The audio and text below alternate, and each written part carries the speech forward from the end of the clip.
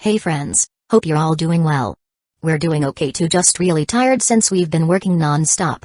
We wanted to answer a question many of you ask: how does our publishing process work?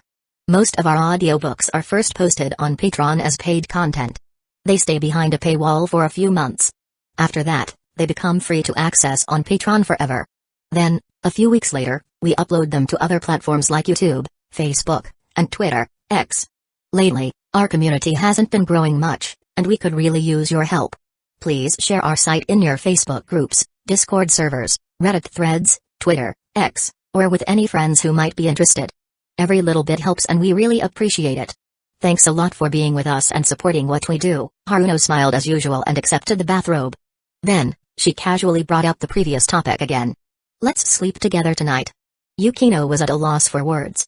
She couldn't exactly argue, I'd rather sleep with Haru. She wasn't thick-skinned enough to say something like that.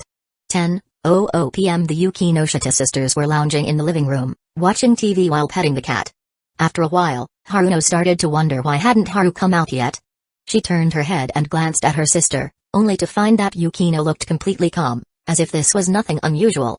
What's he doing in there? She finally asked. Yukino replied with a question of her own. Didn't you just check on him? I know he's working out. What I mean is, how can he still be exercising? Even professional athletes don't train for this long.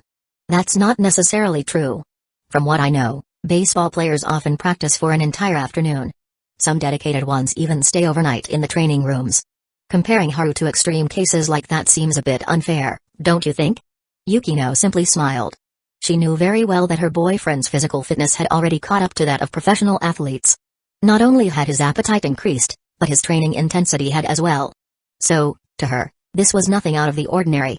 Haruno sat in the living room for a while, but in the end, she couldn't hold back her curiosity. She got up and walked toward his room. Yukino paid her no mind, continuing to pet the cat peacefully. When Haruno reached the doorway, she saw Haru inside, jumping rope with a steady rhythm. Nearby, his water bottle had turned noticeably less, indicating that he had already drained it. Need me to get you some water?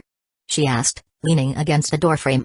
Beneath her bathrobe, her fair legs crossed elegantly, looking even more delicate under the warm lighting. No need. I'm almost done. Haru replied, controlling his breathing.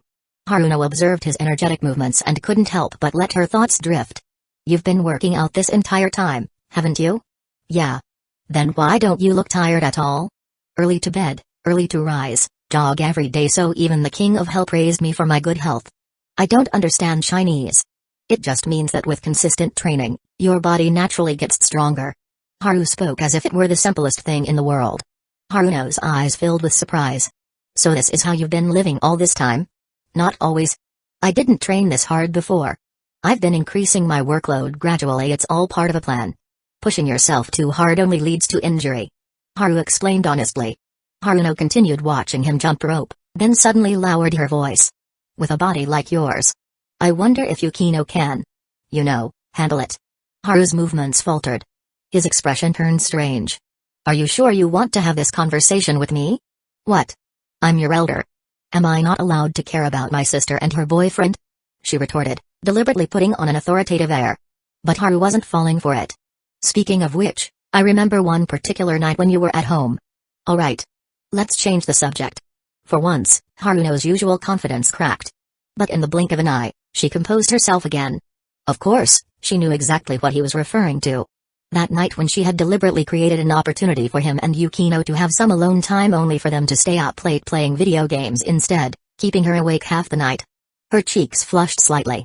She still remembered how, the next morning, the first thing she did was rush home to change clothes, including her underwear. As an adult, a single woman who knew plenty about these things, she was all too aware of what that heated restlessness in her heart had meant.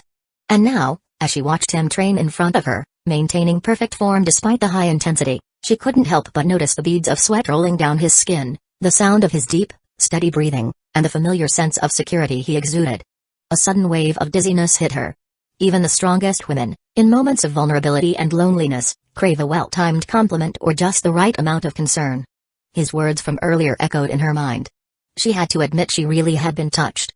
And when she sensed his kindness, his soft-hearted nature toward her, she had genuinely felt happy. It wasn't love. It was just the simple joy of being truly cared for. Suddenly, she said, Yukino and I will be sleeping in the guest room tonight. Haru gave her a puzzled look. Wasn't that obvious? I figured as much when I was tidying up the room earlier. Haruno's lips curled into a playful yet mischievous smile. Want me to create an opportunity for you? Haru hesitated for a moment before shaking his head decisively. Better not. Why not? Your dear big sister is offering to help, and you're turning me down? Yukino is shy. If you actually try something like that, she'll be pissed.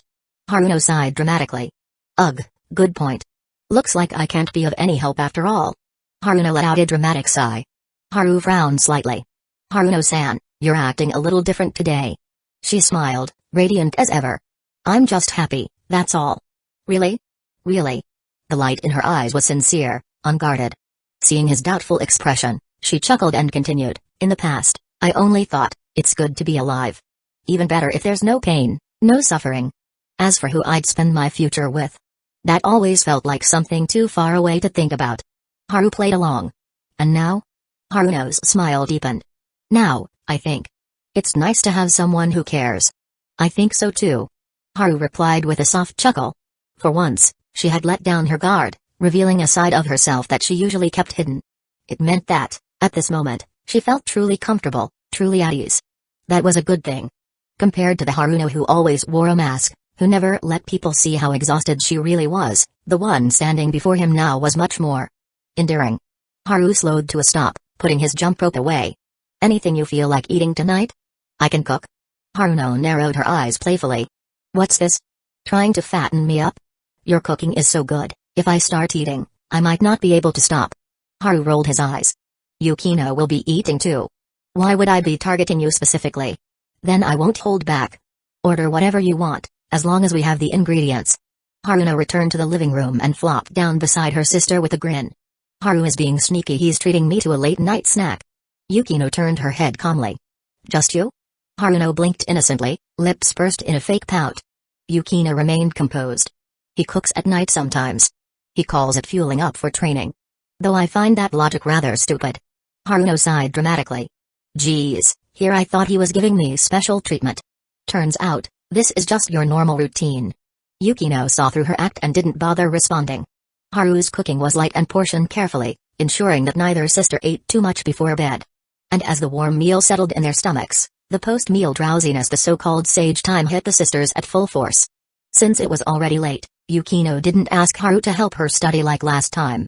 Instead, after resting for a bit, the two sisters, nudged by Haru's reminder, reluctantly made their way to the guest room and collapsed onto the bed.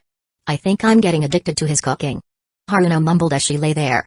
If I can't eat it when I go home, I might actually feel depressed. Yukino heard her but simply shut her eyes, enjoying the moment of relaxation without a word.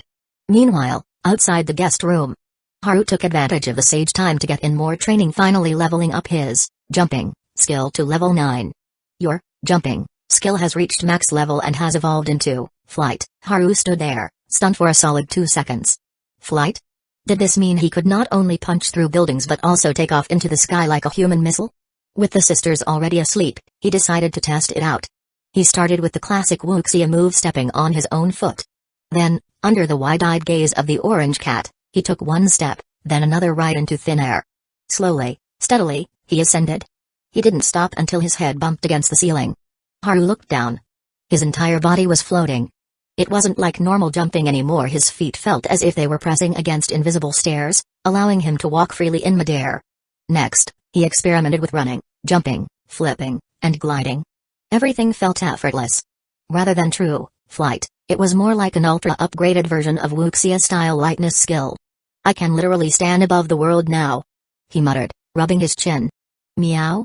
The orange cat trotted over, sniffing him all over with a baffled expression. Clearly, its tiny cat brain had just short-circuited from what it had witnessed. Haru picked the cat up and ruffled its fur.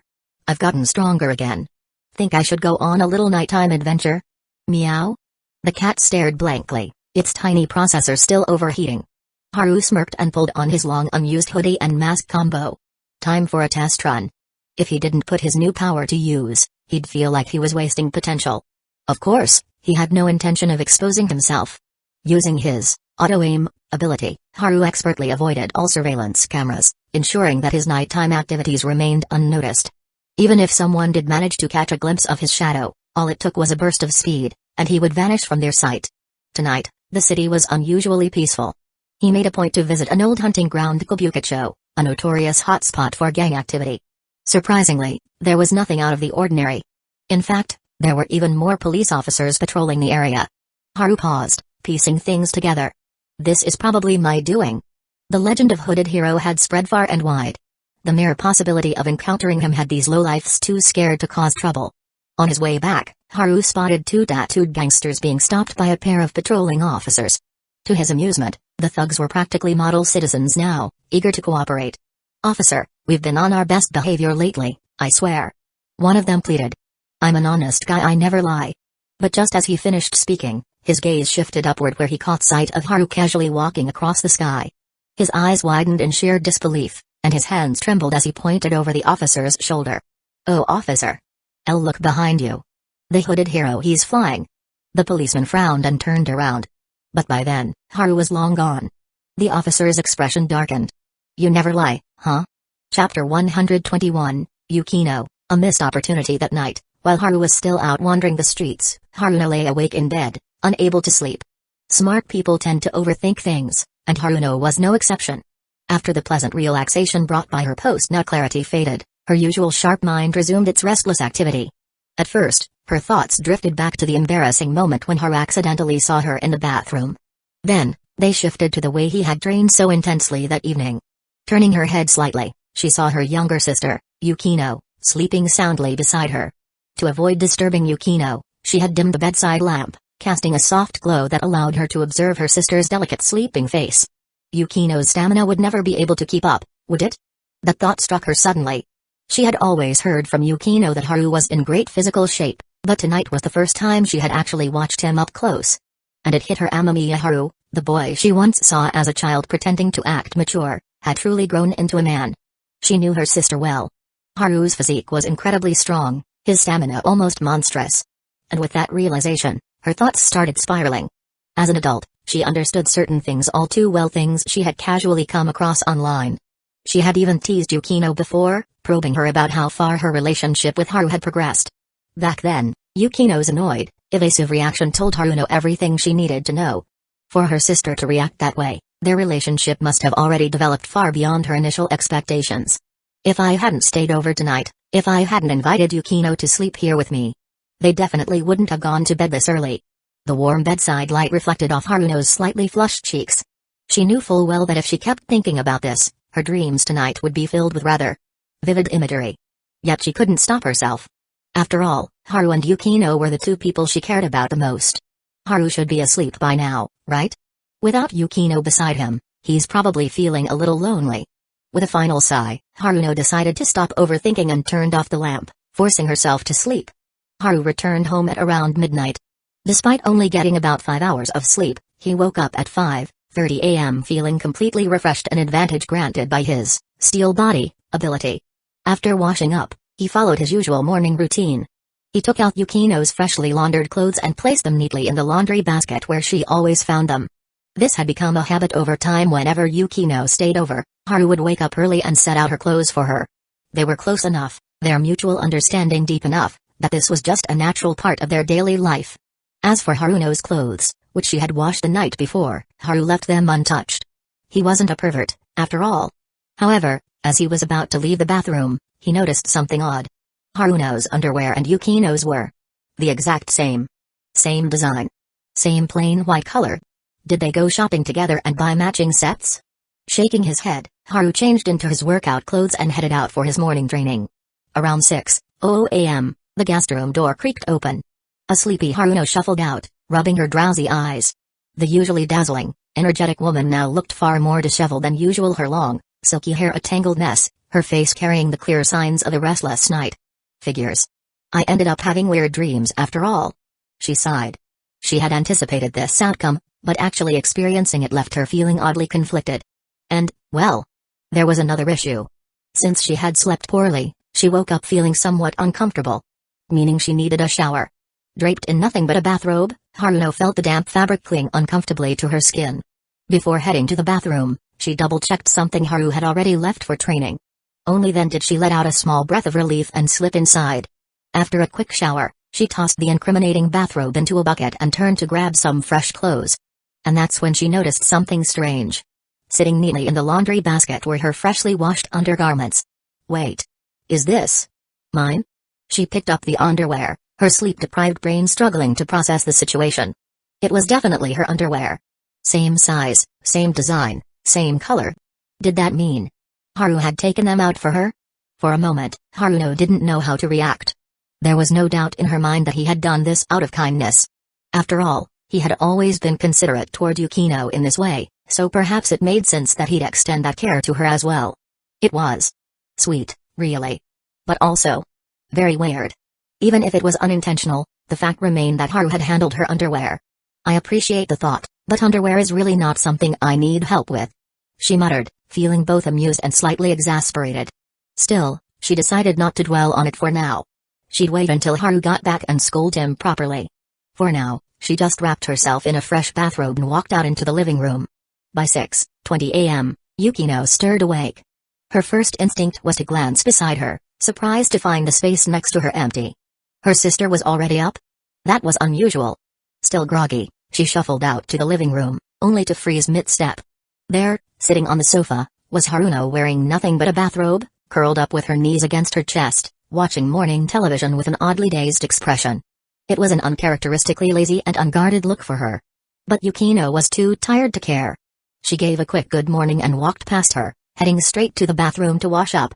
Yet less than a minute later she suddenly rushed back into the living room, her face now wide awake, eyes filled with shock and disbelief. "What's wrong?" Haruno asked, blinking at her sister's abrupt return. Haruno had no idea what kind of emotions were swirling in her sister's mind right now. Instead, she simply chuckled. "Oh? Don't tell me you want me to make breakfast? That's not happening. Haru's cooking is so much better, of course, he should be the one to do it. It's not about breakfast," Yukino said, her tone oddly complicated. Haruno tilted her head, still smiling. "Then what is it?" Yukino hesitated for a moment before glancing at the hem of Haruno's bathrobe, specifically at her thighs. A full 5 seconds passed before she finally spoke, her expression shifting into something difficult to describe. "Did you take the underwear from the basket?" Haruno blinked. "Yeah? Wasn't it mine?" Yukino let out a deep sigh, as if trying to suppress a growing headache. "Sister, do you even hear yourself? That was mine." "Huh?" Haruno's face twisted in shock. Then, as if to confirm, she casually lifted the edge of her bathrobe and took a peek. "You're mistaken. This is the one I wore yesterday." Yukino pinched the bridge of her nose. She could feel her patience thinning. "You really forgot, didn't you? We went shopping together a while ago." Haruno's eyes glazed over for a second. Then, a moment later, she let out an awkward laugh. "Oh. Yeah, that happened. Oops. My bad. I just assumed Haru had thoughtfully set my clothes out for me." Yukino's expression immediately turned blank. No matter how thoughtful he is, he would never touch your underwear. She didn't even know how to describe the mess of emotions she was feeling right now. Her own underwear. Taken by her sister? Haruno took my underwear. And actually wore it? A missed opportunity, huh? If it were Haru, he'd definitely come up with some dumb joke about this. Yukino let out another sigh. "Your clothes are probably still hanging outside. Go get them yourself. As for mine, I'll just throw them back into the washing machine." My bad, Haruno said sincerely, though her face was still full of amusement. In other words, she was laughing her ass off. By the time Haru returned from his morning run, Yukino was already fully dressed, sitting in the living room with her usual composed demeanor. Meanwhile, Haruno was still wearing nothing but a bathrobe, staring off into space like she was lost in thought. "You should make breakfast now, Haru." Both Yukino and Haruno turned their heads at the sound of the front door opening, but Haruno was the first to speak. "I'm gonna take a quick shower first." Haru nodded, heading toward the bathroom. The moment the bathroom door closed behind him, Haruno suddenly let out a quiet giggle. Yukino glanced at her, clearly suspicious. "What's so funny?" Haruno covered her mouth with one hand, her laughter barely restrained. "I was so out of it from lack of sleep, I didn't even realize. If Haru really had set out my clothes for me, then why would he only take out my underwear and nothing else?" She was referring to the fact that the basket earlier contained only underwear, but none of her other clothes. "Next time, try not to make such stupid mistakes," Yukino muttered, already tired of this ridiculous conversation. Haruno was still smiling. Got it. Next time, I'll double-check." But even if I had taken all the wrong clothes, it's not like I'd be able to fit into yours. Yukino slowly turned her head, her gaze filled with mild amusement. Oh? Do you want me to tell Haru about your little mistake? Haruno blinked. Tell him what? Before Yukino could answer, the bathroom door suddenly swung open. A shirtless Haru poked his head out, looking curious. Tell me what? Yukino. Haruno let out a chuckle. Chapter 122, My Turn to Have Fun. Haruno had completely collapsed onto the couch, laughing uncontrollably. Since she found getting dressed properly too much of a hassle, she was still only wearing a bathrobe. As she doubled over in laughter, her loose-fitting robe shifted with her movements, collar gaping open, hem riding up. Just as Haru turned his gaze toward Yukino, a flash of bare skin entered his peripheral vision. She's not wearing anything underneath? Didn't she do laundry last night? Haru immediately snapped his eyes forward, focusing only on Yukino's face as he asked, What were you guys just talking about? Nothing important. You should just go back inside. Yukino, still rubbing her temples in exasperation, didn't seem to notice anything off. Once Haru disappeared back into the bathroom, she turned back to Haruno, clearly irritated. Was it really that funny? Haruno, still gasping for air, shook her head. Not exactly, it's just that you were really cute just now. Yukino's expression froze. Deciding not to respond to that nonsense, she instead gave a pointed reminder. You should change your clothes, sister. Why? Haruno, still weak from laughter and sleep deprivation, flopped onto the couch, making no effort to move. Yukino didn't bother explaining. She simply pointed at Haruno's loose neckline. Haruno followed her sister's gaze, then finally looked down at herself. Oh. Her entire collar was wide open. She sat up so fast it was like she'd been electrocuted. Then, as if just realizing something, a slight blush crept onto her bare face. Did Haru just? He probably didn't see anything. Yukino replied instinctively. His face was completely normal just now. If he had seen something, he definitely would have reacted. Haruno let out a relieved sigh, then with a smirk immediately went back to teasing. Such a shame. With a body like mine, I wouldn't mind if Haru was the one who saw it. Yukino paused for a beat, then deadpanned, Did you have some kind of weird dream last night? Huh? For the first time, Haruno visibly froze. Yukino, like Sherlock Holmes, tapped her chin thoughtfully. Something's been off since this morning. Your bathrobe, it's a different size than the one you wore last night. If you were already awake early, why didn't you just put on your regular clothes instead of getting a fresh bathrobe? Haruno's face turned red. Her heart rate spiked. This feels like I just got caught having an X-rated dream. But, thanks to her unshakable composure, she recovered quickly aside from the slight flush on her cheeks. My little Yukino isn't a naive girl anymore, huh? You're actually having this kind of conversation with me? Yukino's lips curved slightly, her gaze sharp.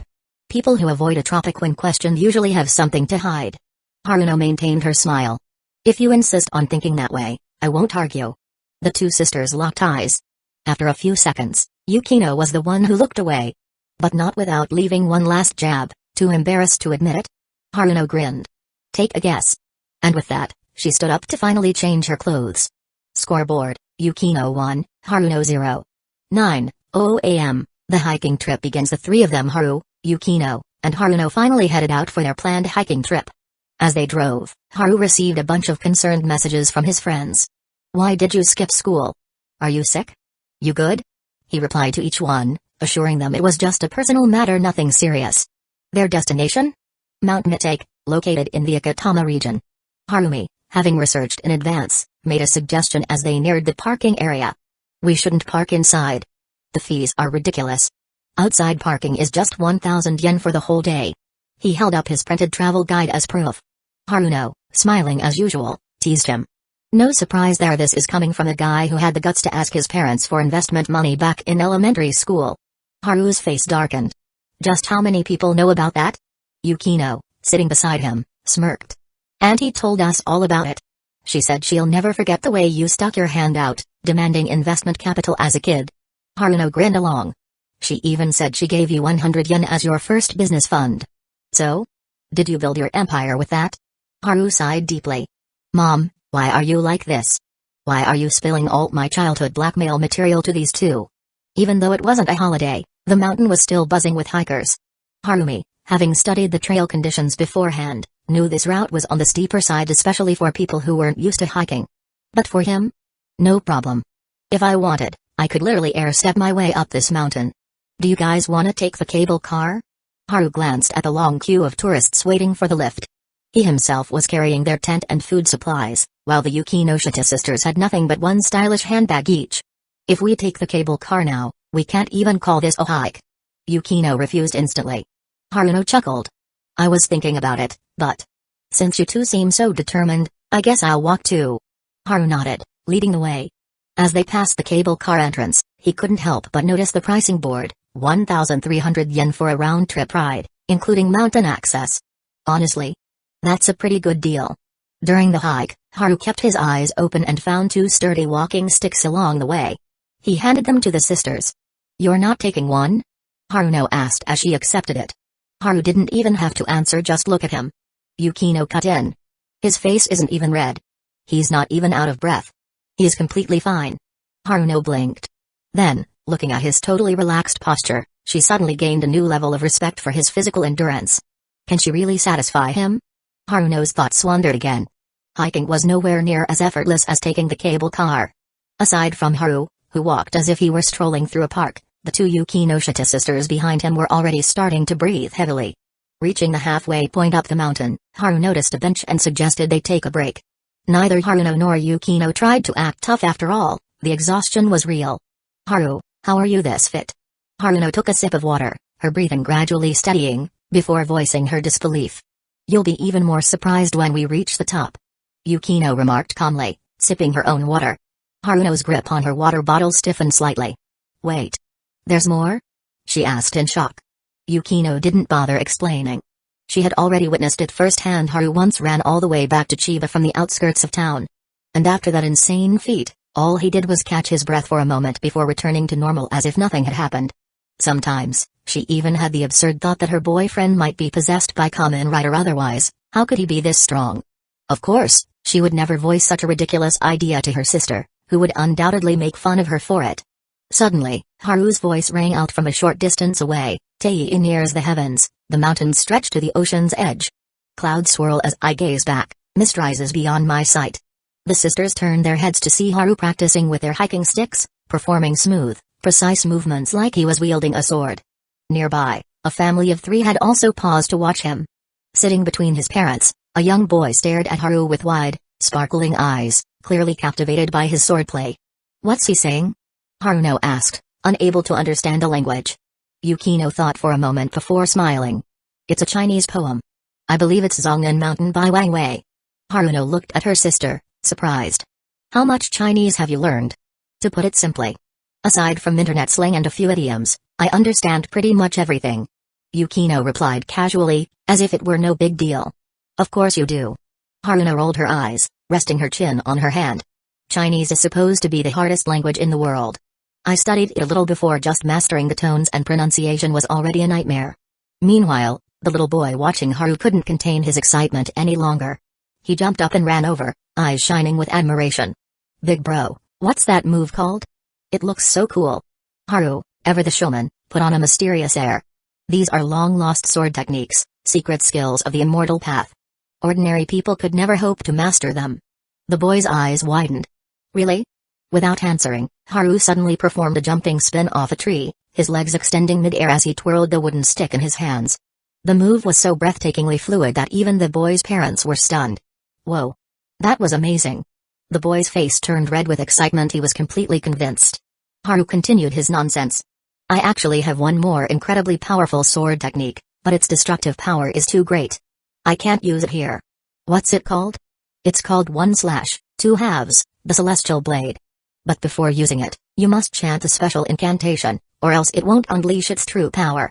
One of them dared to spout nonsense, and the other was all too eager to believe it. Seated behind them, the boy's father scratched his head. 1/2 halves. Celestial Blade? Why does that sound familiar? His wife turned to him, puzzled. You've heard of it? Yeah. I just can't quite remember where. Probably something from my childhood. Under the watchful eyes of his parents and the Yukinoshita sisters, the boy braced himself, gripping his stick with both hands. Then, with unwavering determination, he raised it high and shouted at the top of his lungs, "Iiki Purisu! Come forth, Celestial Blade!" Haru immediately took out his phone and snapped a picture. At that moment, the boy's father suddenly clapped his hands together in realization. I remember now. It's from Moto King Grandsort. I still remember so many of the attacks from that show. His wife gave him a blank look. What's that? Ignoring her, he grinned at Haru, gave him a nod of approval, then casually snatched the wooden stick from his son's hands. Alright, now it's my turn to play. The boy? Not far away, the Yukinoshita sisters burst into laughter. He's always like this, isn't he? Haruno teased, though the fondness in her eyes betrayed her amusement. Yukino let out a soft chuckle. He does plenty of silly things that make me mad sometimes. But this time, I don't think it's childish at all. Chapter 123, He's practically a superhuman. After taking a well-earned break, the Yukinoshita sisters, along with Haru, bid farewell to the family they had met on the way. As they continued their ascent, they passed by other hikers, mostly young people, with only a few families bringing children along. Despite being drenched in sweat, the Yukinoshita sisters' beauty remained undeniable. Every time they walked past a group of hikers, heads would inevitably turn, and soon after, envious glances would be directed at Haru, the only man in their company. Along the way, Haru made sure they took 2 more breaks, ensuring they didn't overexert themselves. By the time they finally reached the summit around noon, the view around them instantly opened up. The sky stretched endlessly, and the early arrivals were already scattered around, busy taking photos. Just as Haru finished laying out the picnic mat and tablecloth, Haruno collapsed onto it, panting. If I had known, I would have just taken the cable car. She grumbled. Yukino wiped the sweat from her forehead, her breathing slightly uneven. She glanced at the other hikers before shifting her gaze to the rolling mountains in the distance.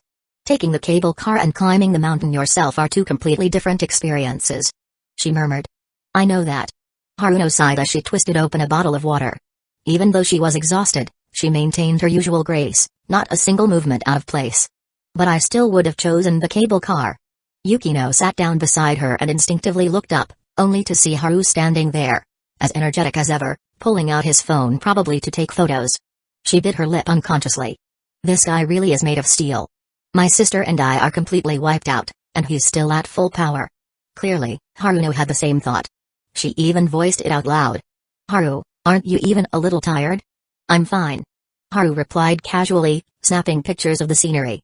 Just need a short break, and I'll be good as new. Haruno nearly dropped her water bottle. She instinctively turned to her sister, but Yukino's expression remained calm, at least on the surface. Haruno let out a helpless chuckle, shaking her head. I get it now. I really was too quick to be surprised. Then, she sighed in admiration. He's practically a superhuman. A superhuman?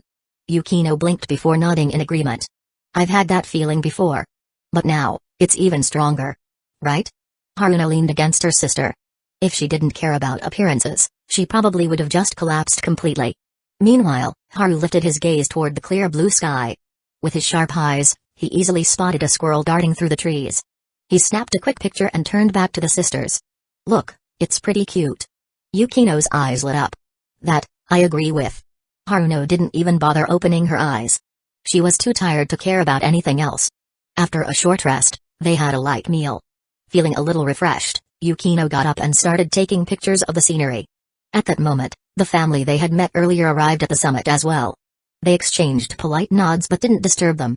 Haru stood to the side, watching as Yukino took photos.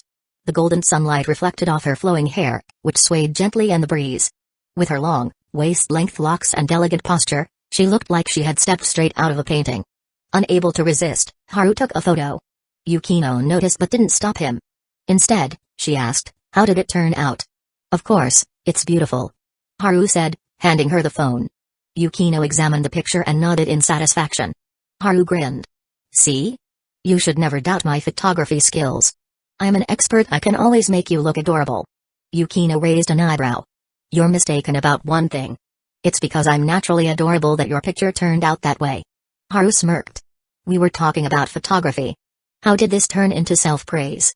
I'm simply stating facts. Am I wrong? Ah, yes. You're beautiful. You're always right. Hearing his half-hearted response, Yukino shot him a glare and handed back his phone. You should take some photos of my sister too. I'm sure she'd be up for it. But Haru didn't respond. His gaze had shifted past Yukino, toward the family from earlier. The father, holding his child, seemed to be arguing with a group of young men. Voices were raised, tempers flared, and soon, things escalated. One of the young men, his anger getting the better of him, suddenly shoved the father. Caught off guard, the man stumbled backward, his foot slipping off the edge of the cliff. What are you? Yukino barely had time to register the commotion when a sudden whoosh of wind rushed past her. She hadn't even seen Haru move. One moment, he was standing beside her. The next, he had launched himself forward like an arrow loosed from a bow. Haru! Haruno's panicked scream echoed through the air. Yukino spun around just in time to see Haru and the father-child still in his arms disappear over the edge of the cliff. Her heart stopped. The man's wife collapsed onto the ground in shock. Nearby, other tourists gasped and screamed. The young men who had started the fight froze in horror, standing there like statues. Yukino's face turned deathly pale. The moment she regained her senses, she sprinted toward the edge. Haruno followed close behind, equally frantic. But when they reached the cliffside, neither of them could bring themselves to look down. Then, from below, a voice rang out. "Yukino, can you hear me? Call the rescue team." Yukino's breath hitched. That voice. She immediately peered over the edge. Far below, clinging to a jagged rock face, was Haru. With one hand, he firmly gripped a rocky outcrop. With the other, he held onto the father, and the father was holding the child. The cliff was steep, the bottom obscured by shadows. Yukino's head spun just looking at it, but she forced herself to stay calm. "I'm calling them now," she shouted back. She turned to reach for her phone only to realize her hands were shaking so badly that she could barely hold it. Just moments ago, she had felt completely hopeless. "Stay calm. I'll make the call," Haruno said. Yukino instinctively nodded. Her sister was just as shaken but had managed to steady herself faster. Taking a deep breath, Yukino crouched beside the terrified mother, gently reassuring her. "Don't worry. They're going to be okay." By now, the other tourists had reacted. Some were already dialing emergency services. In mountain regions like this, rescue teams were usually stationed nearby. A few brave souls peered over the edge, their jaws dropping at the sight of Haru hanging onto the cliff face with a single arm. Meanwhile, the young men who had caused the fight tried to defend themselves. But before they could say much, Haruno, who had just finished her call, snapped at them coldly. "Shut up." The icy tone of her voice made them flinch. They were already guilt-ridden over what had almost happened. Now, facing Haruno's chilling glare, none of them dared to speak. Down below, Haru glanced at the trembling father in his grasp and said calmly, "Relax. We'll be fine." The man gulped, nodding stiffly. His knuckles were white from gripping his child so tightly. The little boy's eyes were red, his lips quivering as if he wanted to cry but couldn't. Haru gave him a reassuring smile. "Hey, remember that sword technique I taught you earlier?" The boy blinked. Then, slowly, he nodded. Haru spoke gently, "You were right earlier, I really am amazing. So you don't need to worry, we'll be up there soon." "Really?" The boy sniffled, his voice filled with doubt. "Of course. Or do you need me to prove it by telling you about the time I filmed Ultraman Zero fighting criminals?" The boy's attention was successfully diverted. Seizing the moment, Haru gestured for the boy's father to take out his phone. Once it was unlocked, Haru navigated to the video section and played a clip. It was footage from a few days ago, showing Haru wearing an Ultraman Zero suit while assisting the police. The video had been recorded by Yukino, and Haru had asked her to send him a copy that very night. At the time, he had only thought it was amusing, a fun memory to keep. He never expected it to come in handy today. It's Zero. It's really him. With the video as proof and both Haru and the boy's father offering reassurance, the boy's fear subsided. His teary eyes gleamed with excitement as he fixated on the Ultraman suit in the video. The father held the phone carefully, but deep down, he had little hope. After all, both his weight and his sons were entirely supported by Haru. In his mind, Haru had to be at his limit. The thought of his wife still waiting above, the possibility of dying here today and dragging down a young man who had selflessly tried to help filled his heart with sorrow. His eyes reddened with emotion. "I'm sorry," before he could finish, Haru interrupted him. "Don't use that tragic tone. Your son believes in me, why are you giving up?" The man froze. His mind had been so consumed by guilt and despair that he hadn't even noticed something remarkable. Haru's fingers had embedded themselves into the rock wall. With no visible footholds, his fingers had effortlessly dug into the stone, as if a drill had easily pierced through wood. The rescue team was not far above, and the shouts of concerned onlookers could still be heard. The man swallowed hard, then asked in a hushed voice, "How long can you hold on?" "I could do this all day," Haru replied casually. The man assumed he was just trying to comfort him. Taking a deep breath, he clenched his jaw and said, "Right. We're going to be saved." Haru simply smiled and said nothing more. If not for the need to keep things from looking too outlandish, he could have easily carried the father and son while walking on air to safety. With his current ability, Steel Body Level 2, he hadn't been joking, he could literally hang here all day. Not only was he unbothered, but he even felt a slight urge to howl at the sky. Well, that's another good deed done. He thought back to his conversation with Yukino: read more books, meet more people, and help out when you can. That way, when the coffin lid closes, you won't carry regrets. After nearly half an hour of effort, the rescue team finally pulled them to safety. The moment they were on solid ground, the father and son rushed to embrace the mother, sobbing uncontrollably. Just as Haru steadied himself, a pair of soft arms wrapped around him tightly. A trembling voice followed, "You scared me, Haru." It was Haruno. This time, she made no attempt to mask her fear. A few steps away, Yukino hesitated, her expression frozen in a moment of realization. Something about this feels off. Haru was momentarily stunned as well. Instead of returning the hug, he patted Haruno's back and said sincerely, "Sorry, that was reckless of me." Even though there had never been any real danger with his abilities, those words still needed to be said. "Don't do anything like that again," Haruno whispered, her voice still shaking. After a brief pause, she quickly composed herself. Turning to Yukino, she motioned for her sister to come over. Regaining her composure, Yukino walked up and joined the embrace, wrapping her arms around both her sister and him. The rescued family repeatedly thanked Haru, even attempting to kneel in gratitude, but he swiftly stopped them. Meanwhile, the reckless young man who had pushed them earlier was taken away by the police. Though no one had been seriously hurt, punishment was inevitable. Tourists who had witnessed the ordeal gathered around, their admiration for Haru evident. "You're like a real-life superhero. How did you hang on for so long?" someone asked excitedly. With a knowing smile, Haru replied, "To be honest, I was once the Kanda regional rock climbing champion." The explanation made perfect sense given what they had just seen, and the crowd accepted it without question. Before long, people started asking for photos, eager to pose with the champion.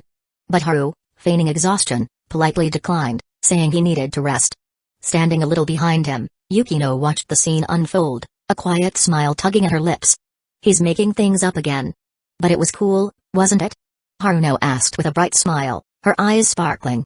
Yukino nodded softly. After everything that had happened, neither of the Yukinoshita sisters was in the mood to continue sightseeing. Haru wanted to take a few more photos, but word of his rescue had already spread. The tourists climbing up behind them were in awe and eager to take pictures with him. With no other choice, he left with the sisters, taking the cable car down. On the way out, he keenly avoided the main entrance. Reporters had already gathered there. Originally, Haru planned to head straight home, but under the sisters' insistence, he went to the hospital for a checkup. It wasn't until the doctor confirmed he was completely fine that they finally relaxed and went back. Haruno stayed at his place until late in the evening before heading home. Before leaving, she repeatedly warned him never to do something like that again. She had nearly had a heart attack. Haru, of course, humbly accepted her scolding. After seeing Haruno off, he had barely closed the door when a pair of slender arms wrapped around his waist from behind. "Sorry. I must have scared you today," Haru murmured softly. He understood the emotions swirling in Yukino's heart. Turning around, he embraced her, his voice filled with gentle apology. As his words fell, Yukino looked up. The usually composed gaze of hers now burned with a different kind of intensity. Slowly, she parted her soft lips, her voice barely above a whisper, but there was no mistaking the affection in it. "I want you, Haru." Haru froze. For a full 2 seconds. Because this was the first time Yukino had ever taken the initiative like this. Her cheeks were flushed, burning with heat, and her long lashes trembled slightly, like a butterfly's wings in motion. A rare, alluring shimmer glistened in her deep eyes. "Why aren't you saying anything? Are you going to reject me?" she asked, her voice carrying a hint of teasing. "Reject you?" Never. Haru finally spoke, a smirk tugging at his lips. Chapter 124, Yes, Your Highness. The brightly lit bathroom was filled with rising steam, swirling in the air, refusing to dissipate. Amidst the warm mist, two figures nestled together in the bathtub, wrapped in their own quiet world, undisturbed by the outside. Yukino's delicate arms rested loosely around Haru's neck, most of her slender body submerged in the water. Her usual icy gaze now shimmered with an unfamiliar softness, a deep, liquid warmth she had never shown before. Her lips, soft and moist, were slightly parted, revealing a glimpse of pearly white teeth as she bit down gently. A blush tinged her fair cheeks, carrying a mix of shyness and an unfamiliar yet blooming beauty. Yukino was completely drained, resting limply in Haru's embrace, barely able to lift a finger. Even she hadn't expected herself to indulge him like this, sitting together in the bath, tangled in each other's warmth. Earlier, when Haru had tried to carry her straight to the bedroom, she had adamantly insisted on taking a bath first. After all, they had spent the entire day climbing the mountain, and she had been through quite a scare. As someone who valued cleanliness, She refused to step into bed without washing up. And because of that, she had unknowingly given him an opportunity. She hadn't even had the chance to resist before he had already scooped her up and carried her into the bathroom. And then, things had naturally unfolded into this. Water droplets trickled down the tiled floor, the dampness and scattered splashes bearing silent testament to the events that had transpired. Harut tightened his arms around Yukino's slender waist, his voice low and gentle. Feeling better now? Yukino knew exactly what he was referring to. She nodded but couldn't hide the complexity in her tone. I do like that you're always there to stand up for others. But today, you really scared me. I'm sorry. It was the only thing Haru could say. Yukino sighed, pressing her cheek against his chest. How did you even manage that today? I'm Superman. Haru answered with a grin. Yukino rolled her eyes. She wanted to glare at him, but she was far too exhausted to move. Instead, she simply leaned against him, letting out a soft murmur. I wasn't the only one who was scared today. My sister was too. But she still managed to keep her composure and take control of the situation. That's where she's always been ahead of me. You'll surpass her one day. Haru's voice carried nothing but certainty. He had spent years by her side, watching her grow, supporting her every step of the way. If nothing unexpected happened, it was only a matter of time before she would surpass Haruno in every way. I think so too. Yukino said with quiet confidence. After a moment of silence, she suddenly let out a soft chuckle. After today, that little boy is probably going to see you as the hero of his life.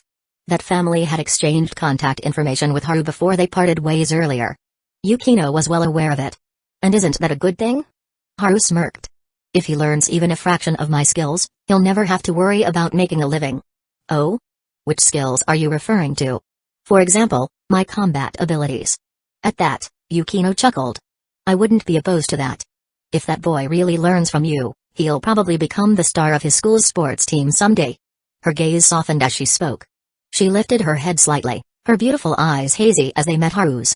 Her voice lowered, tinged with a rare tenderness. Just like my sister said. Don't go risking your life so recklessly again.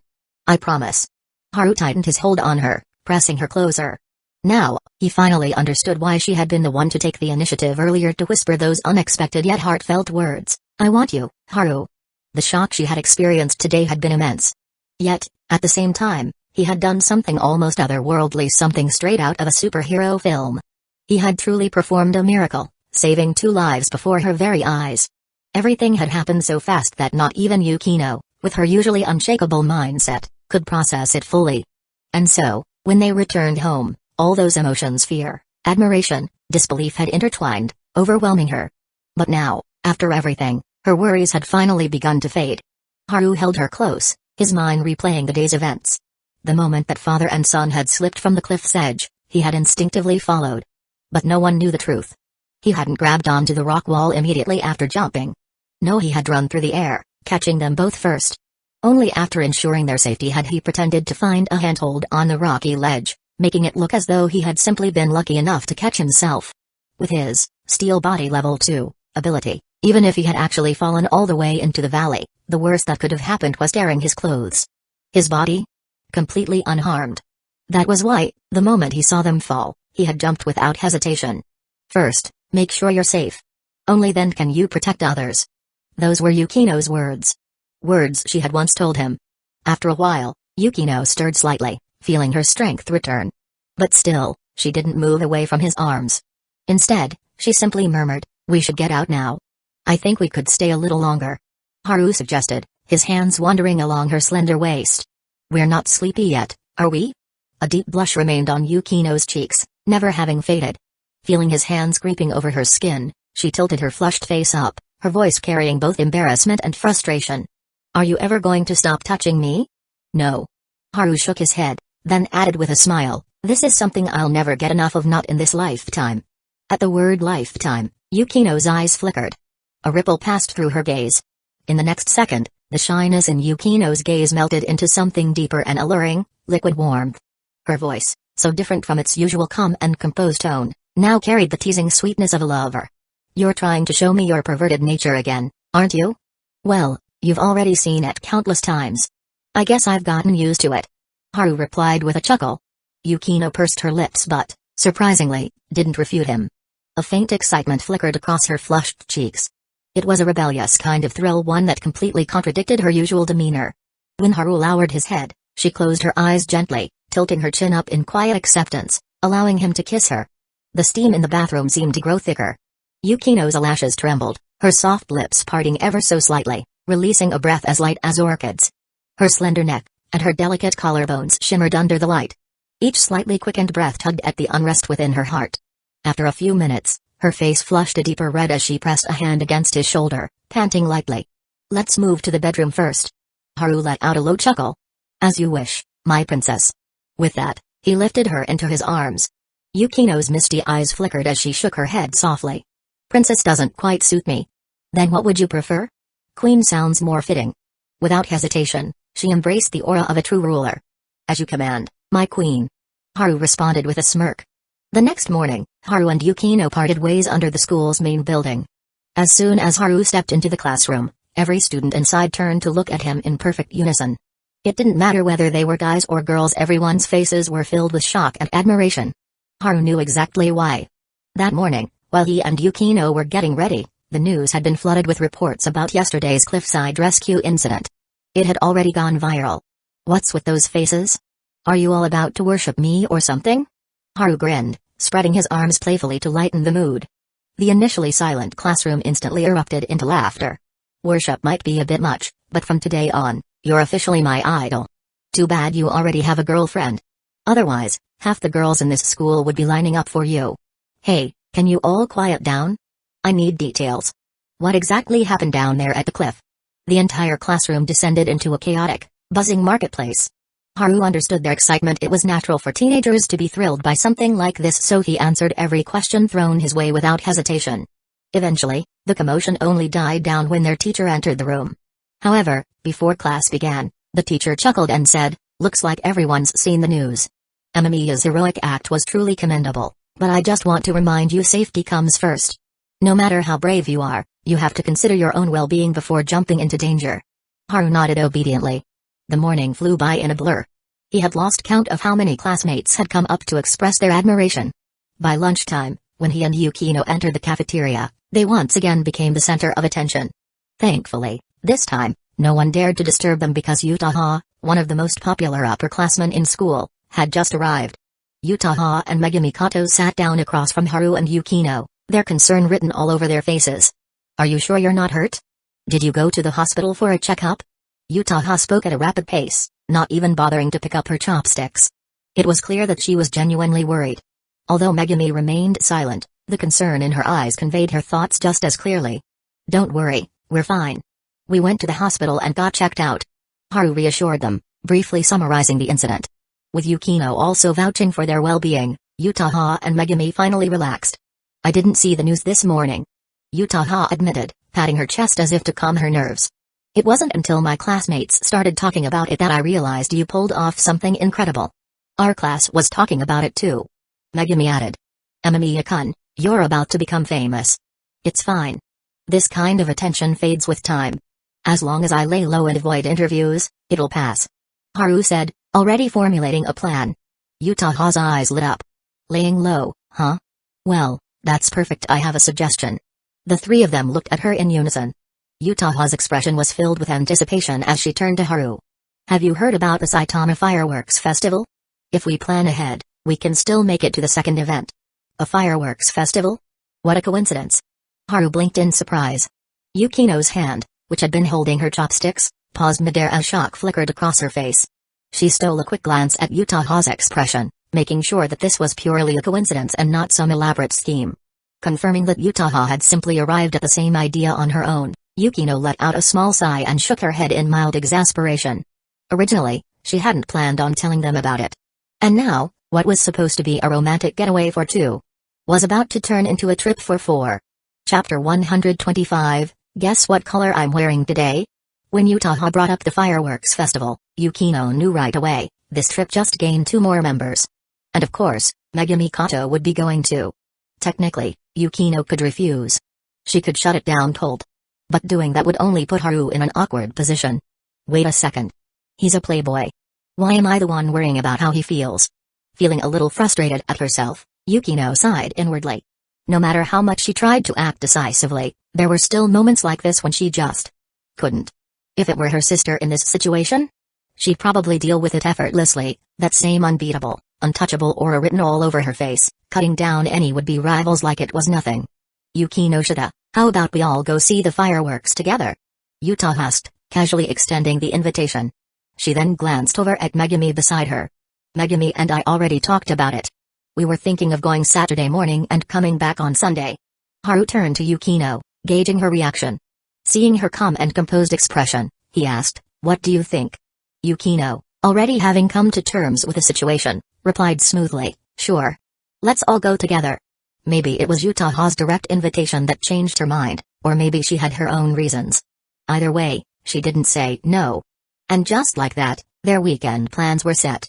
Afterward, Yutaha and Megumi started asking about the incident from the other day.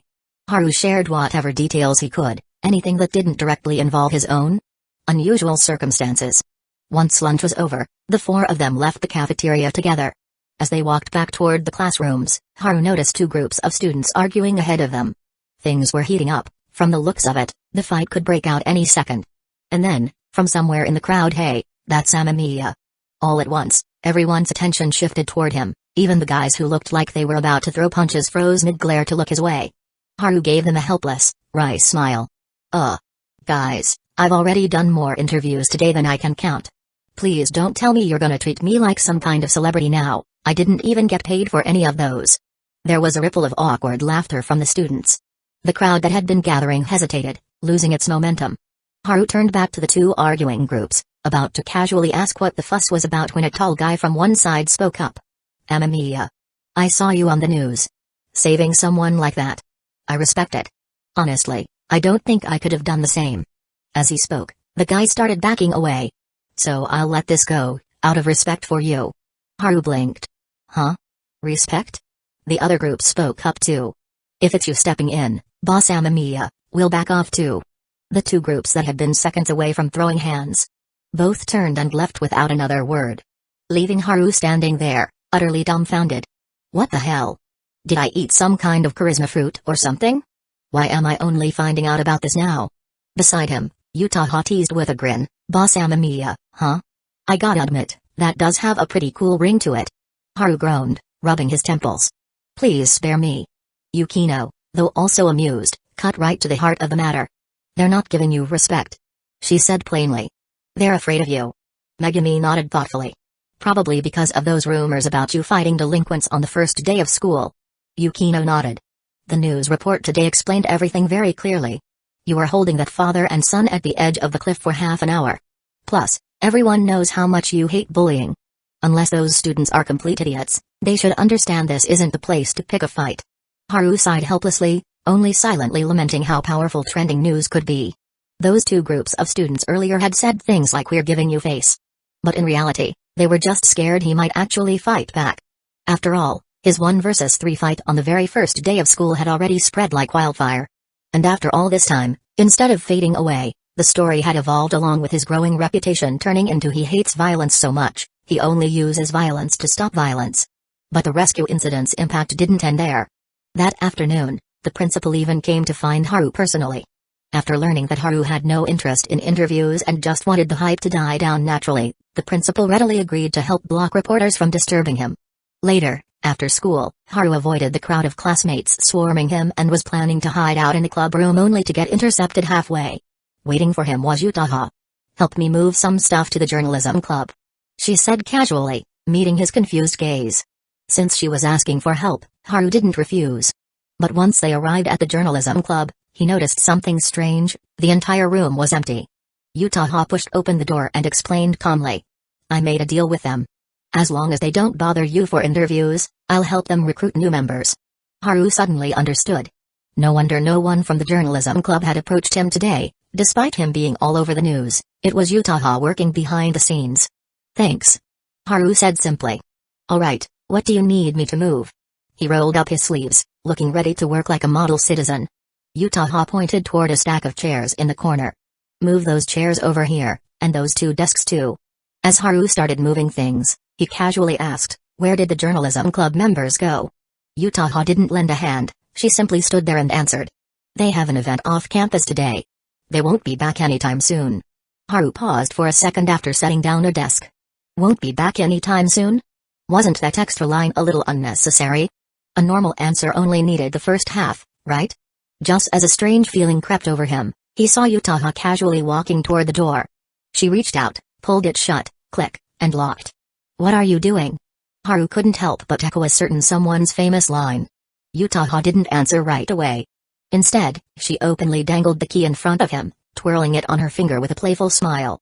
The next moment, the voluptuous girl in black stockings casually walked up to Haru, her hands clasped behind her back. Her fair cheeks gradually flushed with color, and there was a complex, indescribable emotion shimmering in her beautiful eyes. Wait. That look in her eyes. Don't tell me. Haru's heart skipped a beat. I don't really mind hiking, you know. Yutaha's voice drifted over, calm yet laced with something else. Haru froze. When he met her gaze again, he finally caught the emotions flickering in her eyes. Jealousy. She was jealous. Jealous that he didn't invite her to go hiking. Jealous that, during such an important moment, the person by his side wasn't her. But Yukino. Just as Haru was about to say something, Yutaha dangled a key in front of him, shaking it slightly between her fingers. You want this? She asked. I do. Haru nodded honestly. We still have club activities to handle. A sly smile curved Yutaha's lips, graceful, seductive, and undeniably captivating. And in the next instant, she let go of the key. It slipped right into her cleavage. Haru's eyes widened. What kind of play is this? Yutaha herself was blushing fiercely now, but the playful smile on her lips only deepened. She was enjoying it. Enjoying his shock. Enjoying this rare moment of having him all to herself. If you want it, you'll have to reach in and get it yourself. She whispered, her face flushed. Haru paused for 2 seconds, then calmly rolled up his sleeves. Yutaha's eyelashes trembled. She was nervous. But at the same time, boldly waiting. Wait. You're seriously going to? Hey. Before she could finish, Haru had already reached into her cleavage. Now it was Yutaha's turn to be completely stunned. You know me. Haru said casually. I'm a man of action. Of course, despite his words, he wasn't actually feeling around recklessly. He couldn't even tell where the key was, and given Yutaha's delicate mood today, he didn't dare to be careless. With a snap, Yutaha suddenly grabbed his hand, her eyes half shy, half angry. Having fun groping me? Haru corrected her seriously. I wasn't groping. I'm searching for the key. Carefully. Yutaha exhaled slowly, still holding onto his hand, refusing to let go. I was jealous, Haru. She whispered. His hand froze in place. She said it. She actually said it out loud. Which meant she had no intention of backing down. At least, she wasn't going to just let him walk away so easily. So? Haru asked, his hand still resting motionlessly where it was, fully playing along. What do you want me to do now? Yutaha's flushed cheeks lifted in a faint smile, a little guessing game. Are you in? Haru didn't hesitate for even a second. In moments like this, whatever she said, the answer was always yes. I'm in. He replied earnestly. Yutaha gave a small hum of acknowledgement, as if she were steadying her racing heart. About 5 seconds passed, long enough for her to calm the heat in her chest, before she finally parted her soft lips. Guess. She whispered, voice laced with challenge. What color I'm wearing today? Haru's eyes widened in shock. Wait. Hold on. That's the kind of guessing game we're playing? Chapter 126, The value of Yutaha keeps rising. She was serious this time. At that moment, Haru was absolutely certain of it. Yutaha still hadn't taken out the hidden key, yet the corners of her soft, rosy lips were already curling upward into a mesmerizing, seductive smile, part shyness, part irresistible allure. In her eyes, embarrassment and burning desire mixed together, creating a breathtaking sight that stirred the heart. Maybe it was because she herself was nervous and excited, but tiny beads of sweat began to form on her forehead. They slid slowly down past her fine bangs, tracing the elegant line of her jaw, before dripping onto her flawless, snow-white collarbone. That drop of sweat would continue its path, sliding further down along the curve of her neck, disappearing into her clothes. Until it finally sank beneath her lingerie. Without much hesitation, Haru lifted a hand and gently cupped her face, a face so beautiful it needed no makeup, no embellishment, to steal a man's breath away. Senpai. This isn't exactly the safest place, you know. He reminded her in a low, husky voice. His voice was a little hoarse. Yutaha was a rare beauty to begin with, and now, with their relationship having long since crossed that invisible line, there was simply no way he could stay unaffected seeing her like this, cheeks flushed, eyes smoldering, every subtle expression overflowing with feminine charm. More importantly, Haru could use his auto-aim skill to scan their surroundings with pinpoint accuracy, ensuring that no one was approaching. In other words, he could guarantee their privacy here. And maybe, while he was at it, stoke that little flame burning inside Utaha just a bit more. You went hiking with her without telling me. She pouted softly, cheeks flushed with jealousy. Do you have any idea how jealous that made me? As she spoke, she rubbed her cheek against his palm like a spoiled kitten, nuzzling into his touch. I know. Haru said with a faint smile, already sensing the emotions stirring in her heart. But Utaha wasn't done yet. After everything that happened. After you and Yukinoshita came back from that trip. You two definitely did it, didn't you? Haru almost laughed. Senpai, I've never seen you this jealous before. How should I put it? It's kinda cute. Utaha's smile burned hotter as their eyes met. Oh? But I can be even cuter, you know. Are you sure you don't want to see for yourself? I want to. Haru answered without hesitation. Her eyes trembled. Her flushed cheeks deepened in color, spreading down to her slender neck, even staining the delicate dip of her collarbone with a faint pink glow. She bit her lip, shooting him a playful yet reproachful glare, silently scolding him for being hopelessly lustful. And then she lifted the hem of her skirt. There was no one else here. No cameras. No interruptions. This was their own little world, just like that time in the bathroom with Yukino. No one would disturb them. By the time Haru returned to his clubroom, 20 minutes had already passed. Utaha didn't come back with him. She wasn't planning to attend the club meeting today. She had to go home and change clothes. After all, in a setting like that, without a skill like auto-aim to stay aware of her surroundings, her emotions had run even wilder than usual. Just as Haru was about to step into the clubroom, he caught sight of a familiar figure walking down the hallway ahead. It was Megumi Kato. She was casually wiping her hands with a tissue, probably just returning from the restroom. Their eyes met. Haru gave a small nod, a simple gesture of greeting. But then, Megumi suddenly quickened her pace, stepping right in front of him before he could enter the room. What's wrong? Seeing her like this, Haru could tell she had something she wanted to say. So he stopped. Without saying a word, Megumi raised her hand and pointed at his neck. Haru blinked, then glanced down. Instantly, his expression stiffened. A bright red lipstick mark. It stood out clearly against his skin, only half covered by his collar. Thanks. Haru muttered awkwardly. He instinctively reached up, ready to wipe it away, but Megumi had already pulled out a tissue and handed it to him. Thanks again. Haru took it, feeling more embarrassed than ever, while Megumi just watched him calmly with an unreadable expression, until the mark was finally gone. Only then did she speak, her voice soft but clear. Was it senpai? Haru froze for half a second. Let's not ask unnecessary questions like that. He replied, trying to laugh it off. Megumi let out a quiet oh of realization. So it was her. Haru fell silent. Sharp as ever, this girl. But what surprised him more was the faint smile tugging at the corners of Megumi's lips. Does this count? She asked lightly, as me knowing one of your secrets. And helping you keep it? Haru gave a helpless chuckle. It counts. In that case. Megumi's eyes narrowed mischievously. Would you grant me a little favor in return? Sure. Haru shrugged. If it's within reason. Megumi tilted her head, pretending to think seriously about it. Haru knew he shouldn't let this conversation drag on much longer. So he glanced at the clubroom door, which was left slightly ajar. Is everyone already inside? Megumi nodded. Then, like she'd been waiting for this moment, asked with a hint of teasing in her voice, otherwise, why do you think I stopped you out here? Haru blinked. That's when he finally noticed. The spot where Megumi had chosen to stand, just a single step away from the door, was positioned perfectly. From inside the room, no one would be able to see them unless they deliberately came out. Blocking the line of sight? Impressive. Haru said sincerely. Megumi raised a slender, fair finger. I've decided. She announced. I need to head back to the high school return of a gangster set one more time. If I keep your secret, you'll come with me, right? Haru paused for a moment. Honestly, that wasn't a big deal. Sure. Agreement reached. Just before they stepped inside, Megumi casually asked, like it was just an afterthought, Senpai's not coming today? She went home. Haru answered vaguely. Megumi didn't press. She simply murmured softly, like talking to herself, but loud enough for him to hear, is Senpai so attractive to you? I wonder. Is it like the rumors in class say? Because she has really big boobs? Haru, unfazed, shot back immediately. I don't get it. I play as Erlane. Megumi? Haru thought the topic was over. He thought he'd successfully brushed it off. But what he didn't know was that Megumi had asked that question on purpose. Even though she had already guessed the answer in her heart, she still wanted to see his reaction with her own eyes, to confirm it directly. So the reason Uchiha-senpai attracts him isn't because of her figure or looks.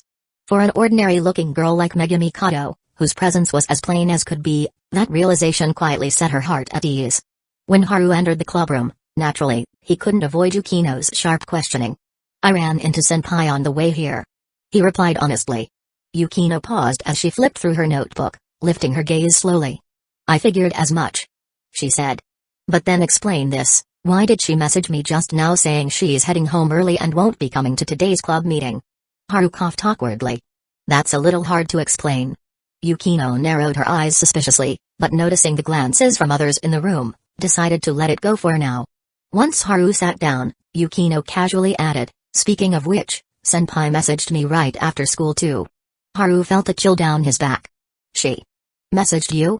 What did she say? Don't tell me she actually went so far as to challenge Yukino head-on?" Thankfully, his worst-case guess didn't come true. Yukino's tone even sounded a little impressed. "She sent me a rough draft of a new story outline. I took a look at it. And it's surprisingly good." "A script?" Haru blinked. Yukino nodded lightly.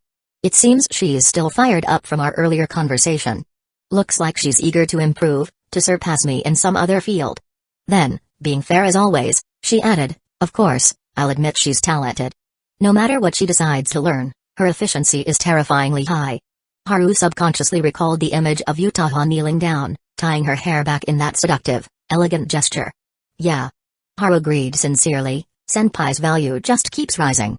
But Yukino, being so familiar with him, immediately sensed something was off. "The value I'm talking about." She narrowed her eyes. "And the value you're talking about? I get the feeling they aren't quite the same." Haru played dumb. "What? Of course it's the same." Yukino gave him an icy stare. "Your expression tells me you're absolutely full of crap." "Hey now, I'm just speaking from the heart here." "Huh. Somehow, this time it does sound pretty sincere." Resting her chin on her hand, Yukino fell into thought. "I see. So mixing a little truth into your nonsense makes it more convincing. I'll have to remember that." Haru felt a cold sweat form on the back of his neck. As expected of Yukino. Even in casual banter, she was sharp enough to cut straight to the core. And the look she gave him afterward practically screamed, "When we're alone later, you'd better explain exactly what kind of value you meant." After club activities ended, Yukino naturally walked home with Haru as usual.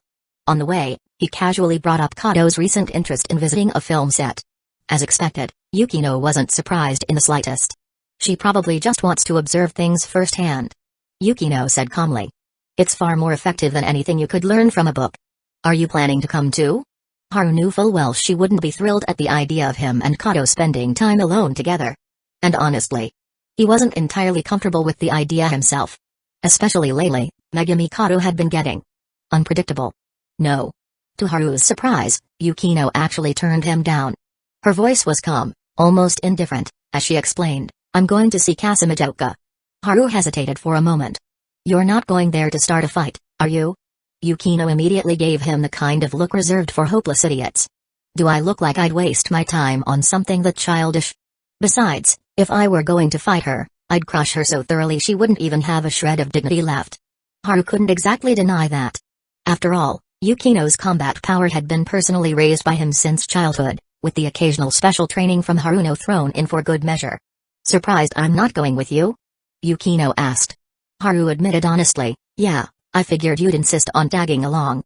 Especially since you've made it pretty clear more than once that you and Kato don't exactly get along." "Correction." Yukino cut in smoothly. "It's not that we can't get along. I just don't trust her." After saying that, she added casually, almost like it was an afterthought still, for someone supposedly so surprised. "You don't look that shocked." Haru met her gaze head-on, unflinching. "That's because, for someone with a science-oriented mind like yours, life tends to operate like a system bound by the laws of conservation of energy. If you gain something, you lose something in return." Yukino blinked, then let out a soft laugh. "That's an interesting way to put it. Not entirely accurate, but interesting." Chapter 127, Yukino, Detective Mode. Half an hour earlier. As Uchiha stepped through the door of her house, her mother, who was sitting in the living room knitting a scarf, looked up curiously. Huh? No club activities today? There were. Yutaha replied casually, already prepared for this question during her walk home. But I didn't feel like staying. Oh? Why not?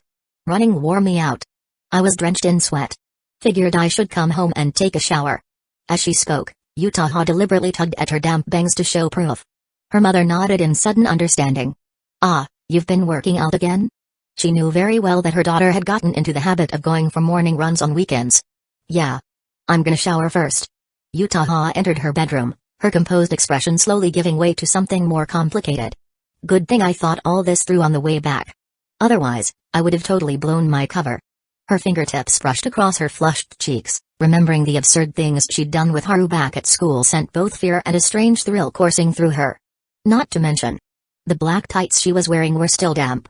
That alone was reason enough for her to skip the clubroom entirely, shoot a quick message to Yukino, and head straight home. Carrying a change of clothes into the bathroom, she rubbed her slightly numb thighs, all that crouching had left her legs tingling. Honestly, if Haru hadn't let her lean against him for a while afterward, she probably would have struggled just to walk home. Next time, I definitely need to change positions. Yutaha mused to herself as she brushed her teeth, cheeks still faintly red. Even though her feelings for Haru had always seemed to lag behind Yukino's, that didn't mean she lacked possessiveness. Just a few days ago, she had assumed Haru would probably be spending the weekend holed up at home with Yukino. That thought alone was enough to suppress her own reckless impulse to drop by his place. But what she hadn't expected was to see him on the news. What really stung, what left a sour taste in her heart, was realizing that, in such an important moment of his life, she hadn't been the one standing beside him. She didn't even need to ask to know, after everything that had happened, Yukino would absolutely seek him out that night for comfort. Standing beneath the shower, Yutaha closed her eyes, letting the warm water pour over her body. Her mind wandered back to something Yukino had once told her, "You and I are basically the same kind of pervert when it comes to him." But in Yutaha's heart, she knew Yukino had gotten it wrong. It wasn't about lust. Not exactly. It was possessiveness, raw and powerful, that she simply had no choice but to keep hidden. Just like today. She had seized her chance to show him her own value, to remind him, and maybe herself, of her place by his side. The more she thought about it, the more heat rose in her cheeks. Without realizing it, her breathing had quickened. She opened her eyes slowly, staring into the swirling steam around her. Biting her lip, she hesitated for a second. Then reached out her hand. Once you taste something, once you learn how sweet it is, it's only natural to crave more. After her shower, Yutaha changed into fresh clothes and joined her mother in the living room, chatting casually. She planned to spend the night at home, relaxing, letting herself recover. But then, her phone rang. It was Yukino. Keeping her expression composed, not wanting her mother to read too much into it, Yutaha picked up her phone and stepped out onto the balcony. She glanced down at the caller ID, where the name Yukinoshita was displayed. Could it be that she found out? No. Even if Haru was completely honest with her, there's no way he'd dare to say those things right in the clubroom. Having reassured herself, Yutaha calmed down and picked up the call. Didn't expect you to be calling me. What's the occasion? You're free right now, aren't you? Yukino's voice came through, sounding like a question, but with an undeniable tone of command beneath it. Should I come find you, or would you rather choose a place for us to meet? Yutaha stayed composed. Are you asking me to dinner? Where is he? He's gone with your friend to her film shoot. Huh? You mean Megumi? That's impossible. Yutaha was genuinely surprised. Yukino's voice remained calm and unbothered. Didn't you say before that Kato is your most reliable partner? In that case, wouldn't it be fair for me to trust her too? TCH, there's really no need for this kind of testing, is there? True enough. So, you pick the place. Fine. I'll send you the address. After hanging up, Yutaha sent over the location of a restaurant she frequented. Then, she stood silently on the balcony, staring into the distance. She couldn't figure out why Yukino suddenly wanted to have dinner with her. And that line, wouldn't it be fair for me to trust her too? It gnawed at her. Something about it felt off. Is she trying to hint at something? Or is this really just a simple test? Yutaha frowned. With what she knew of Yukino, the girl wasn't the type to waste time on childish probing games. But the fact that they were love rivals and had never really gotten along made Yutaha hesitate to draw any conclusions too quickly. Still lost in thought, she returned to the living room and casually told her mother that she was going out for dinner with a classmate. Her mother didn't suspect a thing. The restaurant they agreed to meet at wasn't particularly large, a small, cozy place Yutaha had been to before. She liked the food there enough that it had stuck in her memory. When she stepped inside, she realized Yukino had already arrived, sitting alone at a seat by the wall. "Sorry to keep you waiting." As Yutaha approached, her sharp eyes immediately caught a detail. Yukino's lips were especially soft and rosy today, clearly the result of carefully applied lipstick. And for some reason, staring at those pale pink lips, a stray thought popped uninvited into her mind. Had Yukino also done something like that? Once the thought surfaced, her imagination instantly spiraled out of control like a car flooring the accelerator on an empty highway. Impossible to stop now. Images from earlier that day, kneeling for so long her legs had gone numb, flashed through her mind. So much so, that when she went to sit down, her legs almost gave out beneath her, and she instinctively reached for the table to steady herself. Yukino's sharp gaze immediately caught the subtle movement. "Did you hurt your legs?" she asked, eyebrows slightly raised. "No, I just spaced out for a second." Yutaha tried to brush it off with a casual lie. But Yukino wasn't so easily fooled. Her gaze swept slowly over Yutaha's face, as if seeing through her. "We see each other practically every day," Yukino said quietly, "and yet here you are, spacing out just from seeing me. Does that mean I remind you of certain things you'd rather not say out loud?" She's way too sharp. Yutaha's heart was pounding in her chest, but outwardly, she maintained her usual calm composure. She even forced a light chuckle. "So this is why you asked me out to dinner? To pick a fight with me?" Yukino's sharp gaze narrowed. "You didn't answer directly. And you didn't deny it either. That means I was right, wasn't I?" Yutaha smiled faintly, neither confirming nor denying the accusation, which in itself was already an answer. Yukino crossed her arms, sitting upright with perfect posture. "Let me guess. You weren't spacing out just now. Your legs gave out, didn't they?" Thump. Thump. Thump. For a split second, Yutaha forgot to breathe. Yukino, perceptive as ever, let out a small mocking laugh. "You skipped club activities today to go home early. And before that, you were alone with Haru for quite a while.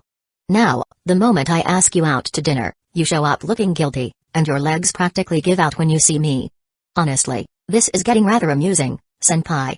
Yutaha's face instantly flushed a deep shade of red. But it wasn't because she felt guilty. It was pure embarrassment. This girl is seriously infuriating. All Yutaha wanted to do was beg her to stop talking. "If you keep going, I swear the details in my head are going to get way too vivid. Are you trying to get me to teach you certain oral techniques or something?" But Yukino wasn't done teasing. "If I suggested we go to a different restaurant right now, would you even be able to stand up, or would your legs just give out completely?" That was the last straw. Yutaha finally snapped. "Can we please order already?"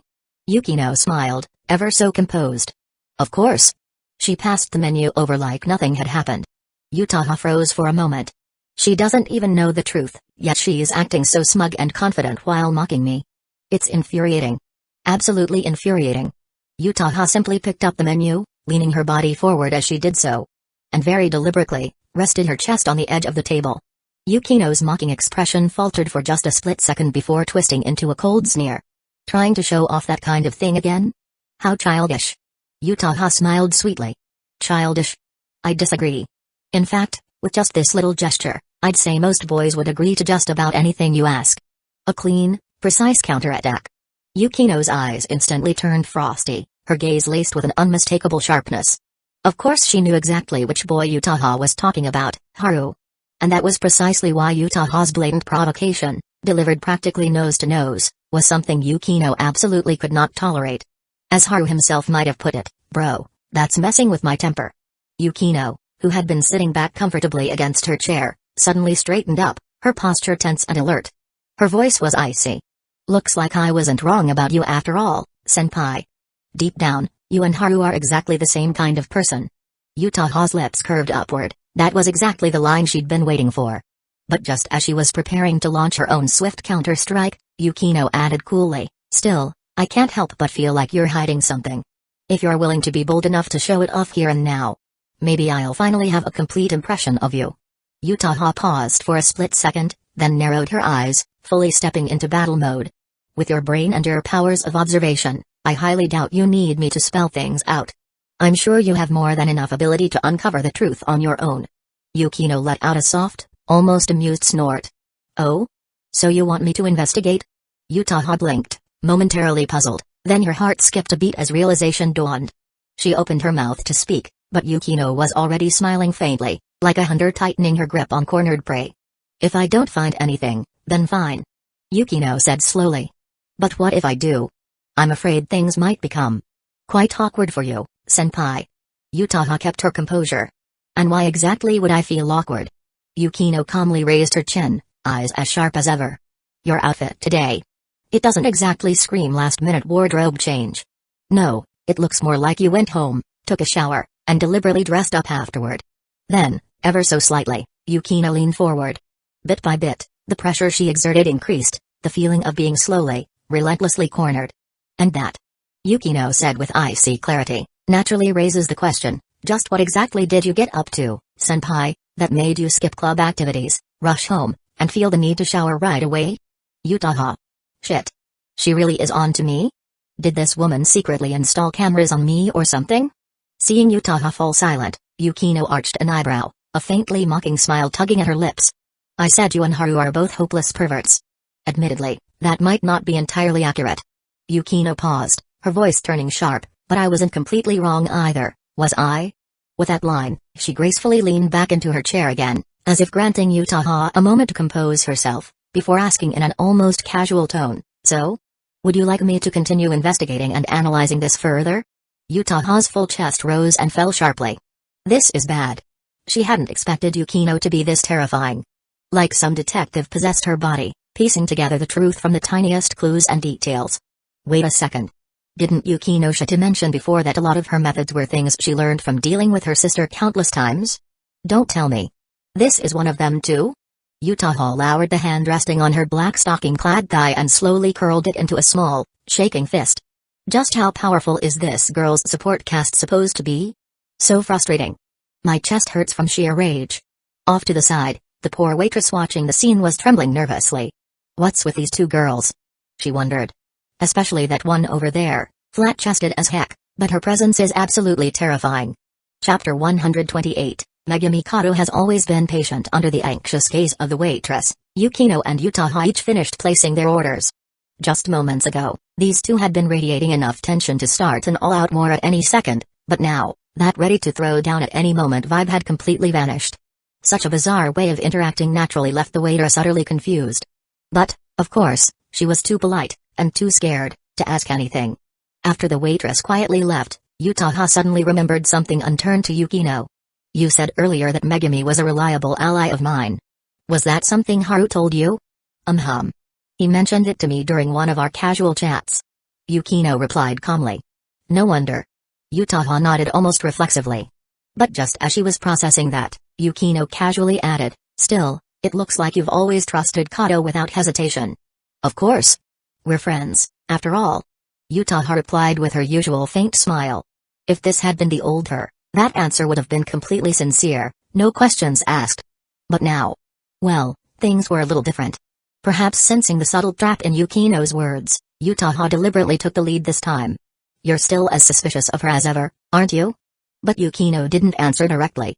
Instead, she slowly began to explain, her voice calm and composed, considering Kato's personality, and Haru's too, I'm actually pretty at ease with the two of them going to the film set together. After all, Kato would have probably guessed that he would tell me about it beforehand. Yutaha blinked, momentarily caught off guard. Why was Yukino suddenly explaining herself? Yukino took a sip of her tea, only to frown faintly. The quality of the tea leaves here really wasn't great.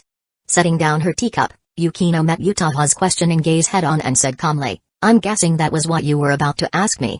So to save us both some time, I went ahead and answered it first. She's even predicting what I'm going to say now? Yutaha's feelings were complicated. But thanks to Yukino's explanation, she could finally stop worrying about whatever was happening between Haru and Megumi. By the way, Yutaha shifted the topic, you invited me out for a meal today, was it really just to chat? No. Yukino replied without hesitation. I wanted to talk to you about your script. Knew it. A trace of pride surfaced on Yutaha's face. Her lips curled into a subtle smile. Ever since you decided I would be the lead actress for your short film, I've been quietly studying script writing on my own. Yukino, of course, called her out immediately. You sure you didn't secretly ask Haru for advice? Yutaha didn't even blink. Of course I asked him. But Yukino's sharp gaze didn't miss a beat. And I'm guessing. It wasn't just about script writing, was it? Utaha froze. Right at that moment, the poor waitress arrived with their dishes, only to immediately sense the freezing cold atmosphere between these two. Hands trembling slightly, she carefully set down the plates, forced a professional smile, and escaped as fast as she could. Yukino, composed as ever, didn't spare the scene another thought. Her personality simply wasn't the type to be bothered by such minor details. Casually, she picked up her vibrating phone from her handbag and began replying to a message. Meanwhile, beneath the table, Utaha's long, black-stockinged legs wouldn't stop bouncing, a tiny, unconscious habit of hers whenever she was feeling agitated or annoyed. That restless bouncing of her legs, it was a small, unconscious habit Utaha always showed when she was irritated or anxious. Her long, slender legs, wrapped in black stockings, kept trembling beneath the table, a subtle yet vivid reflection of her current mood. And in stark contrast, Yukino sat there composed, completely unfazed, like an immovable wall of calm. Yukinoshita really is strong. Utaha sighed inwardly. Looks like she would still be needing Megami's help after all. Meanwhile. Wait, you're saying Utaha-senpai went out to eat with Yukinoshita? Inside the car heading toward the filming site, Megami finally showed a rare hint of surprise after hearing Haru's casual remark. It wasn't much of a reaction, barely noticeable, as always, but for Megami, that already said a lot. He pocketed his phone. Yeah. I just texted Yukino to ask if I should bring her anything back for dinner, and she replied that she and Utaha were already eating out together. Next to him sat a thermal lunchbox. He'd prepared it earlier just in case they got hungry later at the filming site. Megami also had a bag by her side, though instead of food, it was filled with drinks. They're actually eating out together, huh? Looks like their relationship has softened up a bit. Megami murmured, almost to herself, before pulling out a cup of freshly bought strawberry juice and handing it over. He accepted it casually, grinning. You say that like they were mortal enemies or something. Weren't they? Megami asked back in her usual calm voice, deadpan as ever. Well, I wouldn't go that far. Oh. That was all she said. As always, Megami didn't press for gossip, nor did she offer any opinions. Just an understated oh. Leaving everything else in silence. After arriving at the film set, Megami pulled a small notebook and pen from her pocket, looking completely serious. I'm officially here to learn from you, she said earnestly. Haru raised an eyebrow, a little surprised. You really came here to study, huh? Megami nodded.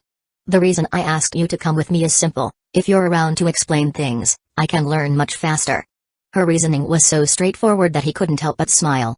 He treated her just like any other friend, patiently answering her questions. Everyone in the crew was busy with their own work, while Megami quietly observed, occasionally asking him for clarification, then diligently jotting down notes like a model student. Watching her so focused, he felt a certain thought that had been lingering in his mind slowly fade away. Yeah. She probably really did call me here just to study. Thinking about it carefully, that actually fit her style. Every time Megami asked to meet him, it was always for a legitimate reason. She was nothing like Utaha, who would casually make up excuses just to visit his house. In fact, up to now, every time Megami had gone to his place, there were always other people around. She never once created a situation where they were alone together, never giving things a chance to turn ambiguous. And now, here they were at the film set, surrounded by staff, exactly the kind of place where friends would naturally hang out. Taking a few sips of the strawberry juice Megami had bought him, Haru felt his throat relax as he continued explaining how things worked on set. After a while, the crew began taking a break. Megami quietly put away her notebook and pen, then looked at him. Is the juice good? She asked. It's all right. He replied honestly. Just a little sweeter than I expected. Holding her own cup of juice, Megami replied in her usual calm, almost offhanded tone, you once mentioned you don't like sour stuff, so I picked a sweeter option. He paused for a second, instinctively turning his head to look at her. But as always, her expression was serene and unbothered, like she was just making casual conversation. He chuckled quietly to himself. Maybe I'm overthinking things. This subtle way of being considerate, this quiet, almost invisible kind of charm, felt much more like something Utaha would do. Still, Megami's words just now. They sounded almost like a signal. I paid attention to you. After all, you don't remember tiny details like someone's food preferences unless you actually care. He smiled dryly to himself. Maybe he was only reading into things because of how Megami had shown a bit of affection for him the other day, at least for now. Looking at her calm expression, he couldn't see any particular meaning behind it.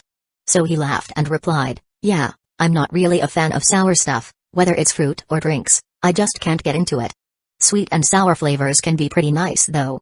Megumi commented lightly, and just like that, she smoothly shifted the topic. By the way, is that bag of yours filled with drinks too? Nah. I figured we might end up staying here for a while, and going out to look for food would be a hassle. So I went ahead and prepared dinner in advance. Megumi blinked in surprise. There's some for me too? Of course. He replied naturally. What, you thought I'd just sit here eating by myself while you watch? Fair enough. She nodded approvingly. And just like that, the conversation moved on. But for a brief second, Megumi turned her face away slightly, her eyes flickering with a hint of emotion. She didn't tell her that when his driver had picked her up earlier, she'd already noticed the lunchboxes peeking out of his bag. Nor did she mention whether or not she'd eaten dinner already. Because knowing his personality, so attentive and thoughtful, she knew he would have considered that detail without her needing to say a word. And that casual line earlier, about remembering his taste preferences, it wasn't just an offhand comment. It was her genuine thought. I remember the little things about you. That alone would leave a deeper impression on him. And the fact that she didn't have any other male friends around. That was another subtle way of saying, I care about you. Yutaha might have gotten ahead in this little race with her bold move last time, but Megumi was quietly, steadily walking down the same path now. Yukino had predicted that Megumi wouldn't make any obvious moves today, knowing that Haru would probably tell her about coming to the set. But there was one thing Yukino hadn't accounted for. Megumi was the quietest member of the photography club, and arguably the one with the least presence. But that very trait gave her something valuable, time. Time to quietly observe Haru's habits and preferences. Time to carefully think things through. She was thoughtful, calm, and gentle, traits that gave Yukino the false impression that Megumi wouldn't play any little tricks. That was Yukino's mistake. Because Megumi didn't need to act different to move forward, she could simply respond to everything with quiet consistency. That, too, was a kind of strategy. It wasn't that she didn't have a mischievous side, but today, she didn't need to do anything out of the ordinary. Just being herself was enough. Want to grab a bite first? Haru asked, not knowing what was going through Megumi's mind.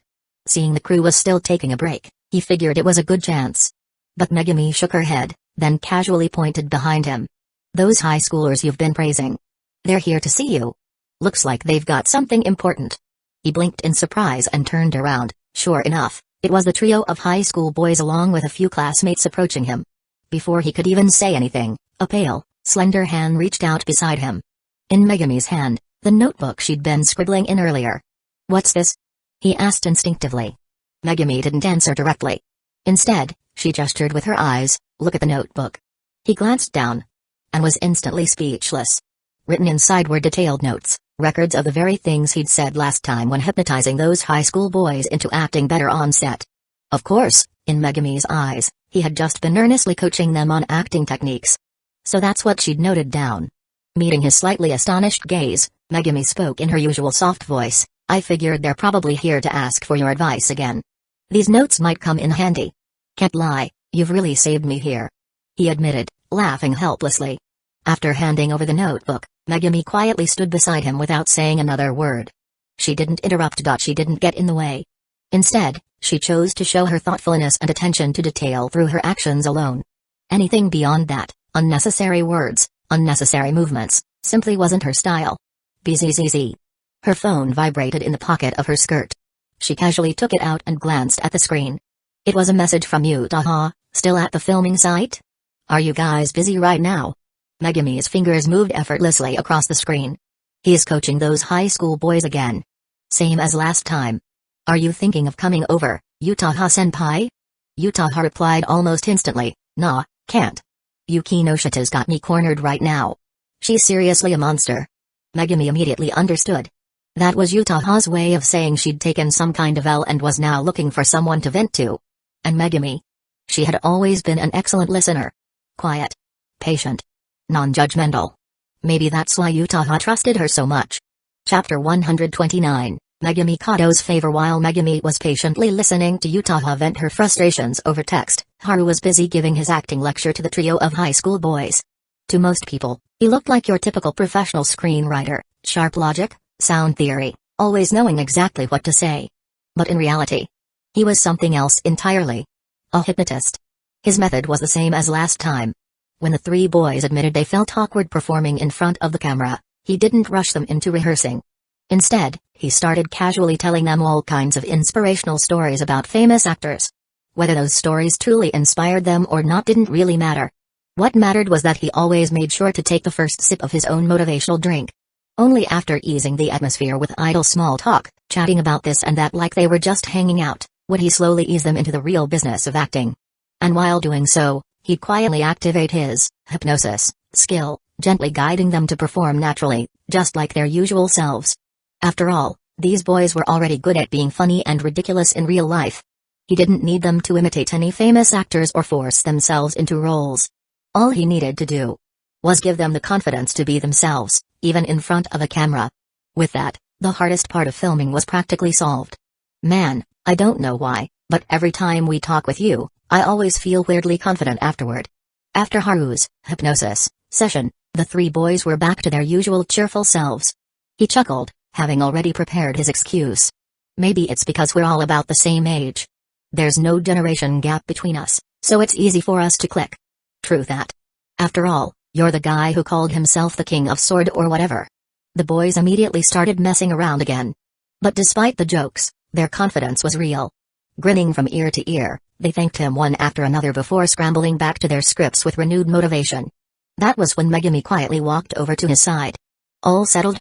She asked softly, her calm gaze focused on him. Yeah. Haru nodded. They're new to acting, but as long as they can relax in front of the camera and act like their true selves, this drama's basically tailor-made for them. As he spoke, he handed Megumi's notebook back to her, smiling. Thanks for the notes, by the way. You really saved me. If you hadn't written everything down so carefully, I'd have had to rack my brain trying to remember what I told them last time. I'm glad I could help. Megumi replied, her voice as gentle as ever. Looking at her calm, graceful expression, he found himself blurting out without thinking, Are you hungry? Should we grab something to eat first? But Megumi shook her head slightly. I just noticed the director's been looking this way for a while. He probably wants to talk to you. Just as she finished speaking, the director himself walked over. Since Megumi was standing right there talking with him, the director naturally didn't ignore her and greeted them both with a friendly nod. Then, turning to Haru with a teasing grin, the director asked, Amamiya, you've been coming to the set so often lately, don't tell me you're hoping for a cameo? A cameo? Haru blinked, surprised. Truth be told, he had been a little tempted. But out of the corner of his eye, he noticed Megumi's gaze wavering ever so slightly. She was interested? So, he quickly changed his tone. How exactly would this cameo work? Would it mess with your shooting schedule or cause any problems?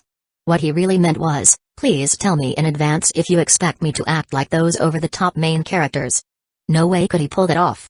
The director gave him a strange look. You're the scriptwriter. And technically the boss here. If you say yes, who's going to say no? Of course not. The director chuckled, keeping things professional. It's just a cameo. If you don't want any lines, we can just shoot some close-ups. Real simple. Haru turned to Megumi. Wanna give it a try? If it won't cause any trouble for the crew. I'd like to. She answered, her voice as considerate and gentle as ever. Her first concern, even now, was the production team. The director's opinion of Megumi instantly skyrocketed. Everything was settled quickly. According to the director's arrangement, Haru would play one of the delinquent from Kaiju High, the bad guy school in the drama. As for Megumi, she'd appear as one of the heroine's friends, showing up during that comedic scene where the female lead was desperately trying to hide her delinquent side from the male lead, acting all cute and innocent. Because the director was so impressed with Megumi, he even considered giving her a couple of lines on the spot, but she gently declined. Amamiya-kun and I are both part of the photography club, and we filmed a short movie before. So I know how tough it is on set. I wouldn't want to cause any unnecessary trouble for everyone, so please don't worry about giving me any lines. Megumi explained politely, bowing slightly. Her words not only showed respect for the hard work of the crew but also expressed her consideration in not wanting to add any burden to them. As she was led away by the staff to change into costume, the director couldn't help pulling Haru aside and whispering with a chuckle, You've found yourself a really kind and thoughtful girlfriend. You better treat her well.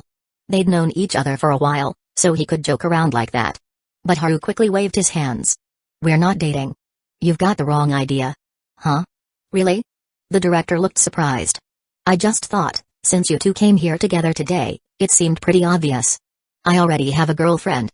Haru added honestly. Oh, my bad, my bad. Totally my misunderstanding. The following shoot went incredibly smoothly.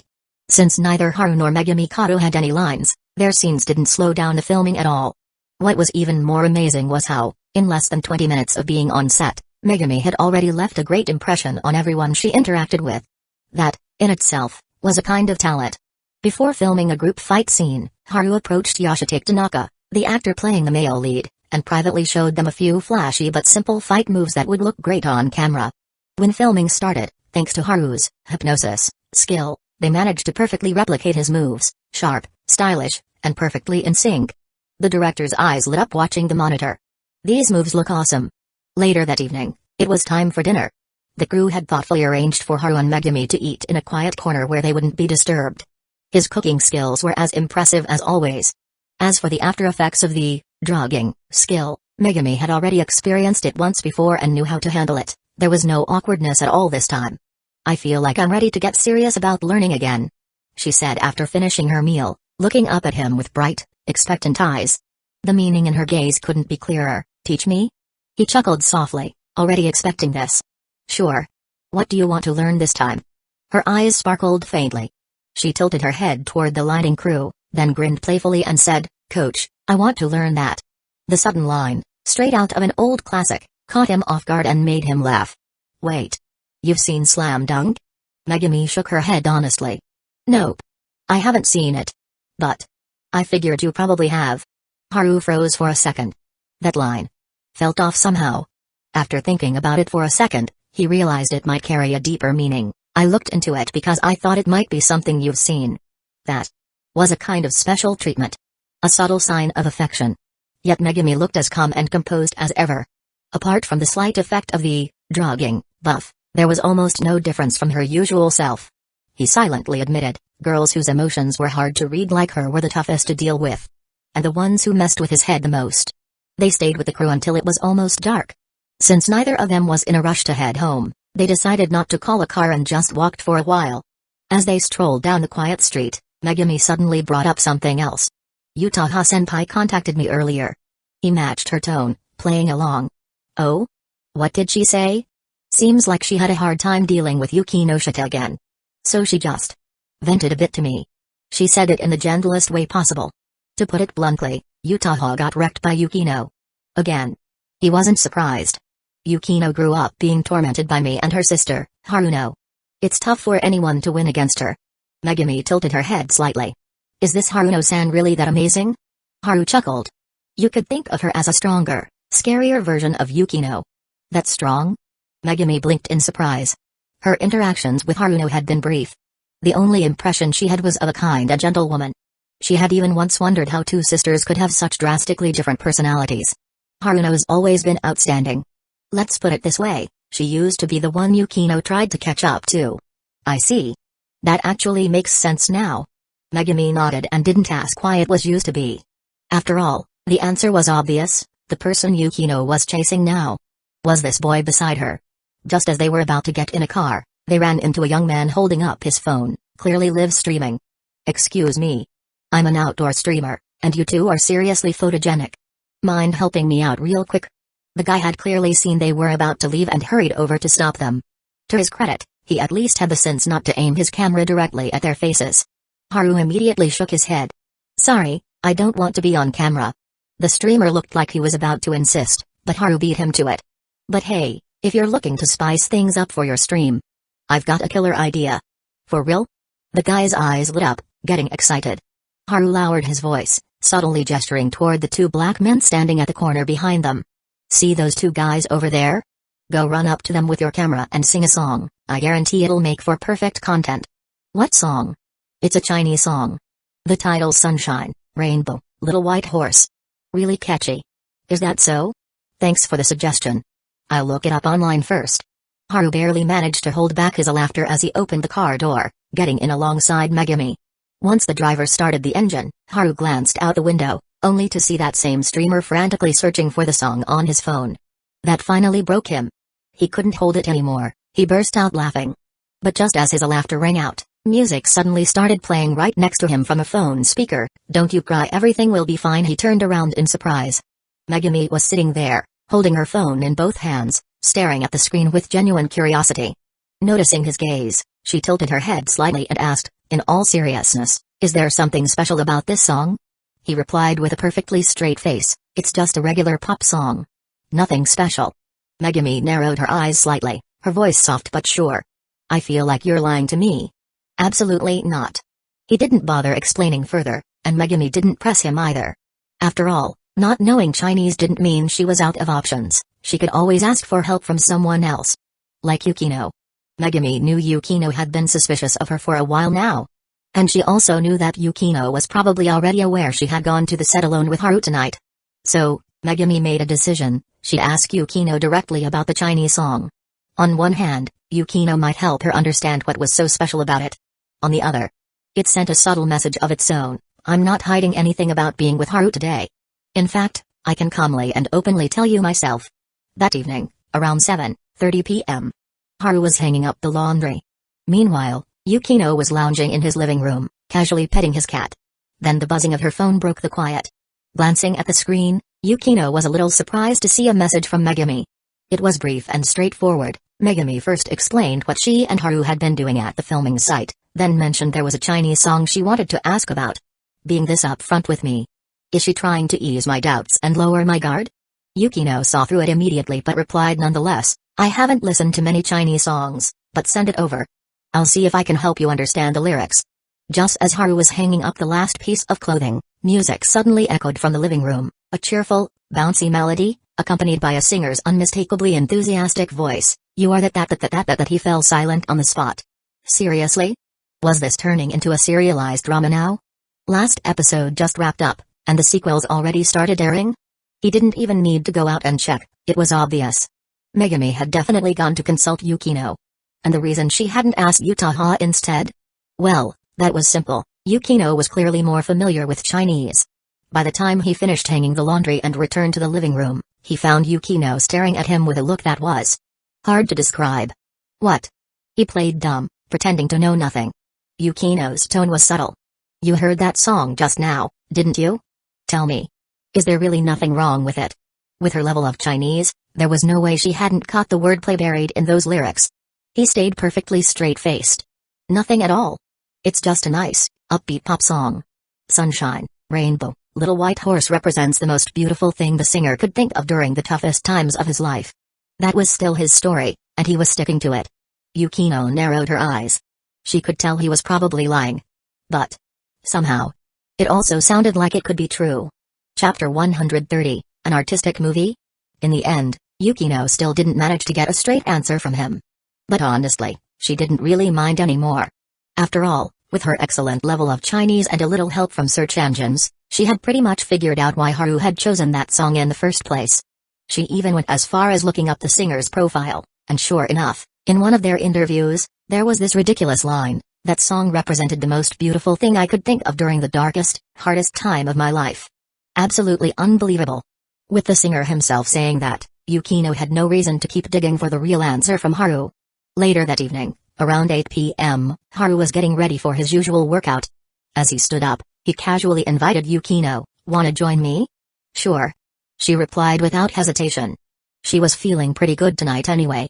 The two of them went off to their rooms to change. He, as always, came back out wearing his standard anti-sportswear.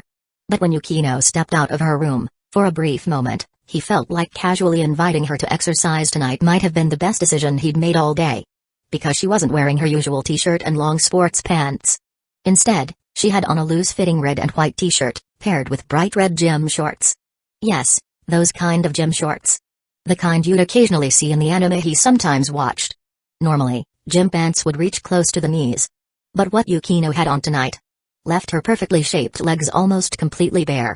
And the shorter the shorts, the longer and more beautiful the legs looked. Have you stared long enough? Yukino's cheeks were tinged with a faint blush. She really couldn't hold back anymore and ended up calling him out. But he didn't even try to hide it. He continued openly admiring her long, beautiful legs, while asking curiously, "What's with the sudden change in style?" Yukino, still blushing, gave a small sigh of resignation. "My usual workout clothes weren't dry yet. I didn't have any other options." He gave her an enthusiastic thumbs up. "That's totally fine, this outfit looks amazing on you." "No, scratch that. I don't think any outfit could look better on you than this one." That completely defeated Yukino. her delicate brows furrowed in exasperation. Can you not say such idiotic things with a straight face? I'm just speaking from the heart, my adorable Miss Yukinoshita. I'll admit I'm adorable. Yukino countered smoothly, but that doesn't change the fact that you're hopelessly stupid. As she fired back, she subtly worked on steadying her breathing and calming herself down. Honestly, the moment she changed into this outfit, she already had a pretty good idea of how he would react. If they were outside, or if anyone else happened to be home, there was no way she'd have worn this.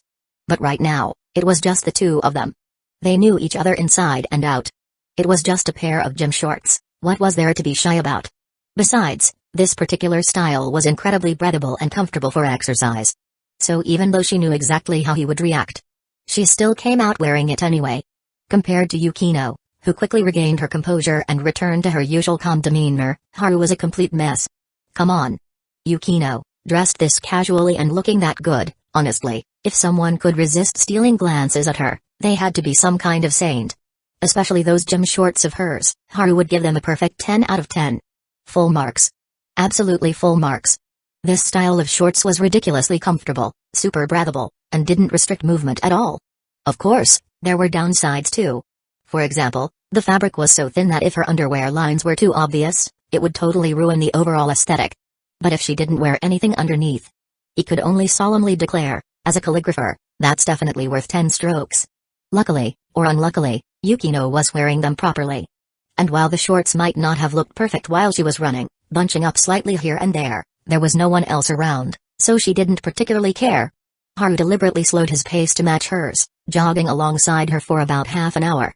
Only when she finally stopped, panting and wiping sweat from her forehead, did he speed up the treadmill for his own workout. Yukino stood nearby, sipping water, quietly admiring her boyfriend's freakishly inhuman stamina. Thinking back to how he jogged slowly with her the whole time, a small smile tugged at her lips.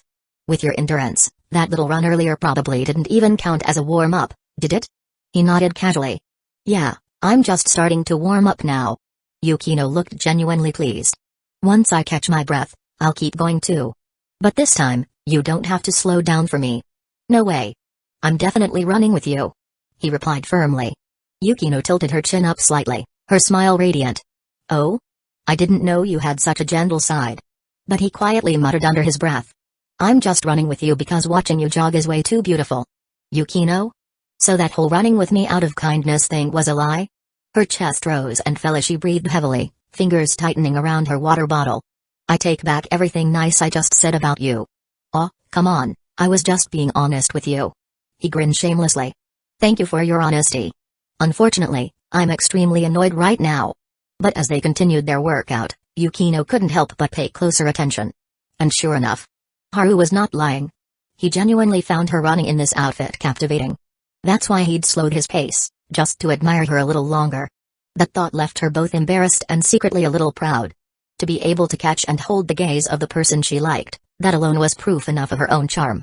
Still, she thought with exasperation, does he really have to stare so openly? Were her legs that mesmerizing? Hadn't he already seen them enough by now? Yukino sighed helplessly to herself. Annoyed as she was, she couldn't exactly bring herself to hate him for it. Honestly. What am I going to do with you? In the end, she decided to pretend not to notice. Working out on her own could feel dull and tedious, but with someone by her side, even the monotony was easier to bear. By the time she finished exercising, Yukino felt physically exhausted, but strangely content inside. As she walked out of the gym area, Haru trailed behind her, wiping the sweat from his brow. He called out to her casually, "You go shower first. I'll head in after you." Yukino nodded at first, but then slowly turned her expressionless gaze toward him. "How long do you plan on staring?"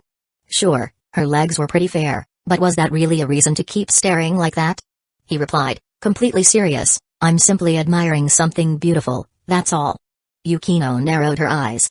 "I'm honestly impressed you can say something so fake with such a straight face. But he appreciating beauty, that part isn't a lie, is it? And besides that?" Yukino asked flatly. "Anything else you feel like saying?"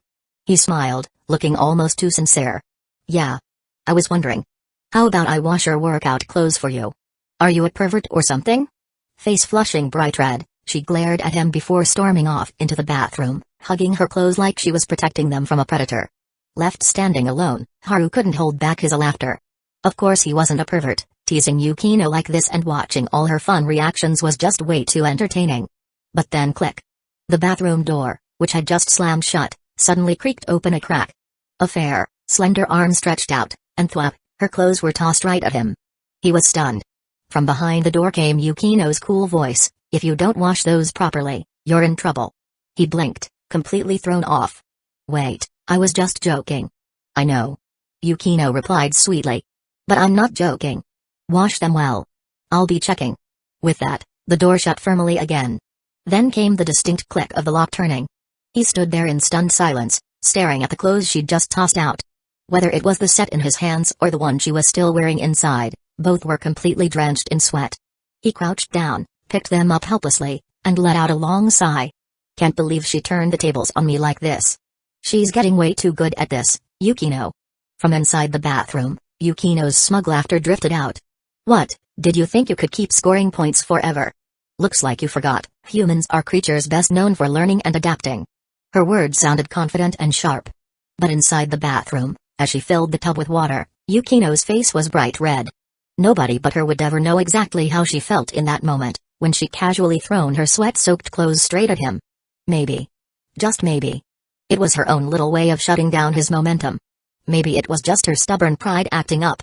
Either way, what's thrown out is like spilled water, there's no taking it back now. Saturday rolled around again.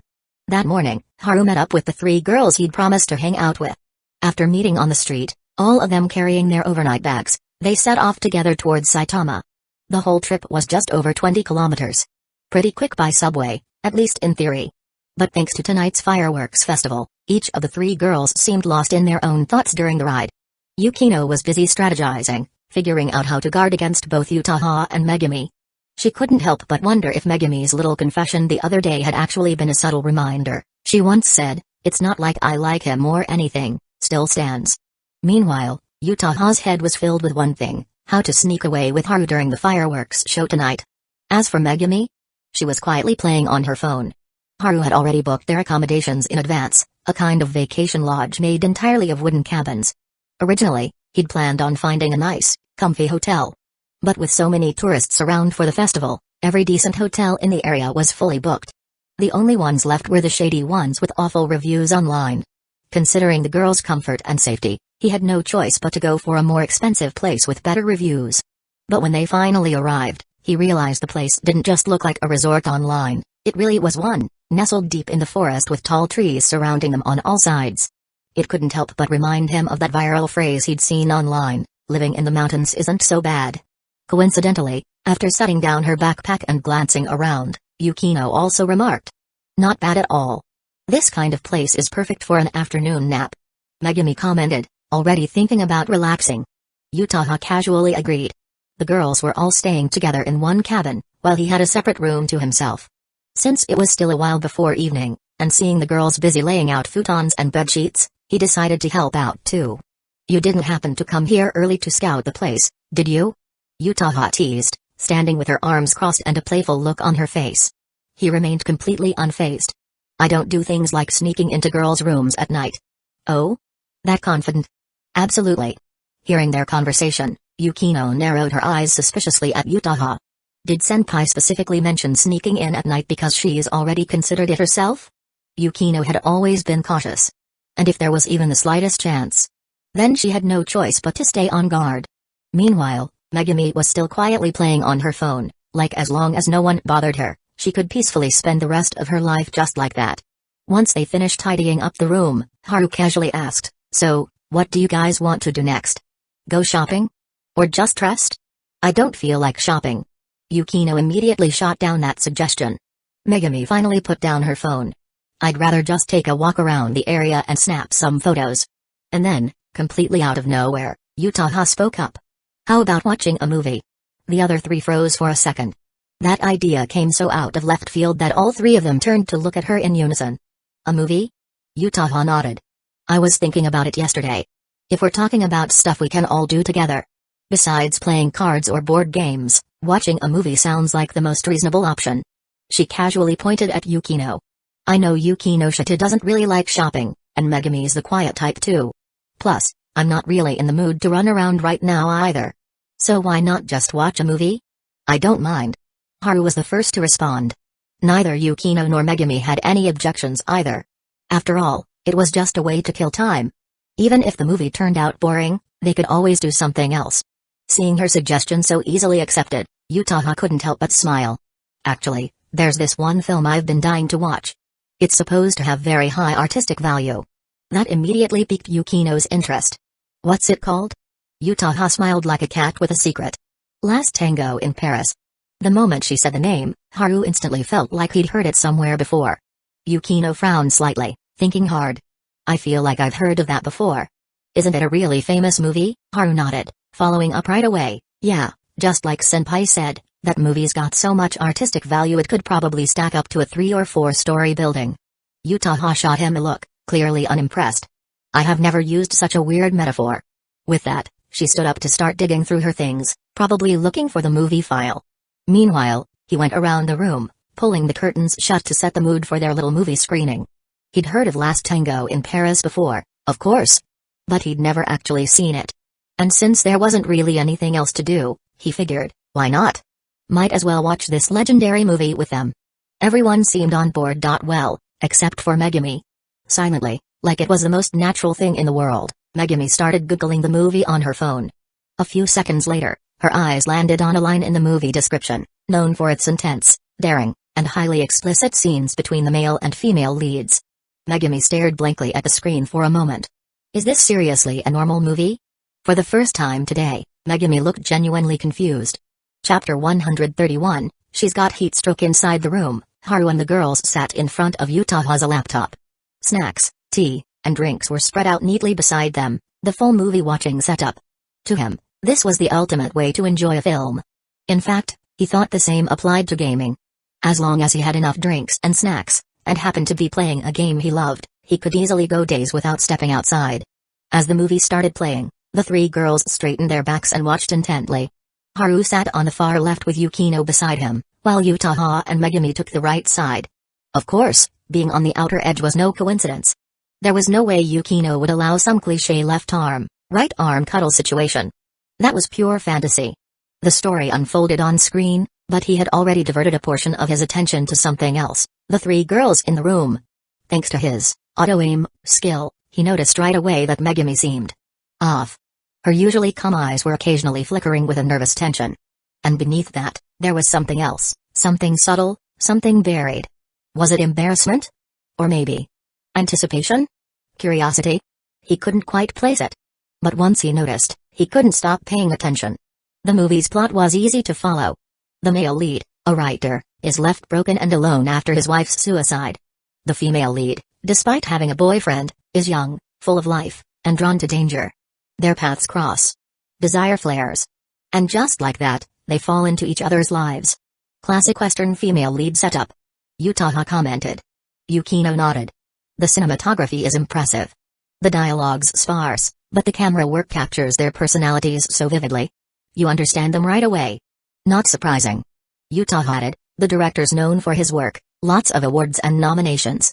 I didn't look up the details, though. Then, she paused, suddenly realizing something. You've been unusually quiet today. She turned to Haru. Yukino didn't say anything, but she, too, had been noticing it. Normally, he would be cracking jokes or squeezing himself into their conversations. But today? He'd been oddly silent. I'm just focused on the movie. He replied innocently. Yutaha raised an eyebrow. Yukino didn't fully buy it either. Megumi, meanwhile, remained silent, which was nothing new. Except, this silence felt different. As the movie continued, he caught more of her expressions, more tension in her eyes, more unspoken emotion on her face. And then he noticed her hand, resting quietly on her lap. Slowly curling into a fist, clutching at the hem of her skirt. He still didn't know what was going on, but something was clearly building. So he stayed alert. Yukino and Yutaha, on the other hand, had completely immersed themselves in the film.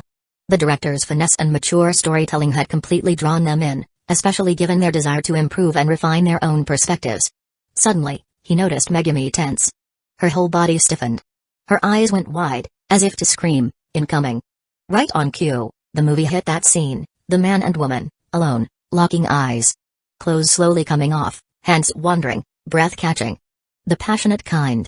He finally understood. So that's why. She must have looked up the film earlier on her phone. That's why she's been nervous since the start. She's been waiting for this moment the entire time. Both Yukino and Utaha turned bright red. The actors were bold, the lighting and cinematography tasteful yet undeniably intimate. It set the mood perfectly. Silence fell over the room like a blanket. No one spoke. Yukino, face flushed, instinctively glanced at Haru. He caught the look and responded calmly. She's not as good looking as you. Yukino. Utaha chuckled, her face also a delicate shade of red. Survival instincts kicking in? No. He replied without missing a beat. I'm just stating the truth. His tone was cool, composed, the image of a man unfazed. Honestly, this kind of scene was child's play for him. Shinoda-sensei, Fukada-sensei, Aizawa-sensei. All of them had already taught him more than enough valuable lessons in life. Compared to those teachers, this film? Barely an appetizer. Of course, to say he was completely unaffected would be a lie. Sure, Yukino had intentionally placed him on the edge, away from the other two girls, but they were all still huddled close in front of a laptop screen, just inches apart. He didn't even need to inhale deeply. With each ordinary breath, the unique fragrances of the three girls reached him clearly. Yukino, a soft, understated freshness. Utaha, a deep, intoxicating floral scent. Megumi, a crisp, airy sweetness. In his mind, he automatically categorized them, like in one of those Gacha mobile games he used to play, the White Orchid Girl. The Rose Blossom Girl. The Jasmine Breeze Girl. While he was off mentally sorting perfumes and personalities, the two girls beside him were nowhere near that calm. After all, both Yukino and Utaha had already crossed a certain line with him. Now, under the dim light, with the movie's bold and sultry cinematography playing mere inches away, their nerves were stretched taut. It was too quiet. Too charged.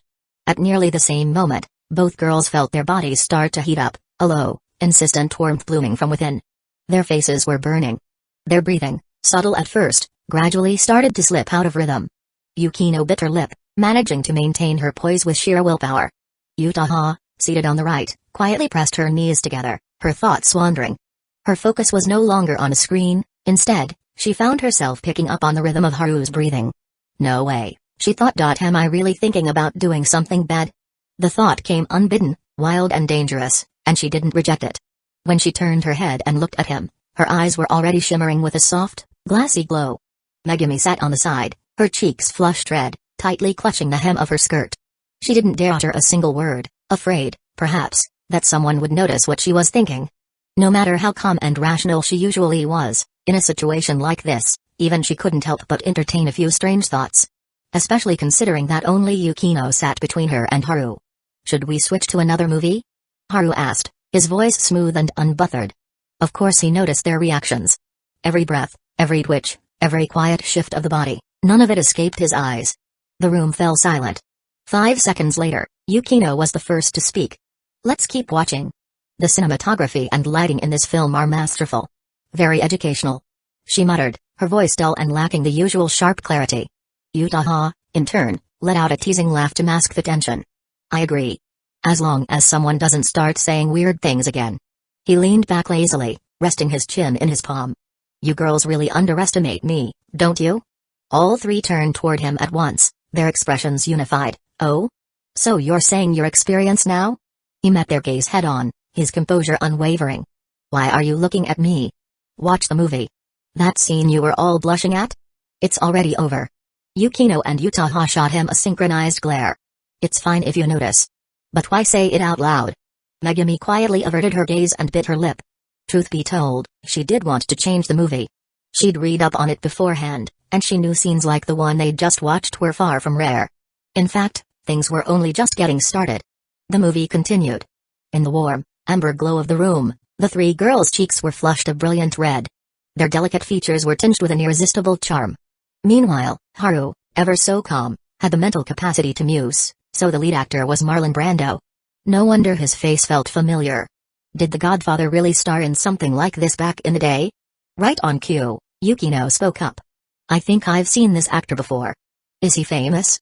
I'm pretty sure he played a role in The Godfather. Utaha said with narrowed eyes. Marlon Brando. Megumi supplied calmly.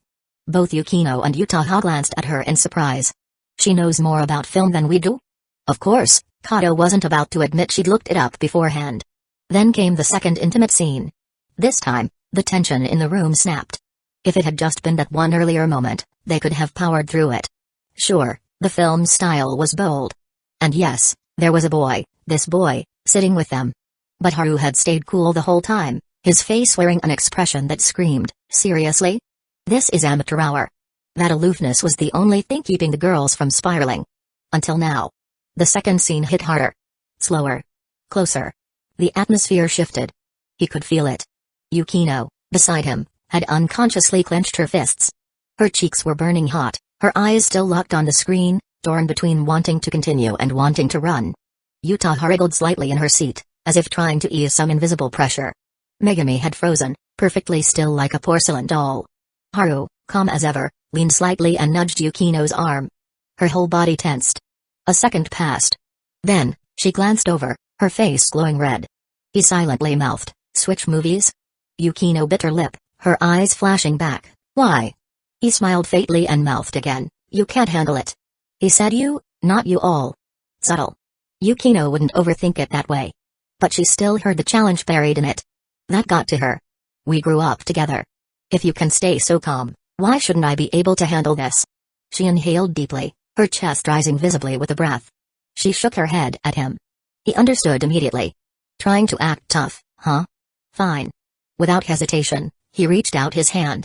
Just as Yukino, cheeks still flushed, tried to turn her attention back to the movie, his hand landed lightly on her slender waist. Her expression froze on the spot. She nearly gasped aloud. Her beautiful eyes widened in shock as she turned her head sharply to glare at him. He met her gaze with a calm look that clearly said, "Just keep watching. Don't mind me. Bastard." She mouthed the words at him, her expression filled with frustration and embarrassment. She wanted to push him away but not in front of Utaha or Megami. That would be too awkward. More importantly, the movie's sensual scenes had already stirred something inside her, something that made her long for the comfort of her boyfriend's arms. She had been suppressing those feelings, relying on her strong self-control to maintain composure. But now, with him making these sneaky moves, he had struck directly at the weakness she was trying so hard to hide. So she didn't stop him. Instead, she turned her head back toward the screen, pretending like nothing was happening, letting his wandering hand have its way with her. That was until his fingers slipped beneath the hem of her shirt, brushing against the bare skin of her waist. Her eyelashes fluttered. Her body trembled. She couldn't keep up the act anymore. Her body lost its strength and leaned to the side. "Yukinoshita, are you okay?" Both Megami and Utaha, who had been too flustered by the movie to speak a moment ago, were startled by the sight of Yukino suddenly slumping sideways. Haru quickly reached out and caught her by the shoulder, replying with a perfectly calm expression, "She's got heat stroke." Chapter 132, They're trying to form a Triforce heat stroke? Really? Yukino's cheeks burned. She was mortified and furious, and all she wanted was to give him a piece of her mind. She hadn't expected a movie to shake her emotions like this, nor that he would take advantage of her vulnerability with a sudden sneak attack, leaving her whole body feeling weak. And now, she had no idea how to answer the inevitable questions from Utaha and Megami. But one thing was for sure, heat stroke was not the explanation she was hoping for. "Oh, so Yukinoshita got heat stroke?" Utaha chimed in with a suspiciously cheerful smile. Megami didn't smile. Instead, she was quietly scanning Yukino head to toe and then back up again, like she was collecting evidence. Haru smoothly changed the subject. "Alright, let's switch to a different movie. This one's boring." He didn't press the heat stroke lie any further. He knew Yukino didn't handle teasing well. One jab was enough, and any more would be overkill. He paused the movie, helped Yukino sit up, and asked in an almost too gentle voice, "How are you feeling now? If you're still dizzy, maybe you should go lie down for a bit. You could win an Oscar, you damn actor." Yukino clenched her small fists, her shame and anger mixing like a storm. If they weren't in the middle of this situation, she would have given him a solid B8 down. Instead, she took a deep breath, composed herself, and said to the others as calmly as she could manage, "I'm fine now." "That's good." Utaha replied, flashing a radiant smile. But it was the kind of smile that screamed gossip and teasing, not actual concern. "I'm going to the restroom," Yukino said, her voice tight and cold. She stood and walked off stiffly. "Me too," Utaha added, surprisingly, getting up to follow her. He watched them leave, quickly picking up on what was going on, though he kept his expression neutral and casually closed the movie window. That's when Megami's soft voice sounded beside him, "There's only one toilet in there. Why would they both go at the same time?" He kept a straight face. "They can take turns. Both of them are well-mannered enough to understand how lines work." A blatant lie, delivered with complete confidence. Megami's cheeks flushed pink, but her tone gradually returned to its usual quiet calm. "You're talking nonsense again." He chuckled. "As long as you understand, there's no need to point it out." Megami blinked at him. "Just like how you've been sneaking glances at me? When did I ever sneak a look at you?" Haru panicked internally. She noticed? He was sure he'd been subtle. Very subtle. Megami sat properly, not saying a word, just staring directly at him with those soft but unblinking eyes. He had no choice but to change the topic. "So, what should we watch next? Let's wait until they come back before we decide." She didn't press further. Instead, she glanced toward the bathroom and noticed the door had been firmly shut. Her imagination kicked in. She could almost see Yukino and Utaha awkwardly standing in line inside that tiny space, waiting to use the same restroom. It's embarrassing just thinking about it. So awkward, she thought. And sure enough, inside the restroom, things were awkward exactly as Megami had imagined. Yukino had assumed Utaha would wait outside. But the moment she walked in, Utaha followed right behind her. And locked the door. The sound of the lock clicking shut sent alarm bells ringing in Yukino's head. She turned around, only to see Utaha leaning casually against the wall, a curious, slightly flushed smile on her face. "Are you really just here to use the restroom?" Yukino's brows furrowed. "If you don't have anything useful to say, then don't say anything." Utaha didn't mind the jab. Instead, she blushed a little and muttered under her breath. "I need to change my pants." No wonder she followed me, and turns out we had the same goal. Utaha lowered her voice. "You too, right?" Yukino's face flushed with heat. She had no interest in discussing this. "You can shut up now." "Oh my," acting all composed while clearly flustered, "it's quite the contrast to your usual cold image. Actually, you look kind of cute like this." "Thanks for the compliment. Now, kindly leave." "How am I supposed to leave?" Utaha dropped her teasing smile and spoke with a touch of awkwardness. "I told you I need to change my underwear too." Yukino fell silent for a moment. That was a problem. They were both girls. It wasn't that hard to understand after all, the movie they'd just watched had caused a certain reaction. The real issue was that they were still, undeniably, on opposing terms. But at least they were suffering together. That made things a little less humiliating. Utaha sighed. "I really didn't expect that kind of content from such a highly rated film." Yukino, despite her discomfort, still spoke with a touch of intellectual pride. "A lot of art house films include scenes like that. It's actually quite common." "I know that." Utaha shook her head, "But that doesn't mean I like it." Yukino paused. She didn't like it either. But there was no way she'd admit that to Utaha, not when their relationship wasn't even close to friendly. Especially not while standing in a bathroom, especially not while she was trying to change her underwear. "What do we do now?" Utaha asked, finally dropping the sarcasm and trying to focus. Yukino was in the same awkward position she was in, might as well join forces. She knew Yukino was smart. Two brains were better than one in a situation like this. Yukino looked conflicted. "All my clothes are in my bag." "Same." Utaha nodded. "And he's the one who helped us with our luggage. If we go out to grab them now, we'd have to walk right past him." Yukino had already thought of that. It gave her a headache just imagining it. Then Utaha said, casually, "Well, we could just go without for now. We're wearing skirts, he wouldn't be able to tell." Yukino turned and gave her the look. The one reserved for people who said very, very stupid things. "So you want to leave our underwear in here and wait until he uses the bathroom? And discovers our little disaster firsthand?" Utaha froze. That possibility hadn't occurred to her. Seeing her expression, Yukino sighed. "Senpai, you've been hanging around Haru too much." "That was shockingly dumb. I was joking, okay?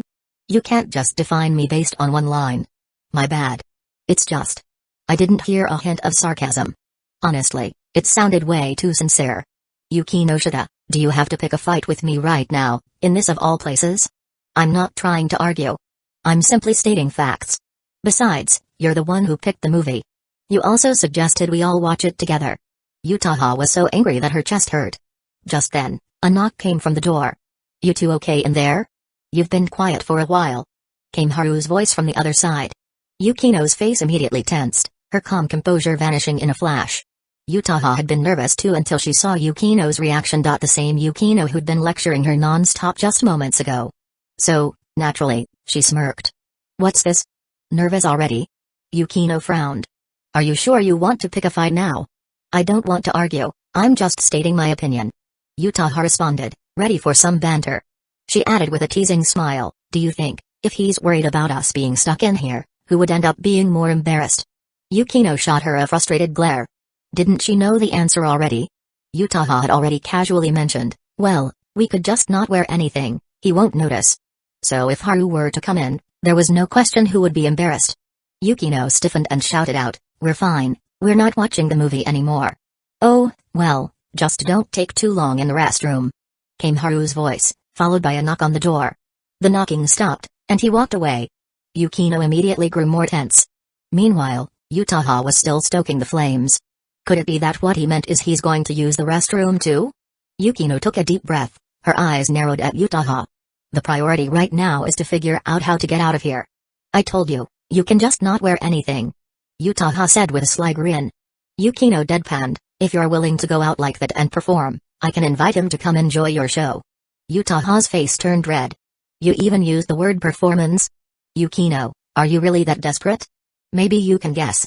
Yukino shot back, "I'm not interested." They argued a bit more, before falling into silence again. Utaha realized they couldn't stay in there forever. After thinking for a moment, she suddenly exclaimed, "We can have Megumi help bring us some underwear."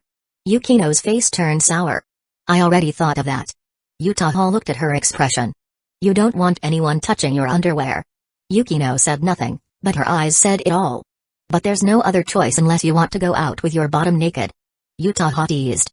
Kazekage-senpai. The mention of naked was too much, and Yukino, who had just calmed down, was now upset again.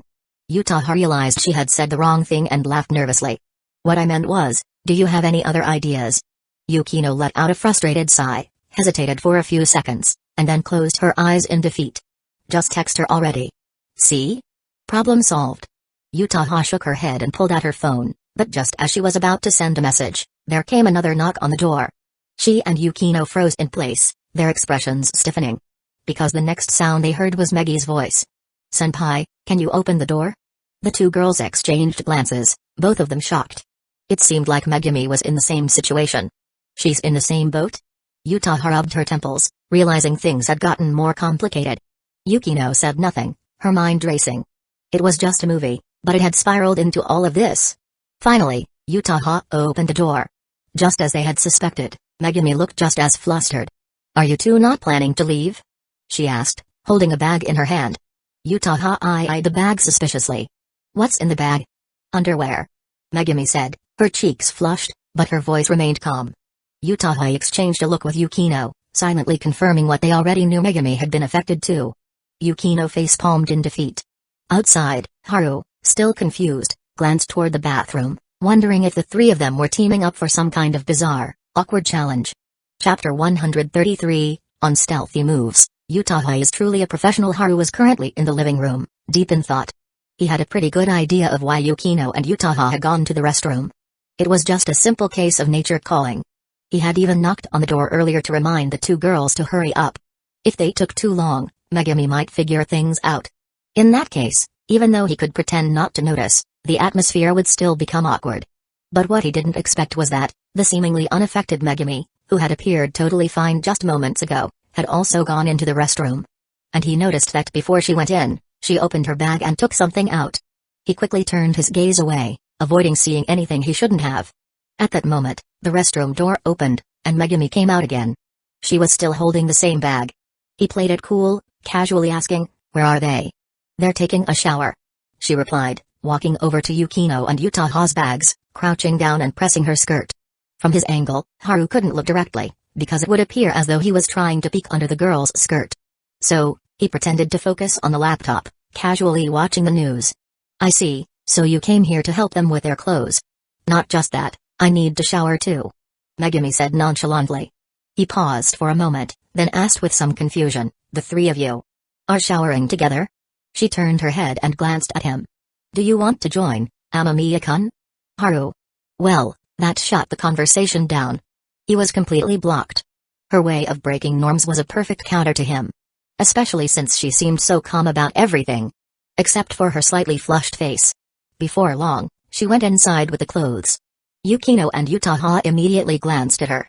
Megumi knew what they were about to ask, so she softly said, "Amamiya-kun," didn't ask any more questions.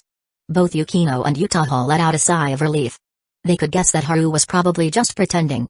But it didn't really matter whether he was faking it or not, as long as he didn't bring it up on purpose. So, when Haru saw the three girls again, they were all wearing different skirts. So, they really were trying to pull a trio move. He thought to himself. I've decided, let's watch a comedy movie next. Utaha suggested eagerly. Neither Yukino nor Megumi objected. From their expressions, Haru could guess that the three of them must have reached an agreement while showering. When he had booked the room earlier, he made sure to pick a place that, although a bit old-fashioned in style, was fully equipped with furniture and appliances.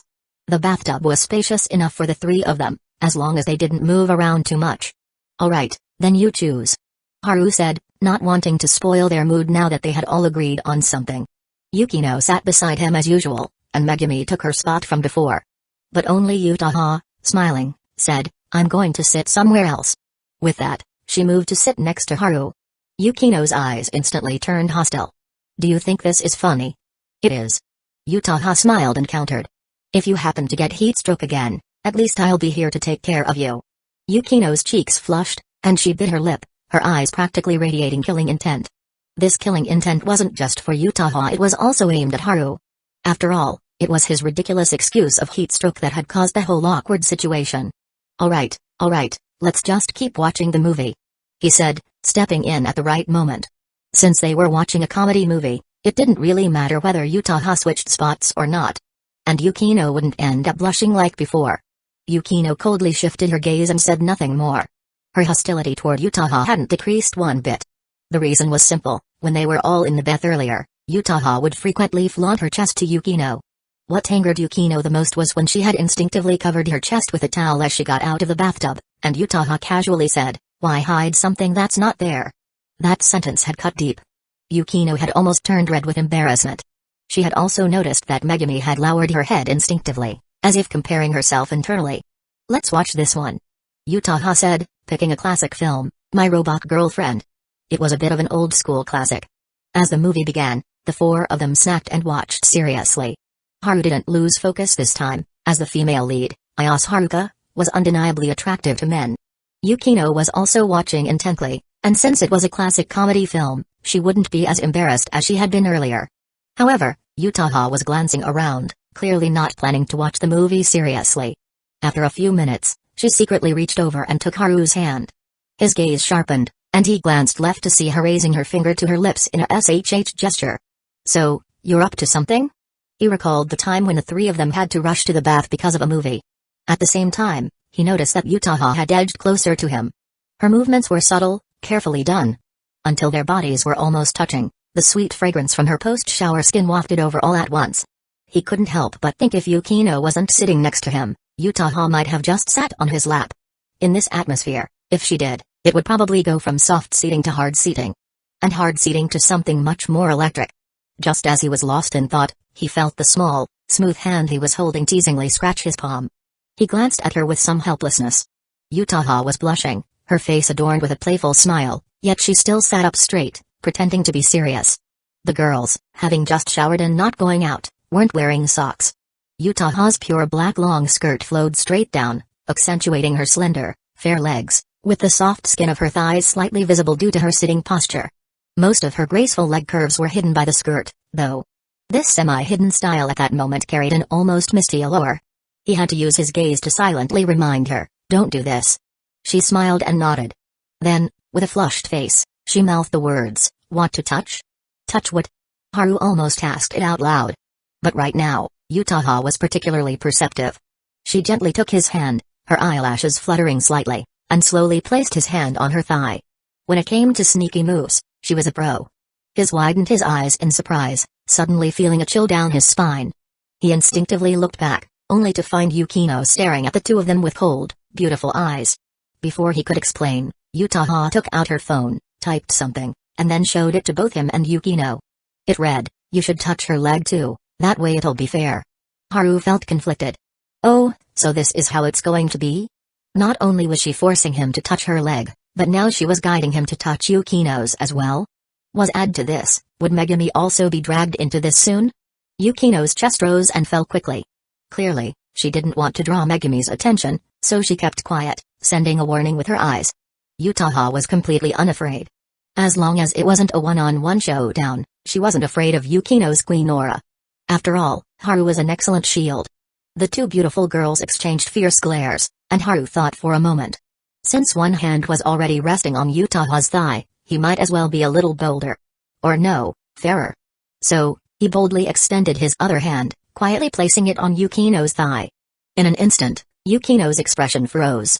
Her small face quickly turned bright red, as if saying, "You really dare?" He pretended to study the screen of the laptop. "This movie is pretty good. It's not bad at all." Utaha responded with a suppressed chuckle. She was enjoying this, the thrill of dragging the noble, righteous heroine into her playful schemes. Yukino, face flushed with embarrassment, gritted her teeth and grabbed his hand, twisting it slightly. He remained unfazed. Yukino paused for a moment, then instinctively applied more pressure, trying to get him to feel her warning. But even a blade couldn't break through his defenses. What was Yukino's strength compared to that? She twisted his hand for a while, but hesitated to really hurt him, leaving her confused and shocked when he was still completely fine. Yukino didn't understand, but she was deeply shaken. Haru threw her a look, as if saying, "Had enough fun? Now it's my turn." No. Yukino's heart raced. Just as she was about to react, he gently pressed down on her thigh. The familiar massage technique. The familiar warmth and comfort. Yukino's body softened, and she felt herself about to collapse again. Haru used his elbow to support her waist, steadying her balance. When she looked up at him with a face flushed with both shame and anger, Haru silently mouthed, "Don't overheat again." Yukino pursed her lips, looked away, and said nothing. She understood what he meant. If she moved recklessly, he would probably move in return. At that point, she would likely collapse again. Utaha, sitting beside them, covered her mouth, her shoulders shaking as she suppressed her laughter. She really enjoyed these little acts under the radar. In fact, she was even considering reminding Haru to apply more pressure and make Yukino overheat again. The four of them had lunch at the store. Although the place wasn't very large, the food was incredibly delicious. At 1 in the afternoon, Yukino went to take a nap, and Megumi, yawning, followed her. Haru had planned to excuse himself, allowing the girls to rest. But just as he returned to his room, a familiar fragrance suddenly filled the air behind him. Turning around, he found himself wrapped in a pair of long, fair arms. "I was jealous just now." Utaha's voice was husky, and her eyes glowed with a fiery intensity. He understood instantly. As he used his foot to hook the door and close it, he cautiously asked, "Are you sure you want to?" Before he could finish, she kissed him. When it came to sneaky moves, Utaha was a true professional. Chapter 134, Yukino, stop interrupting, I'm thinking in the afternoon. Megumi woke up first. Seeing that Yukino was still curled up in the blanket, she moved carefully, getting up and washing her face. When someone wakes up from a nap, their brain is sluggish, accompanied by intense drowsiness. Megumi was no exception. She splashed a few handfuls of cold water on her face before finally feeling comfortable enough to close her eyes for a moment. Last night, she had been thinking about going to the fireworks festival with everyone, which had disturbed her sleep. This nap had finally restored her energy. Before leaving, Megumi checked the time. She had slept for 33 minutes. She remembered Yukino saying in the photography club that naps should not exceed an hour, or they would have the opposite effect. As she was about to call out to Yukino to wake up, the sound of an alarm clock rang from inside the room. It was clearly set by Yukino. With that, Megumi felt relieved and left. Originally, she had planned to take some photos nearby, as she had noticed the surrounding trees were lush and beautiful earlier. Just as she came downstairs, Megumi saw a familiar figure. "Senpai Utaha." Megumi walked over to greet her, curious as she observed Utaha, who was leaning against a large tree.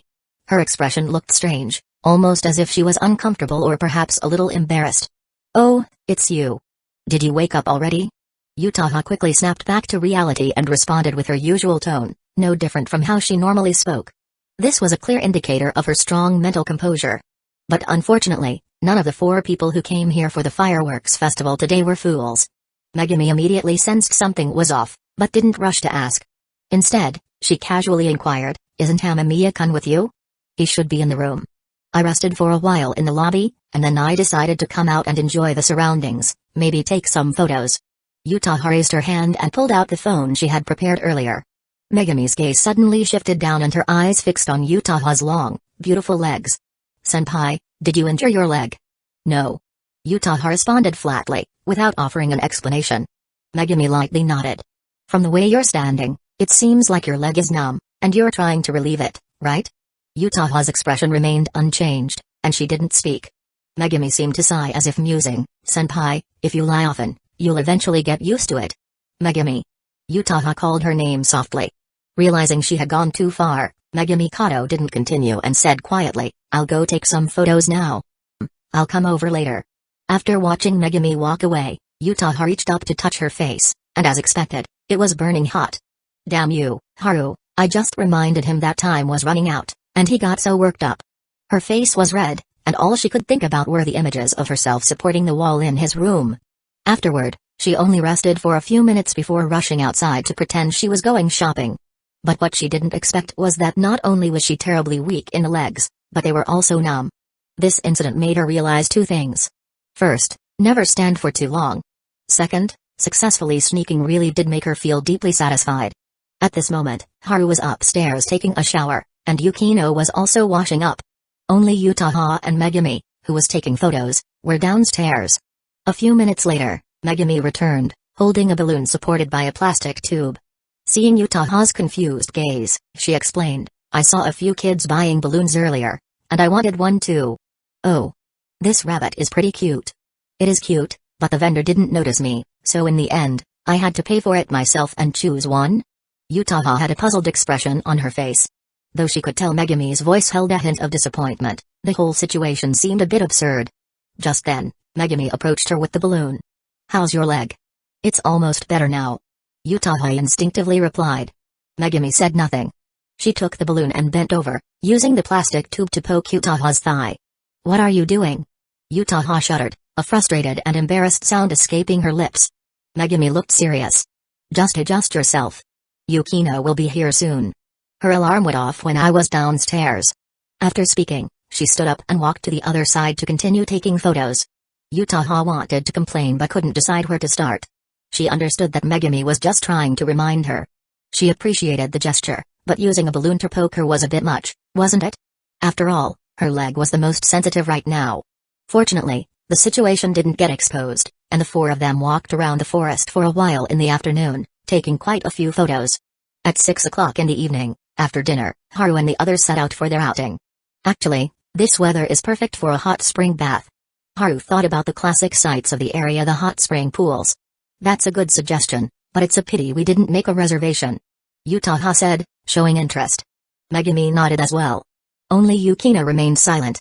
He found this strange and leaned over to ask, "What's wrong?" "Don't disturb me, I'm thinking." Yukino's serious expression interrupted him. "Thinking?" The word immediately caught the attention of the three of them. Yukino crossed her arms and fell into a thoughtful pose. "I suddenly remembered, when I saw you in the afternoon after I woke up, wasn't your walking posture a bit off?" Yutaha and Haru both froze in place.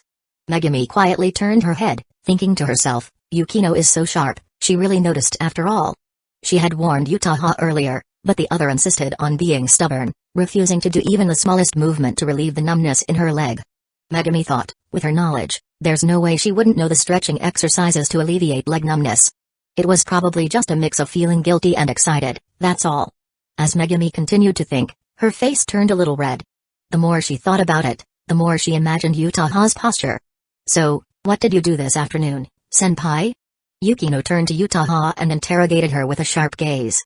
Just then, a group of young people passed by, grumbling in Chinese, "You guys are too abstract. You keep saying how familiar you are with this place, but now you're lost." Yukino's attention was immediately diverted. Yutaha seized the opportunity and asked the group, "Are you lost?" She spoke in Chinese as well. As she had mentioned before, because Haru and Yukino were encrypted in their conversations, she decided to learn Chinese herself in order to gain microphone privileges. "Damn? Chinese?" one of the young women with a ponytail exclaimed. Haru suddenly felt a sense of familiarity. It had been a while since he'd heard such a standard damn in Chinese. Because of that exclamation, Yukino's attention was completely diverted. "That's a curse word, right?"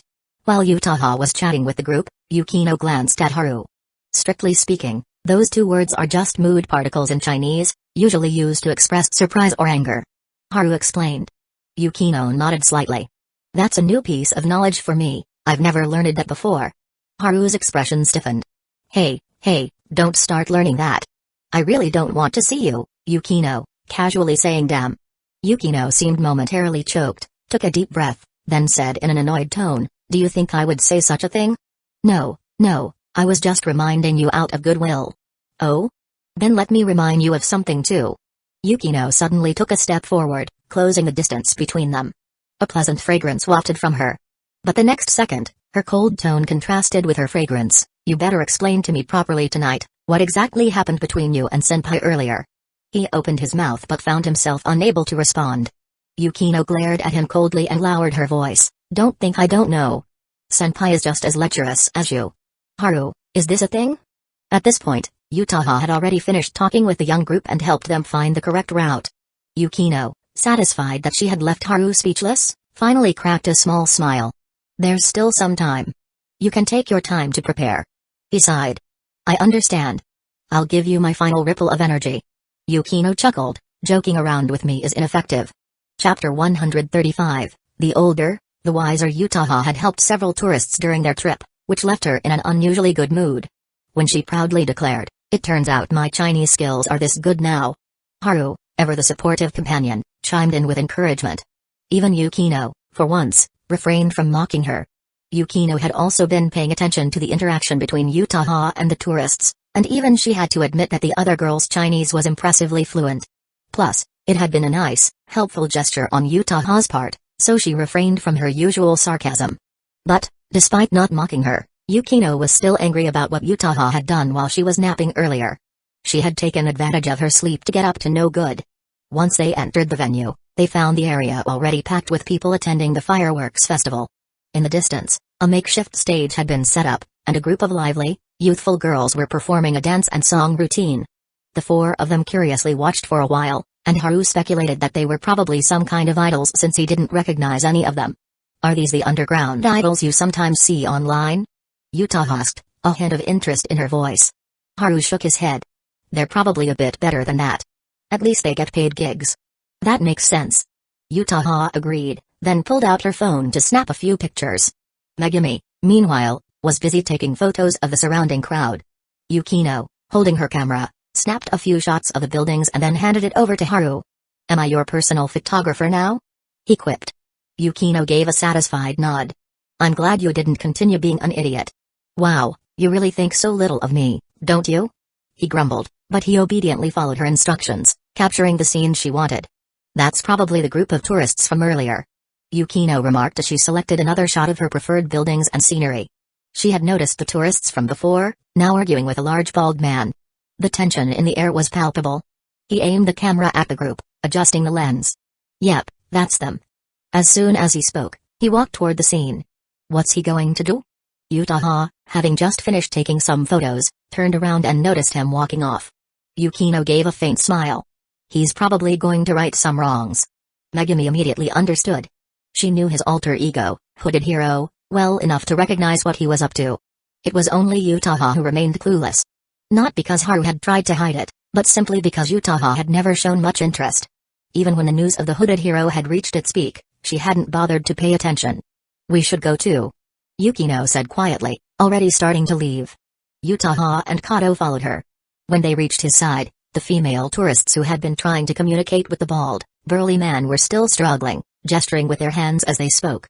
However, the bald man's expression was one of hostility. You're all looking to die, huh? I've already told you, you're not welcome here. He growled. The tourists, their faces flushed, were trying to argue back when Haru appeared, holding his camera. Is this your house? The bald man froze, clearly not expecting anyone to intervene. When he saw the stunning beauty of Yukino and Utaha, his surprise deepened. His sharp eyes quickly assessed that the group was probably made up of students based on their looks and attire. With his tone even more hostile, he sneered, "It's none of your business." Haru acted as if he hadn't heard him and smiled. "You still haven't answered my question. If this is your house, do you expect all the tourists here for the fireworks to leave? I told you, it's none of your business." The bald man avoided answering the question. Yukino couldn't help but sneer. So quick to get nervous. Haru, hurry up and wrap this up.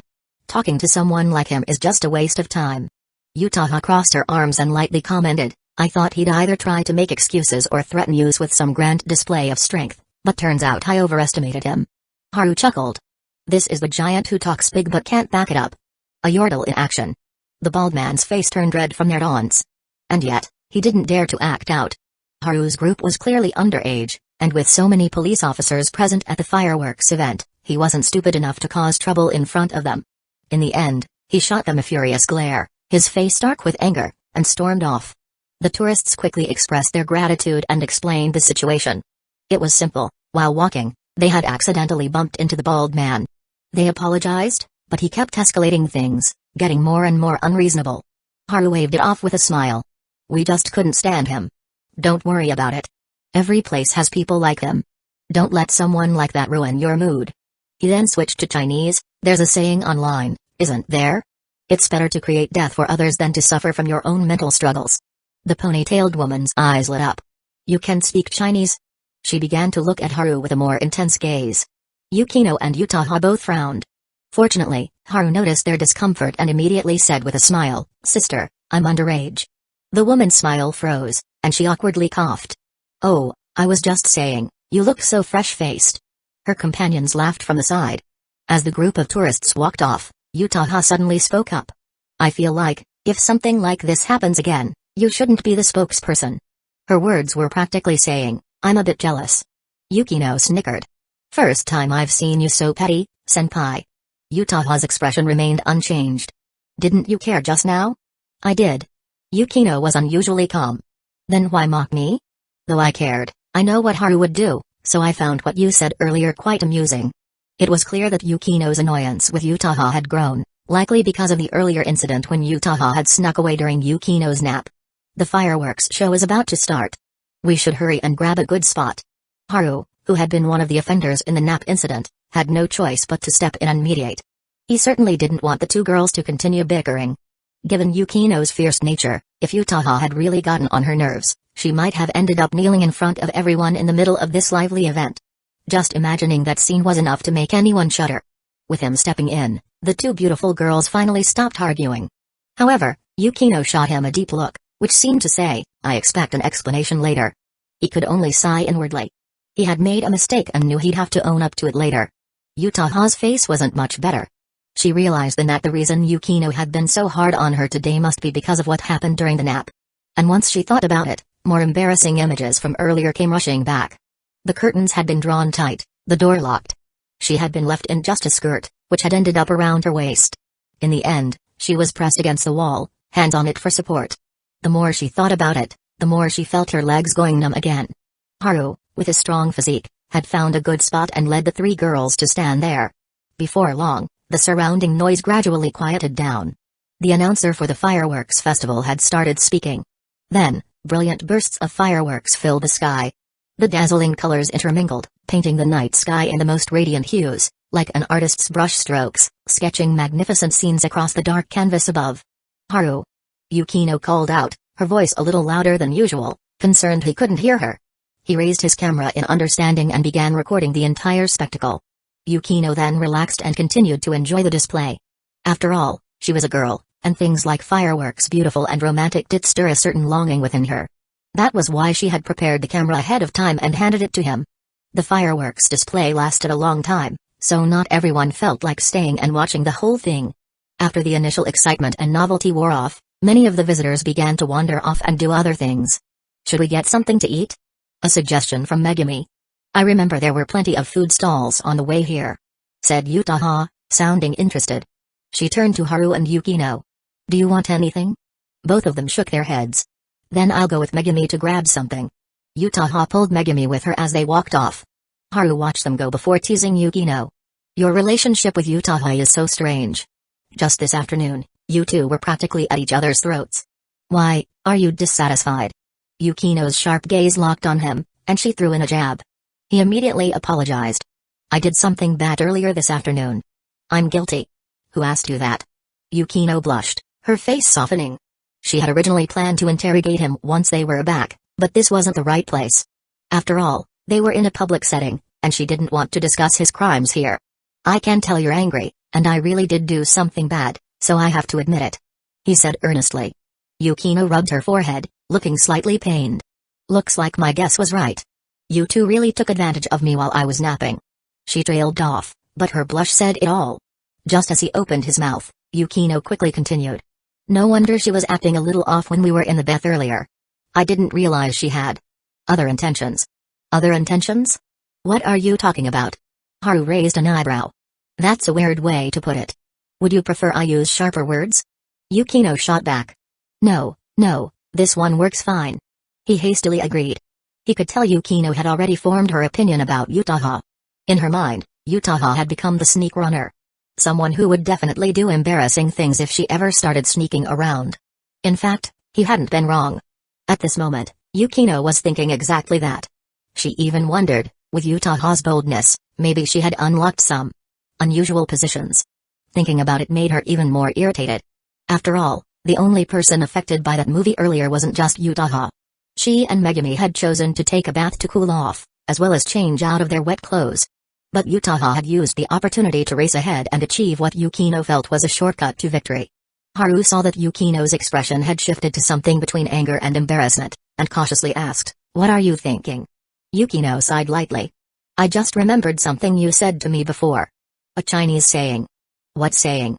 "The older, the wiser."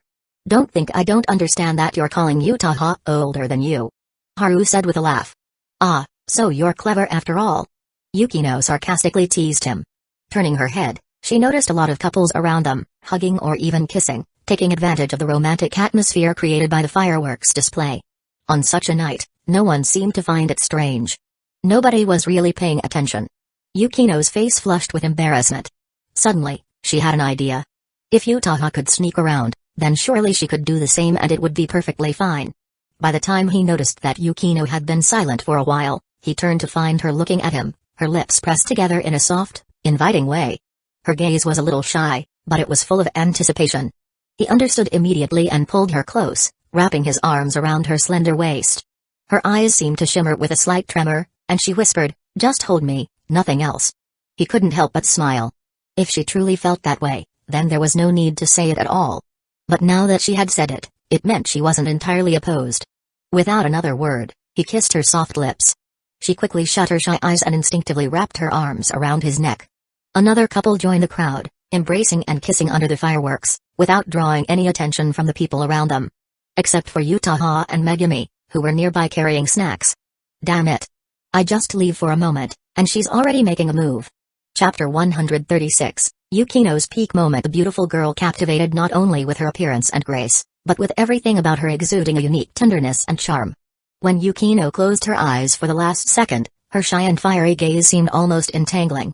Under the night sky, many couples embraced and kissed during the fireworks display. However, the sweet atmosphere shared only between lovers remained undisturbed by anyone. Perhaps Yukino, too, had been affected by the vibrant fireworks, or maybe it was her frustration with Utaha's earlier behavior. Right now, she clung tightly to Haru's neck without a hint of shyness or resistance. Such bold actions were not something she usually exhibited. Her body, slender and light, carried a pleasant fragrance. Her once cold face now blushed a deep crimson, more vivid with each burst of fireworks, as if her cheeks were burning. Her calves were perfectly curved, with the ideal lines for stockings and ankle socks. While her thighs were a bit thinner than Utaha's, lacking the same fullness, their shape was still graceful. Along with her waist, slender and delicate like a willow branch, Haru's initial gentle hold around her waist slowly shifted to a more firm embrace. Her waist, he couldn't get enough of it. Her waist and legs were the perfect choice for living a blissful life. Since they were in a public place, and he knew how Yukino was embarrassed, their kiss didn't last long, just a brief but sweet exchange. He pulled her, blushing and shy, into his arms and softly asked, "Are you still mad at me?" Yukino seemed fair enough to separate things. While she was happy now, she was still upset about that earlier incident. He feigned annoyance. "I knew you'd say that. Looks like I'll have to atone tonight." Yukino, intrigued, smiled and asked, "How are you going to atone?" "I should warn you, my standards are high." He sighed dramatically. "Of course, I'll atone with my body." Yukino, her face red, immediately covered his mouth. Could he really just say that? Her eyes conveyed a mixture of embarrassment and anger. Of course, she thought he could keep his words to himself, but he couldn't avoid doing something about it. Nearby, under the night sky, Megumi glanced at the sour-faced Utaha and asked, "Should we go over now, or just stay here?" Her answer came in the form of a quiet pause. A while later, Utaha, still sulking, bit into a snack and mumbled, "Forget it, let's not go find them now." After all, she had made the mistake of sneaking away earlier. If she got any closer, watching their sweetness up close would only make her feel more like a lemon. Being at the prime age of youth, naturally, it was the most energetic phase. Once the cool down was over, she could go again. But sadly, it wasn't convenient to go over now. She thought regretfully. In the end, she and Megumi waited for another 20 minutes before heading over. The group didn't leave until after 8 o'clock. However, on their way back, Haru and the others encountered the same bald, muscular man from earlier. This time, he was accompanied by 2 others and was holding a baseball bat. The moment Yukino and the others became serious, Haru walked up to the trio, waving at the bald man with a friendly tone. "Were you waiting for me, Big Bald?" The bald man froze, seemingly not expecting him to be so relaxed. He glared and raised the bat. "I hate being called bald." Got it, got it. Today's a romantic fireworks show. Let's keep the peace and avoid causing trouble," Haru said, acting all familiar with him. The bald man, feeling disrespected, was about to curse when, before he could utter a word, he felt a blur in his vision. His bat was suddenly snatched from his hand. In the stunned gaze of him and his companions, Haru maintained his friendly smile, holding the bat at both ends. Without applying much force, he effortlessly bent it. The trio stood there, frozen with horror on their faces. Yukino and the others, initially serious, were now dumbfounded by the scene. "You got a fake bat. This one's defective." Haru casually handed the bent bat back. The bald man blankly took it, his anger now completely gone. "Let's keep the peace, okay?" Haru repeated. At last, the bald man understood and silently moved aside. Haru waved for Yukino and the others, and they walked away. It wasn't until their figures disappeared into the distance that one of the bald man's companions asked, "Did you really buy a fake one?" The bald man remained silent. The bat was certainly not fake. He and his friends frequently played baseball, so their equipment was top-notch. But because of this, the casual way Haru bent the bat made him feel a chill down his spine. After a few seconds, he whispered, "That guy was right. We should keep the peace." His 2 companions stared at him. "Wait, you called us over to back you up, and now you're all about peace?" But looking at the ruined bat in his friend's hand, they didn't dare to say anything more. A sturdy baseball bat could be bent so easily, so what would happen to a person's wrist or leg?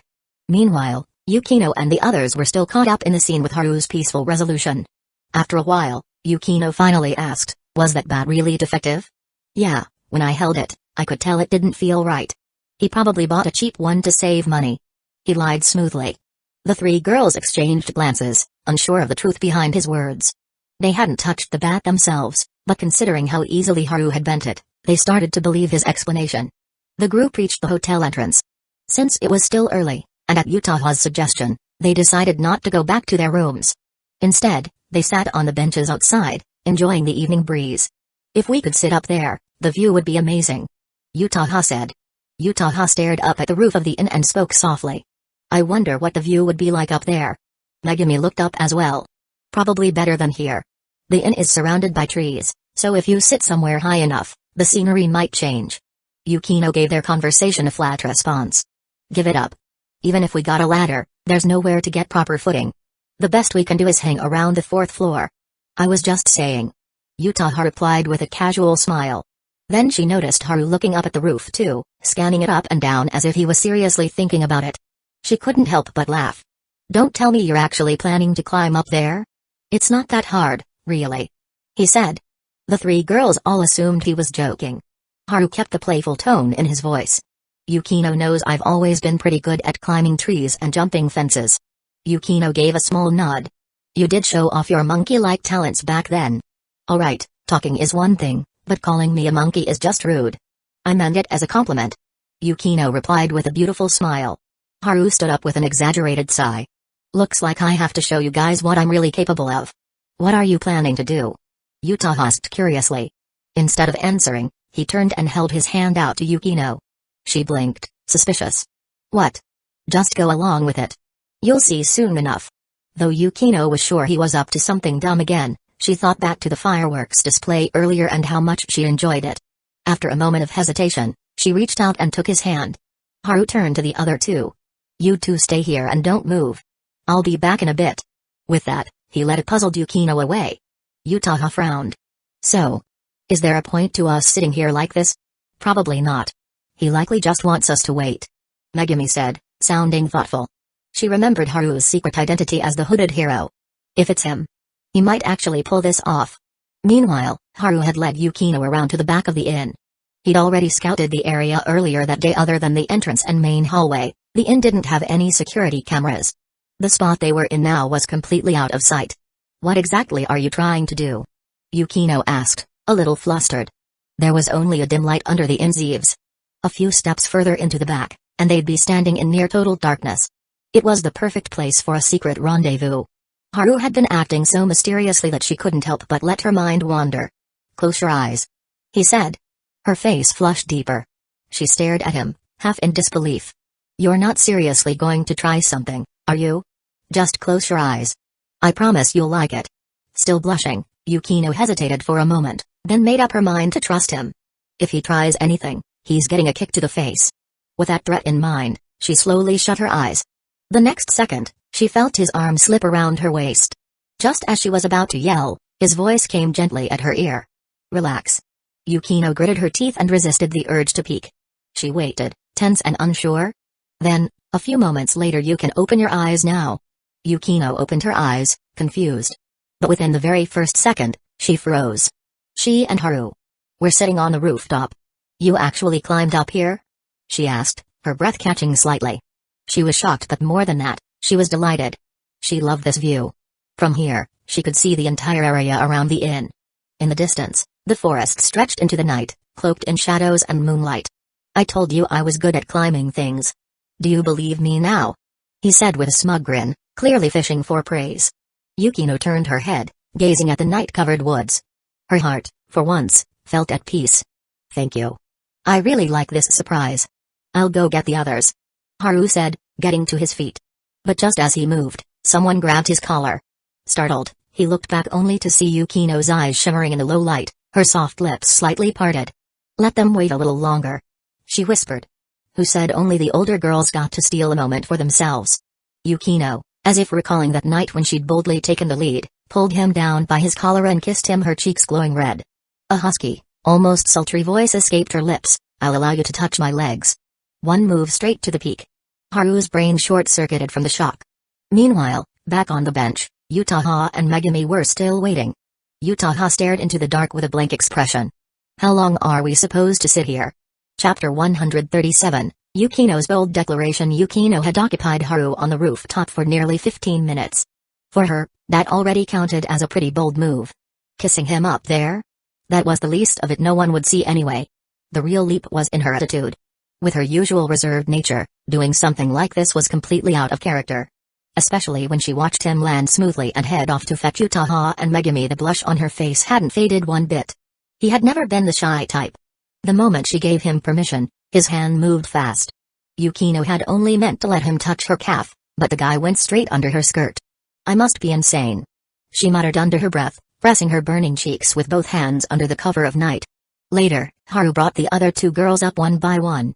He looked like a wall-climbing Spider-Man, but in reality, he was floating on air. That's why he told them to keep their eyes closed for the sake of the surprise. Of course, after all, this inn's exterior walls had almost no footholds. Even the best climber wouldn't be able to scale them without gear. Neither Utaha nor Megumi peeked during the ride-up. Even girls sometimes like to indulge in a little mystery and romance. And Haru had delivered. When it was Megumi's turn, he originally intended to carry her on his back just to avoid suspicion. But Megumi casually said she didn't mind being carried in his arms, and even wrapped her arms around his neck. With her eyes closed, cheeks pink, and lashes fluttering from nervousness, she looked genuinely adorable. It was that rare, bashful side of her that finally confirmed it for Haru. This girl did, in fact, like him. Unlike before, where she always found some perfectly reasonable excuse to see him, keeping him guessing. Tonight, she'd finally shown her hand. Even if it was just a small glimpse. The four of them sat on the rooftop for a while, enjoying the evening breeze. The girls snapped a few photos of the night sky and the forest before he guided them back down. Not long after they each returned to their rooms, there was a knock on Haru's door. He got up to answer and found Yukino standing outside. So, my time of judgment has arrived? He said dryly. Yukino gave a satisfied nod. I'm glad you're at least self-aware. He stepped aside to let her in, catching the soft scent of her freshly showered skin as she passed. You're just casually showing up like this? He asked, glancing in the direction of the neighboring room where the other two girls stayed. Yukino gave him a puzzled look. Was I supposed to sneak in or something? Then a sly smile tugged at her lips. Or are you afraid that our dear senpai will try to stop me? He led her to the sofa and shook his head with a chuckle. Impossible. Whenever she's around you, she's always at a disadvantage. I'd bet even she knows she doesn't have the guts to block your way. And that's what makes her smart." Yukino replied with a satisfied nod. Haru agreed. Whether Utaha was acting or not, it helped lower Yukino's guard. Otherwise, there's no way she would have agreed to let the two girls join them for the fireworks strip. Arms crossed, Yukino took a seat and looked at him with a serious expression. "Alright, you've had enough time to prepare. Now tell me everything. The whole story." He blinked. "Didn't I already tell you earlier? You were way too vague. I want the full version." There was a pause. Then Haru suddenly asked, "You know what the phrase Baoi means in Chinese, right?" Yukino froze for a second, caught off guard by the sudden topic switch. She answered seriously, "Yes, you've told me before. It usually refers to booking an all-night session at an internet cafe." He gave her a meaningful look. "We're obviously not talking about internet cafes. So what are you talking about? Do you know what people usually do during an all-nighter?" "I don't." "They do it all night?" That answer earned him a swift kick from Yukino's flushed foot. Of course, kick might be a bit harsh, it was more like a flustered tap with her heel. But still, her face was practically glowing. Yukino was sharp. Even if she wasn't familiar with something, she could always read his tone and expression and put the pieces together fast. Which is exactly why he got kicked. "I already know what you did with that senpai of yours." Her voice was flat, but her face was anything but calm. Haru looked awkward. But Yukino wasn't about to let him off the hook. "So it seems that movie had more of an effect on her than I thought. To think it actually got her that worked up. What a hopelessly self-indulgent woman." "Of course, you're just as bad." He really wanted to shoot back. "Didn't you go take a shower and change your underwear halfway through that movie too?" But his survival instinct screamed, "Don't say it." So instead, he changed the subject. "So, what do you want to do now?" Yukino gave him a cool stare. "I'm just here to sit for a bit, then I'll go back." An idea sparked in his mind. "Wanna finish the movie from earlier?" "The movie?" "Yeah. We never got to the end of it." Yukino went silent. Her face slowly turned pink again, and her voice came out quieter. "Are you serious?" Haru nodded, face sincere. "There were other people around earlier, so I had to stop it. But now it's just the two of us. No reason to hold back." He leaned forward slightly. "I could tell you were really interested in the cinematography. As someone who's kinda professional, I'd be happy to give commentary." Yukino didn't reply. But her eyes said it all, she was tempted. Like he said, they were a couple. Childhood friends who'd grown up together. There was no need to keep overthinking things. Then Haru dropped the final bait. "What, is a mildly spicy romance movie too much for the legendary Miss Yukinoshita to handle?" She gave him a sharp glare. Such a low-effort provocation. "And you're actually using it? So? Yes or no?" "Okay." With Yukino's quiet agreement, Haru began searching for the movie. Years of torrent experience weren't just for show. Even though Japan strictly cracked down on that kind of content, as long as there was demand, someone out there would always be supplying it. He had exchanged tips with classmates before. Plenty of them had their own methods for finding things. Those who knew what they were doing had already opened their browsers. The clueless ones were still wondering what magnet links even meant. He found the movie quickly. After dimming the lights in the room, he patted the bed invitingly. "Come here." Yukino, cheeks already flushed, walked over and gave him a pointed glare. "You planned this, didn't you?" "Nope. Spur of the moment." "You mean spur of the moment lust, right?" "Exactly." His shameless honesty left her speechless. The two of them sat on the bed and started watching Last Tango in Paris. A flick of her slender finger, and the progress bar jumped right back to the scene where they'd paused earlier in the day. Despite the film's critical acclaim and its heavy-hitting award nominations, the content was undeniably provocative. The intimacy between the leads went far beyond the two scenes they'd seen earlier. As the film progressed, the room fell into silence, broken only by Yukino's uneven breathing. Her face gradually turned a deeper shade of red, the heat spreading to the tips of her ears, which glowed with a seductive blush. Haru slipped an arm around her slender waist and murmured a casual critique. "Some of these intimate scenes feel kind of excessive. Feels like the director did it on purpose." "Yeah. A bit too much." Yukino nodded, her cheeks burning. She didn't say a word about the hand now resting on her waist. The longer they watched, the hotter her face became. Eventually, her eyes shimmered with waves of allure, soft and unfocused. She bit her lip tightly. Her mind started to slow, her thoughts dissolving as her attention drifted toward Haru. She could hear his steady breathing. She could smell the faint scent of lemon from his shampoo. Watching a movie like this, in a place like this. She realized she was starting to lose control. Then he whispered softly, Still pretending you're fine? Yukino froze. What did he mean by pretending? Her mind was hazy, but she was still Yukinoshita Yukino. It only took her 3 seconds to understand what he meant. She had been pretending to be calm when they watched this movie earlier in the day, and he had clearly noticed. That's why he started teasing her, trying to force her to reveal her flustered, unguarded side. That's when she realized she was sweating. Still, pride held her back. Are you spouting nonsense again? Ah. Before she could finish, Haru had already made his move. His hand slipped under the hem of her pajamas in a surprise attack. Yukino's body instantly lost strength. With one hand, he paused the movie, with the other, he gently pulled her into his arms. Their eyes met, inches apart. He could see the shyness and nervousness flickering in her gaze, just as she could see the excitement in his. When his hand brushed her flushed cheek, her breathing hitched. Her heart felt like it was going to leap out of her chest. What are you trying to do? Yukino asked, already knowing the answer. He didn't answer right away. Instead, his fingers trailed down from her soft cheek, lingered briefly at the base of her neck, feeling the pulse beneath her porcelain skin, then rested on her shoulder. He wasn't even trying to hide his intentions anymore. Yukino knew exactly what he wanted. Still clinging to a sliver of restraint, she whispered, "They saw me come here. If I don't go back, I'll lose face." Haru chuckled. "We're a couple. Why would that embarrass you?" Yukino blinked, caught off guard. Her eyes softened. And in that moment she let go. Biting her lip, breath trembling, she asked in a low voice, "What position did Senpai use this afternoon?" Her question stunned Amamiya into silence. He instinctively answered, "She held on to the wall, that's enough." "I get it." Yukino quickly cut him off. Her cheeks were burning visibly and unmistakably red. She was clearly embarrassed. But embarrassment didn't mean hesitation.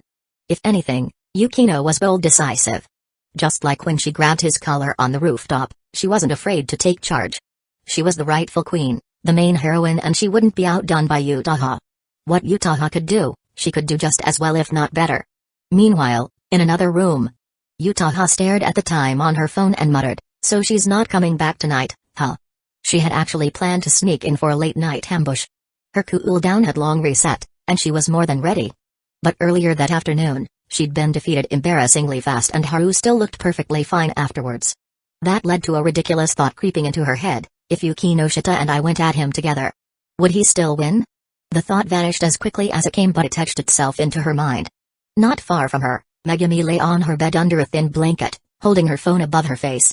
It was a dangerous position. If she got distracted, the phone might slip and hit her right in the face.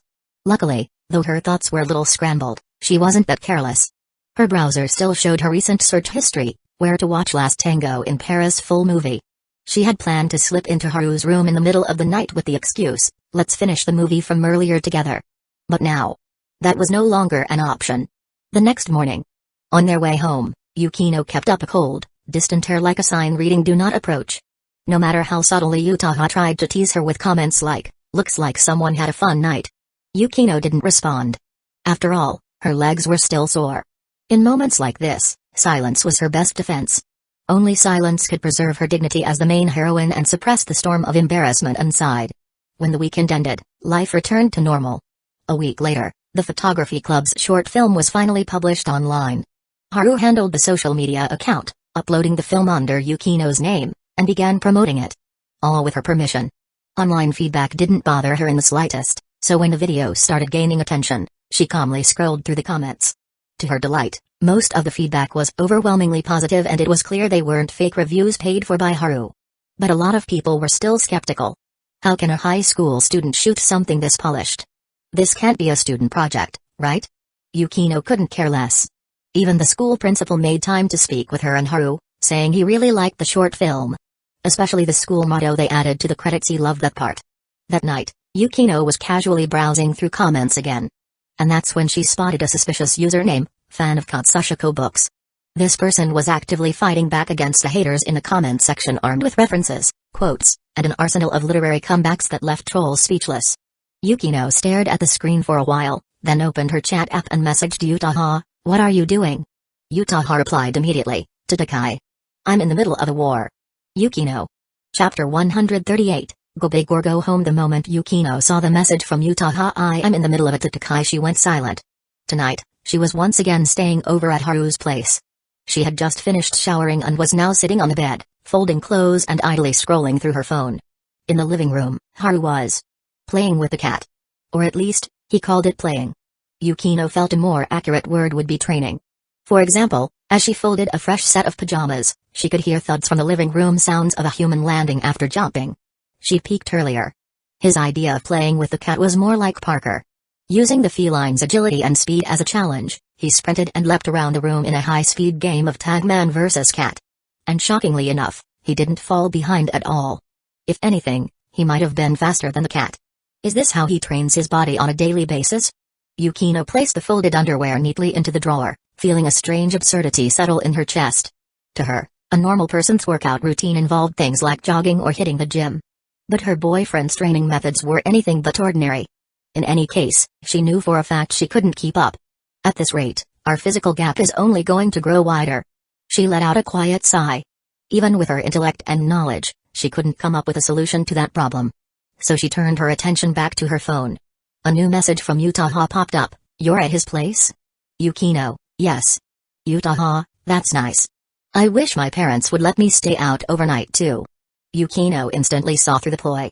A smirk tugged at her lips as her pale, slender fingers flew across the screen. "Yukino, you're not worried about your parents. What you really want is to spend the night at Haru's place." Utaha: "I won't deny it. After all, you do it." Yukino: "Senpai, don't you remember what I told you before? We're different." Utaha: "I remember. But now, I think that statement needs a little revision." Yukino raised an eyebrow. "Revision? What was she playing at? Did she find a new shortcut to steal a lead and lay another trap?" Yukino: "What do you mean by that?" Utaha: "Don't overthink it. I just meant that, at least in one particular area, we both lost at about the same speed." Yukino stared at the chat window, her expression darkening. She knew exactly what area Utaha was referring to. The bed, of course. Then another message came through. "Utaha, ever thought about this? Even if the two of us teamed up, we'd probably still lose. And pretty fast, too." Yukino flushed bright red and began typing furiously, rage coloring every keystroke. "Are you brain dead? What kind of idiotic thought is that?" She didn't even bother calling her senpai anymore. That last message had left too strong of an aftertaste. Her fingers slammed against the screen with unusual force. "Utaha, just a joke. Don't take it so seriously anyway. I'm getting back to my Todokai. I'll come find you two tomorrow night." Elsewhere. Utaha set her phone down, her cheeks slightly flushed, and let out a soft laugh.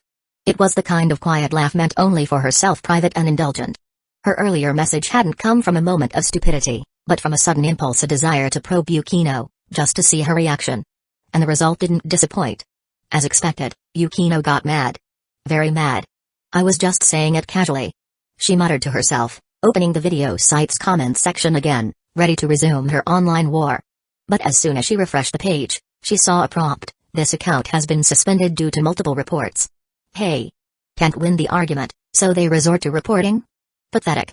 She sneered softly, eyes gleaming with amusement. Utaha let out a cold snort and switched to another account. Katsuhiko's fan number 2 logged in. The next afternoon, Haru made a quick stop at the karate club. He hadn't been around for a while, despite being both a temporary and backup member.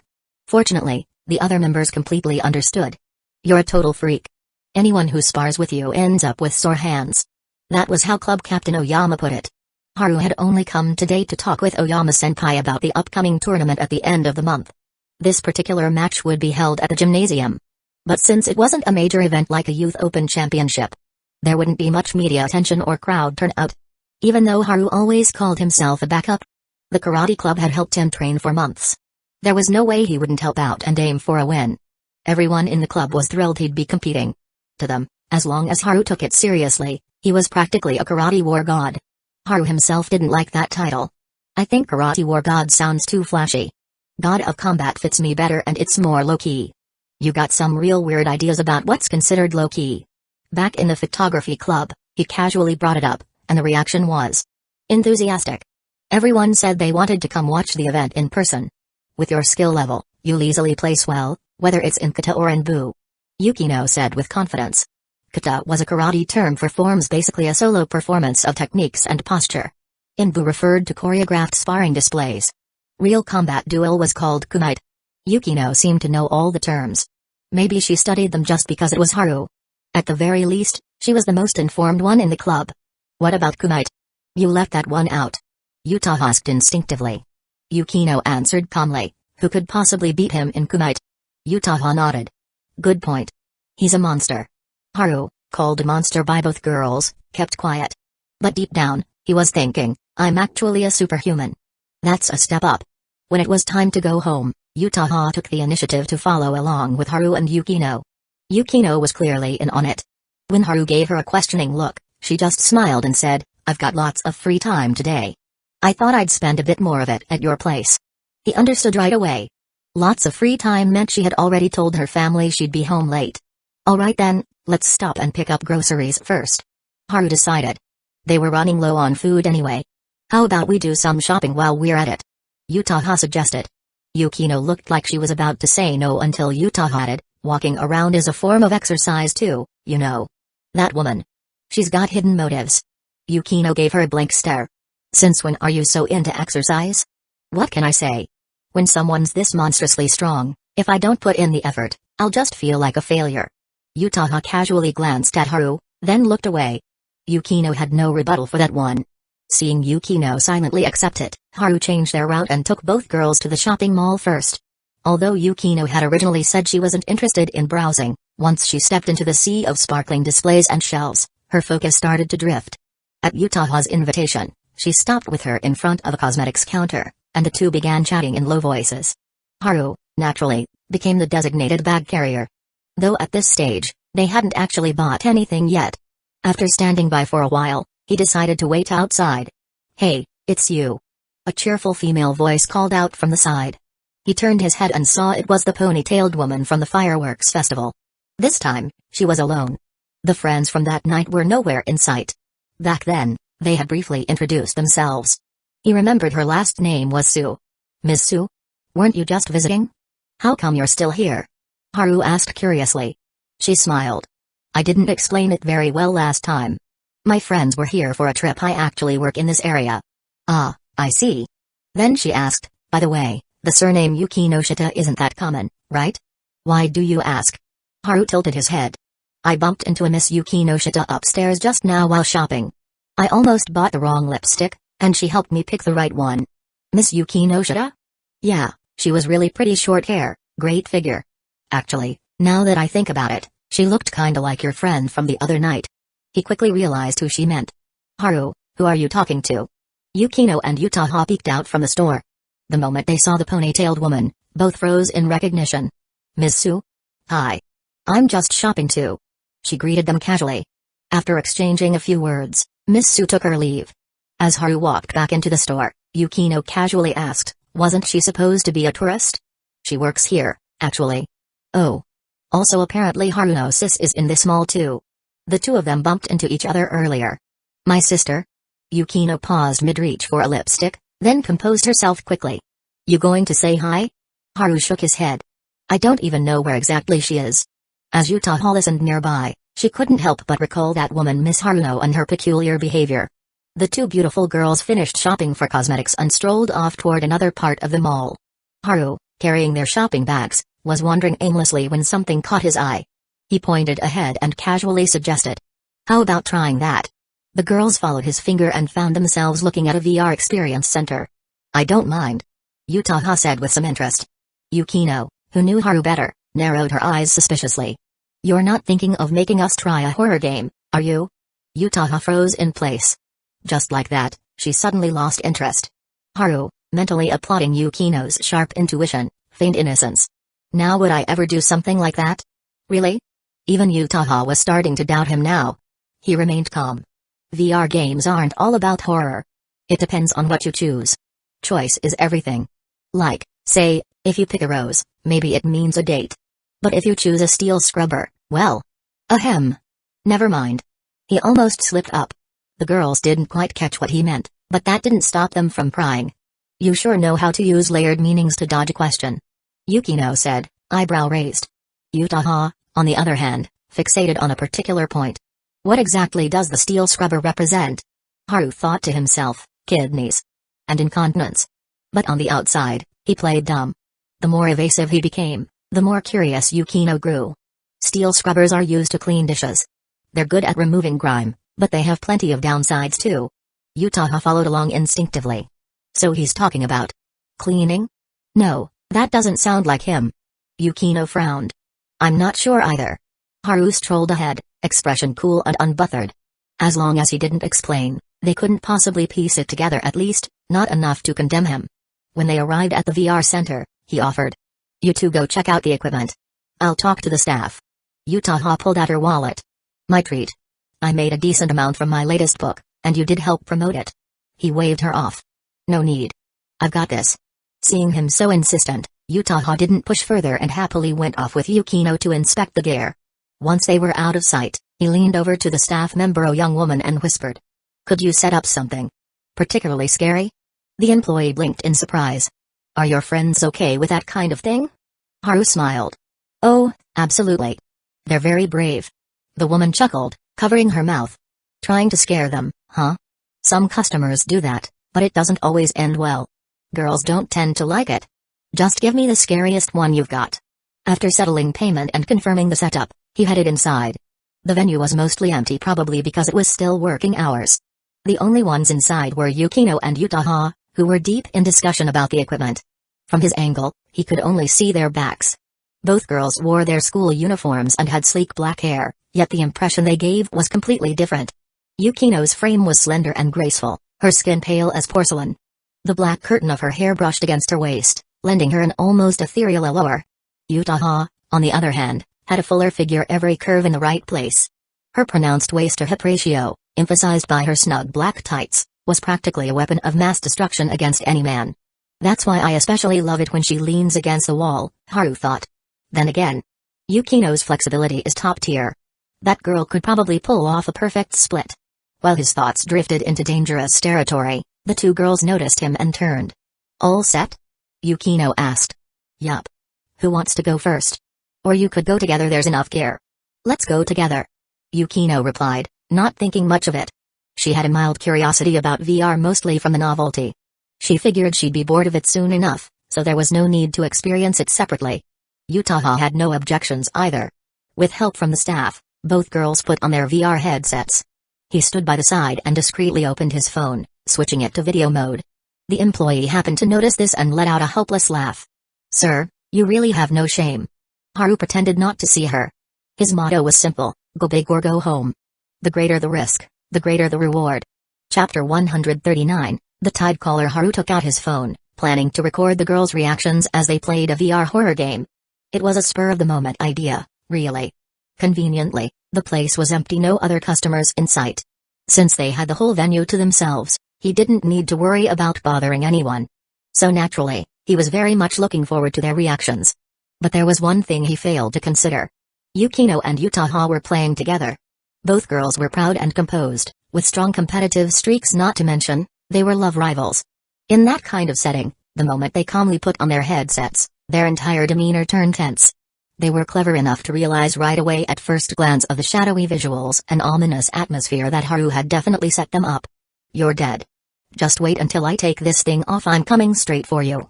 Yukino clenched her small fists. Did Haru specifically choose a horror game? If I give up before Yukinoshita, won't that just prove I'm way behind her again? Yutaha steeled herself, determined not to lose. Her resolve was as unshakable as when she went all out in online flame wars, dead set on silencing the opposition with a flawless argument. So under the watchful eyes of Haru and the staff, both girls kept playing, each one trying to outlast the other. They toughed it out for a full 10 minutes without taking off the headset. From their body language, Haru could tell they'd each been startled at least 5 times.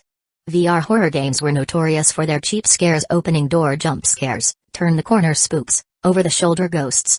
And VR only amplified that fear. But these two? They kept a cool facade the entire time. Even the staff nearby were impressed. Wow, you weren't kidding, sir. They really are brave. I thought you were just pulling a prank on your friends. He gave a sheepish smile and tucked his phone away. You don't see this kind of thing often? Almost never. Even guys who claim they're fearless end up flailing and yelling in there. Good to know. They chatted for a bit while Yukino and Yutaha continued their silent contest of wills. Eventually, Haru decided to step in and end their suffering. He walked over and gently removed their headsets. Whoosh! The moment the gear came off, both girls exhaled at the exact same time, like it had been rehearsed. Then they fixed him with a death glare. As so. What did you think? Was it fun? He put on his best smile, desperate for mercy. Both girls silently wiped the sweat from their foreheads with handkerchiefs, their eyes radiating murder. Sensing danger, Haru spoke quickly. Got it. My turn to play now. Hey. Yukino finally broke her silence with a crisp, cold laugh. Utaha, still dabbing her face, asked, how long did we last?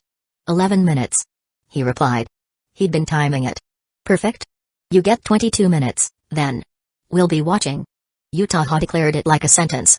Yukino nodded in agreement. The two stepped back to give him room, while the staff helped set up the equipment. Utaha turned to Yukino. You're pretty good at horror games? Yukino dodged the question. That's not what you really want to ask, is it? True. I just didn't expect you to last that long. Didn't you tough it out too? They both knew exactly what the other was thinking. The conversation ended as tensely as it began. But then, their mood lightened. Because Haru also got scared. He was an experienced gamer, and had played his fair share of horror and mystery titles.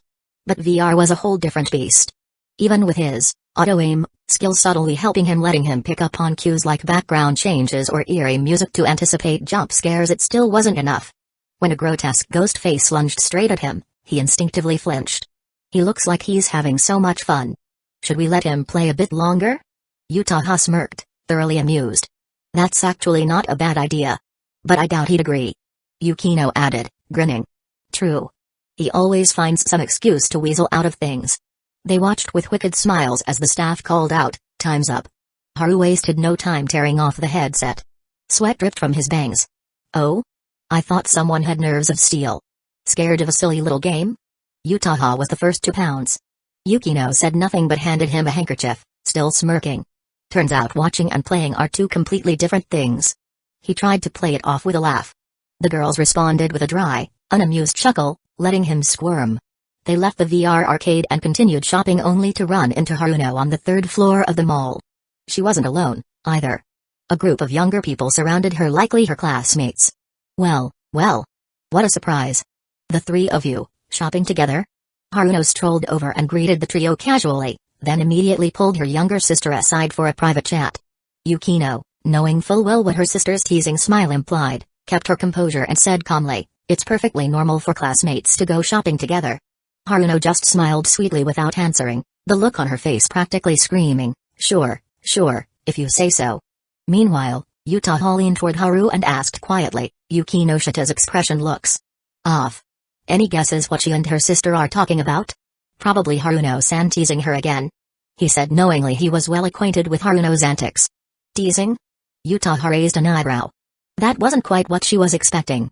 She glanced over, tried reading their lips for a moment, then gave up with a sigh.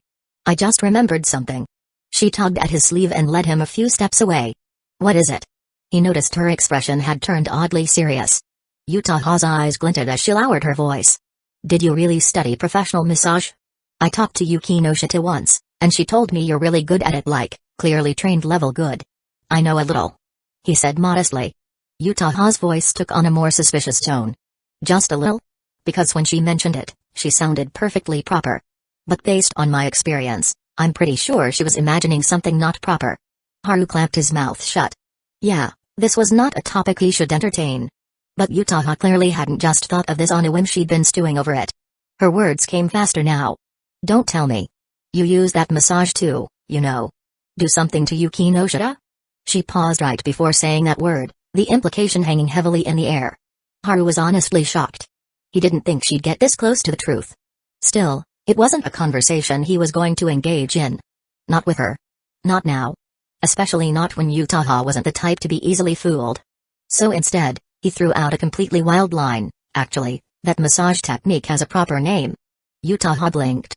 What name? Tide collar. He said, lowering his voice dramatically.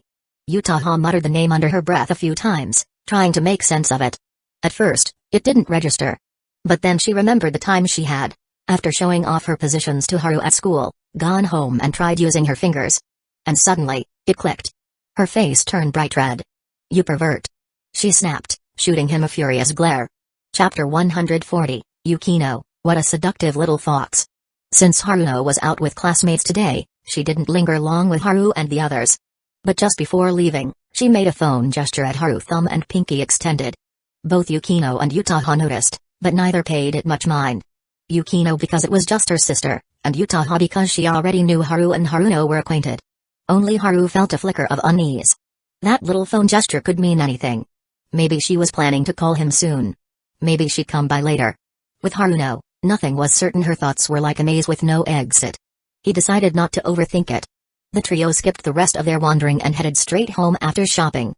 As soon as they were inside, he swapped his shoes for slippers, put on an apron, and started washing vegetables in the kitchen.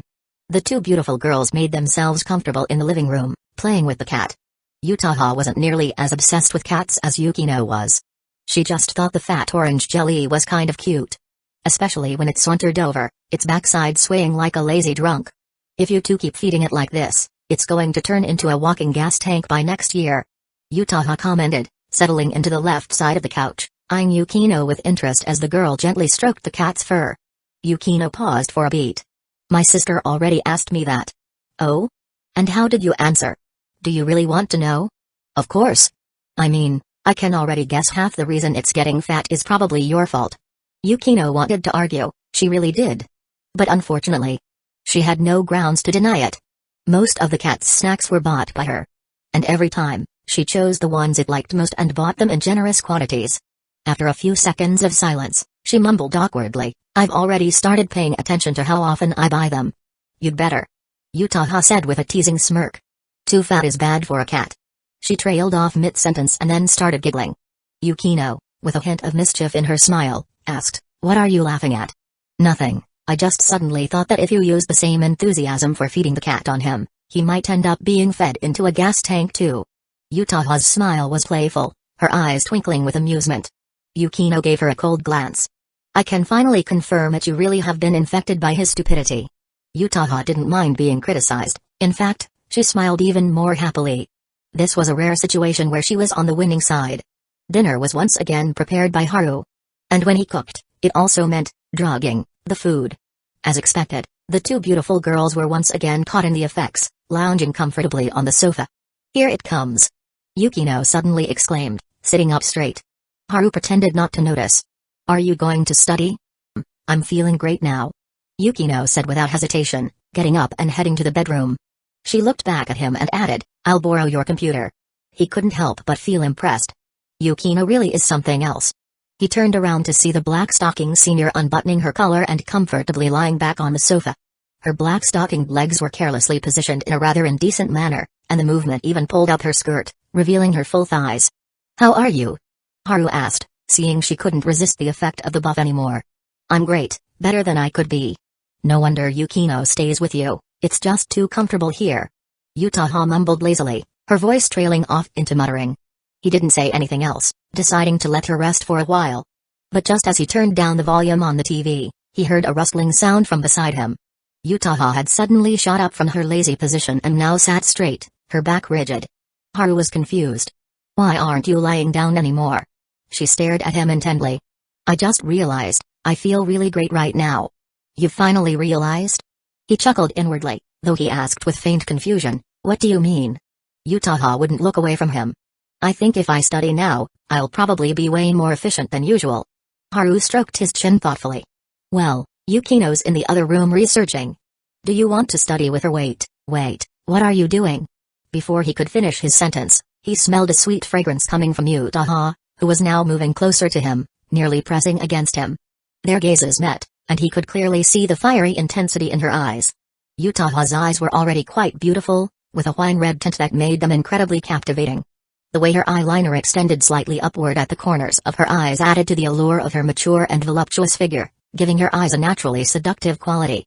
At that moment, her lashes fluttered slightly, and her gaze exuded an almost instinctive charm. These were the kind of eyes that people in films would call peach blossom eyes. Teach me. She said slowly, her lips parting, revealing her deep, longing gaze. He thought she wanted to learn something related to script writing or photography, and smiled as he nodded. Sure, I'll prepare something. Prepare? Utaha blinked innocently, why would you need to prepare? Didn't you say you're a professional when it comes to massage? Eh? He froze for a moment. She continued, I want to learn your massage techniques. Since I'm feeling so good right now, why not teach me? Haru almost lost his composure. So she wants to learn my tied collar technique? It was a stark contrast. While Yukino and Megumi would use the buff to improve their knowledge, Yutaha seemed to want to go down a more unconventional path. "Teach me," she repeated, her voice soft but persistent. Her slippers had long been discarded, and now she was leaning forward, her body moving closer to him. Because she had unbuttoned her collar earlier and was now bending forward, he couldn't help but notice some rather revealing sights. A front-clasp black bra. Haru felt slightly embarrassed.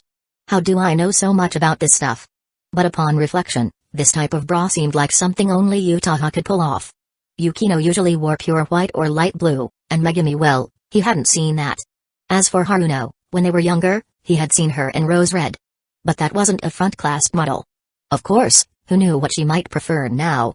Haru, at Yutaha's insistence, decided not to hold back and teach her the technique. To be fair, he was extremely thorough, explaining each step carefully while brushing up on his hypnosis skill. Yutaha quickly got into it. She was well aware that she still wanted to rest and lie down, but as Haru explained the technique, she found herself astonished by just how quickly she was learning. Teaching usually involves two phases, theoretical knowledge and practical application, right? So, doesn't that mean it's time for you to teach me some practical skills? She even knew how to think ahead. He chuckled, "Stop joking. If Yukino walks out and sees you like this, you'll just end up fighting again." "I don't care about her," Yutaha said nonchalantly, her words showing the effects of the sage's buff. After saying that, she leaned back slightly and took a relaxed, unguarded sitting posture. She lifted her leg, and the hem of her uniform skirt rose up, stretching along her black stockings to reveal her long, pale leg. The smooth, rounded thigh, covered by the stockings, gave off an almost blinding allure in that moment. Haru, calm as ever, replied, "If you really want to learn this, we can set up a time next time, and I'll teach both of you together."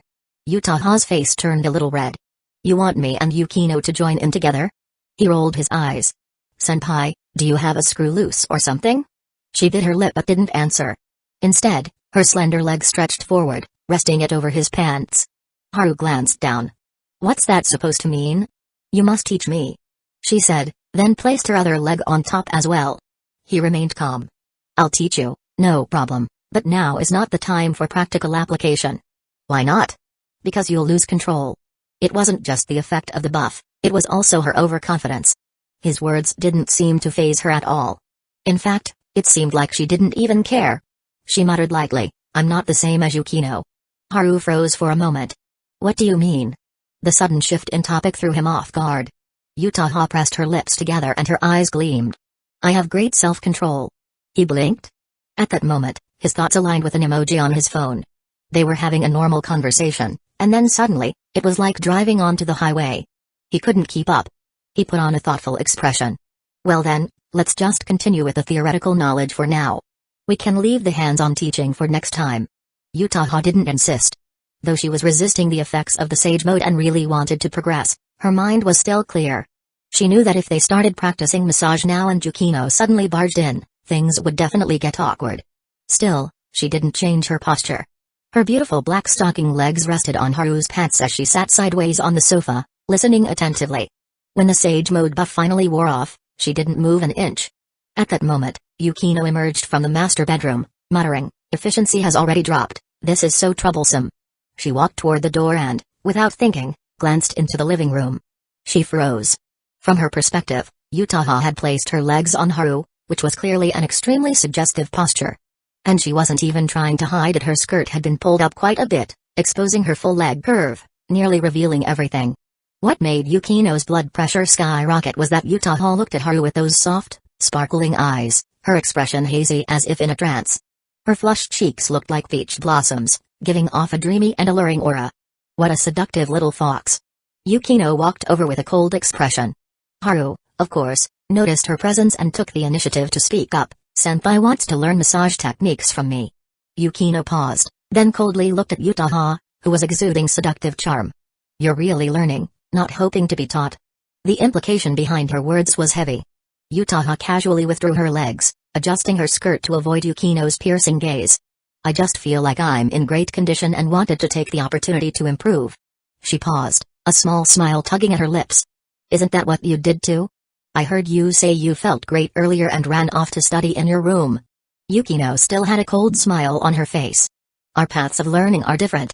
Yutaha gently rested a finger on her soft chin, as if talking to herself. I heard there's a saying in Chinese, a man and a woman working together, and the work becomes easier. Yukino instinctively frowned, about to retort, but Utaha smiled and added, when you're at your best, you should have him help you with your studies, it'll be more efficient. You're using your usual trick to change the subject, that's so despicable, senpai. Yukino was very sharp. Utaha neither admitted nor denied it. Haru just said he could teach both of us at the same time next time.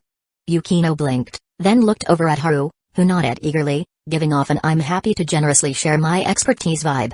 Yukino gave them both an exasperated look. Are you sure this so-called teaching is legitimate? Absolutely legitimate. Haru grabbed the lifeline Utaha tossed him. Yukino didn't bother arguing further. She walked over, scooped up the fat cat that had been lounging on the sofa, and sat back down. Utaha secretly winked at him, as if to say, how's that?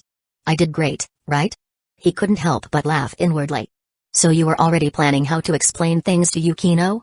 No wonder she insisted on having the hands-on teaching earlier, she was just setting the stage for this moment.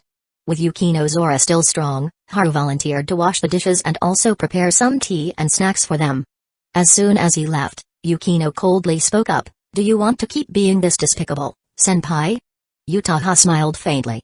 I don't care what others think, as long as the person I like doesn't reject me. Yukino slowed her petting of the cat, her tone unchanged. You've improved a lot. The tension between the two was palpable, each trying to test the other, probing for weaknesses. In the past, Utaha had always used this approach, and each time, she was easily defeated by the battle-hardened Yukino. But this time, her opponent came out with a powerful move right from the start. The words as long as the person I like doesn't reject me, that's all that matters directly revealed her stance, no need for probing, just straight to the point. Unfortunately, similar tactics and strategies were ones Yukino had already encountered from her sister.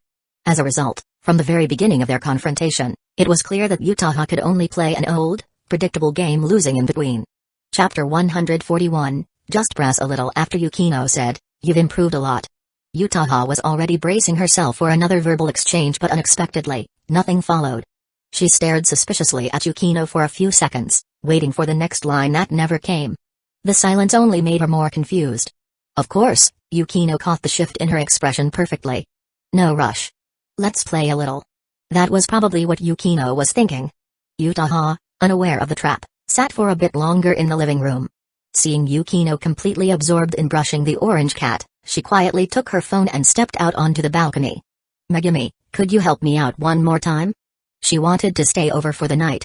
By the time she resolved the matter and returned to the living room, a light smile had appeared on her face. But the moment she sat down, Yukino unexpectedly asked, so, have you come up with a reason for your parents? Utaha was caught completely off guard. Yukino didn't even look up as she continued grooming the cat, calmly saying, then you'd better let Haru know, so he can prepare the guest room. Utaha steadied herself and tested the waters. You don't mind if I stay over? Does it matter if I mind? Yukino shot back. You're right. You're not the type to meddle in others' business. Utaha replied, backing off without pressing further. Yukino finally looked up. Their eyes met. Are you saying you know me that well, senpai? Utaha answered steadily, we've known each other for a while now. I'd say I understand you at least a little. Yukino didn't pursue that topic any further and instead shifted gears without warning. Earlier, you were learning massage techniques from Haru? Utaha hadn't expected that turn, but having been in mental skirmishes with Yukino so many times, she composed herself quickly. Yeah. I actually learned quite a bit. I was hoping we could discuss some of it when you came out. Just discuss? Yukino asked. Utaha gave a faint smile. More precisely, I hoped he could teach both of us together. She still wanted to challenge the so-called perfect girl that Haru always praised. Sure, she'd lost to Yukino before, but that didn't mean she was going to admit defeat. In her mind, as long as they started from the same line, she was confident she'd come out ahead. I refuse. The voice came from the kitchen. It was Haru. Both girls turned their heads in surprise. Haru was taking off his apron and walking over. You were eavesdropping on us? Utaha teased. I don't make a habit of that. He replied, placing the apron aside. I'd just finished up and came out when I heard the word massage. Couldn't help chiming in. Why refuse? Teaching one or two people makes no difference. And I'm sure Yukino's interested too. Utaha said with a laugh. He shook his head. He knew Yukino too well. She had no interest in such silly competitions. I am interested. Yukino suddenly said. Haru froze. Utaha, not knowing Yukino well enough, thought her own suggestion had worked. She turned to him with a grin. You heard her. We're both interested. Haru shot Yukino a look. What are you playing at? Yukino didn't even glance at him. If it were anyone else, this would have meant guilt. But with Yukino, it meant she was hiding something. He couldn't figure it out, so he simply asked, You're both really interested? Yukino answered calmly. As long as you teach seriously, I'll attend the lesson with senpai. Yutaha unconsciously puffed out her chest. This is it. My chance. There was no way Yukino could be better than her at massages. Something's wrong. Very wrong. Haru could swear on his life Yukino was plotting something. But the clues were too few. He couldn't work it out yet. All he could do was agree for now and look for an opening. Soon after, Yutaha brought up staying the night. Seeing Yukino's nonchalant reaction, he figured they had already came to an agreement. He stood and said, Then you two take the master bedroom. I'll sleep in the guest room. Neither of the girls objected. After prepping the room, he brought over a new set of toiletries and a bathrobe. Then Yukino asked, How much of the theory did you teach senpai? All of it, more or less. She picks things up quickly. He replied honestly. Yukino remained composed. Then she and I are about the same. You've learned too? Haru didn't recall ever teaching her. Yutaha also looked over, curious. Yukino met their gazes calmly. After you gave me that massage, I looked up a lot of material online myself. Haru blinked. So basically, you're both only missing the hands-on part. Then tonight's the perfect time. Yutaha said instantly. She was determined to prove herself. Yukino gave her a sidelong glance and nodded. Then senpai can go first. No problem. I'll go get cleaned up. Yutaha didn't hesitate. She picked up the bath kit and headed to the bathroom. The moment she left, Haru leaned toward Yukino and asked quietly, What are you up to? I want you to figure that out with your own brain. She replied. He raised his hands in frustration. You're not even giving me a hint. How am I supposed to deduce anything? Then just focus on the hands-on teaching. She said, and added, And I mean proper teaching. Don't do anything weird. She still remembered all too well how he'd left her limp and breathless last time with his massage. That memory alone warranted a warning.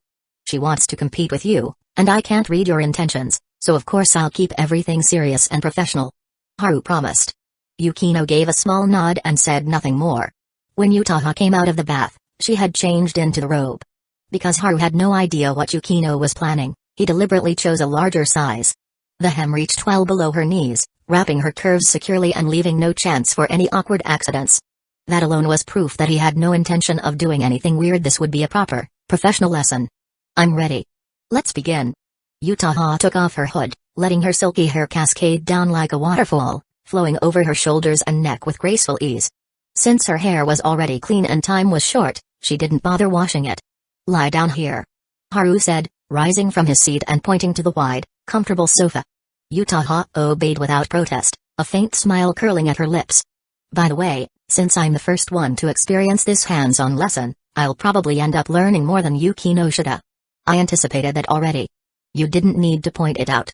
Yukino replied coolly. Seeing the two had stopped bickering, Haru put on a serious face. Then, the professional session by Tokyo's King of Massage begins now. No one responded. Unfazed, he pulled up a chair and sat down on the left side of the sofa, positioning himself to start with Yutaha's legs. Yukino, meanwhile, had set down the orange cat in her lap and was now seated properly, legs together, posture upright, clearly ready to observe seriously. But beneath that composed exterior, her left hand slid discreetly to her thigh. She pulled out her phone and, with a few practice taps, started recording. She had first-hand experience with Haru's massage skills. Even if he kept everything proper and professional, the effects were still unpredictable. Despite her strong self-control and calm mind, she had completely melted under his hands. And Yutaha? There was no way she'd fare any better. This kind of once-in-a-lifetime footage, how could she not capture it? Yukino kept her expression straight, doing her best not to smirk. So the senior wants to challenge me head-on? Fine. I'll just unleash my secret weapon, Amamiya Haru. A single massage, and she's done for. She thought her movements had been perfectly concealed. Unfortunately for her, Haru had a cheat skill, auto-aim. Not only did it help him find the most pleasurable pressure points with surgical precision during a massage, it also let him observe his surroundings in ridiculous detail. When he caught a glimpse of Yukino's little maneuver, it all clicked instantly. So that's what she's after, trying to catch the senpai at her weakest. No wonder she didn't give a single hint earlier. Naturally, he didn't call her out. I'm going to start now, he said, his expression solemn, radiating the air of a true massage professional. Okay. Yutaha replied softly, closing her eyes to focus fully on the experience. And in the very next moment a surprised gasp escaped her lips the instant Haru gently wrapped his hands around her petite foot. Just from that one touch, her toes curled tightly, straining upward with tension. Her smooth arch tensed as well, and the fine texture of her skin became visible beneath the light overhead. Her soft, pale foot almost seemed to glow, like a delicate pink pearl under the spotlight. Senpai, please relax. Haru stayed focused, aware that Yukino was observing closely, and Yutaha was also ready to compete. He decided to put on the most professional demeanor he could muster. I know. Yutaha replied, exhaling softly, her cheeks flushing with heat. She didn't look at Yukino, knowing full well the other girl was likely laughing at her right now. It was just so embarrassing she hadn't expected that when Haru's warm palms made contact with her feet, she'd involuntarily let out a pleased sound. And, as expected, her guess was right. Yukino's face was indeed twisted with amusement. She didn't bother to hide it. The camera from her phone, positioned just above her thigh, zoomed in on Yutaha's flushed face. How embarrassing, senpai. Yukino thought, her grin widening. Haru's professional massage continued. His fingers pressed gently on Yutaha's delicate foot, and immediately, her breathing grew heavier. Before the practical session began, Yukino had intentionally lowered the volume on the TV, making Yutaha's every breath sound unusually clear. Generally speaking, using the fingers or palms to apply steady, slow pressure in a straight line is the most common technique in massage. This method helps alleviate discomfort from fatigue and also promotes circulation.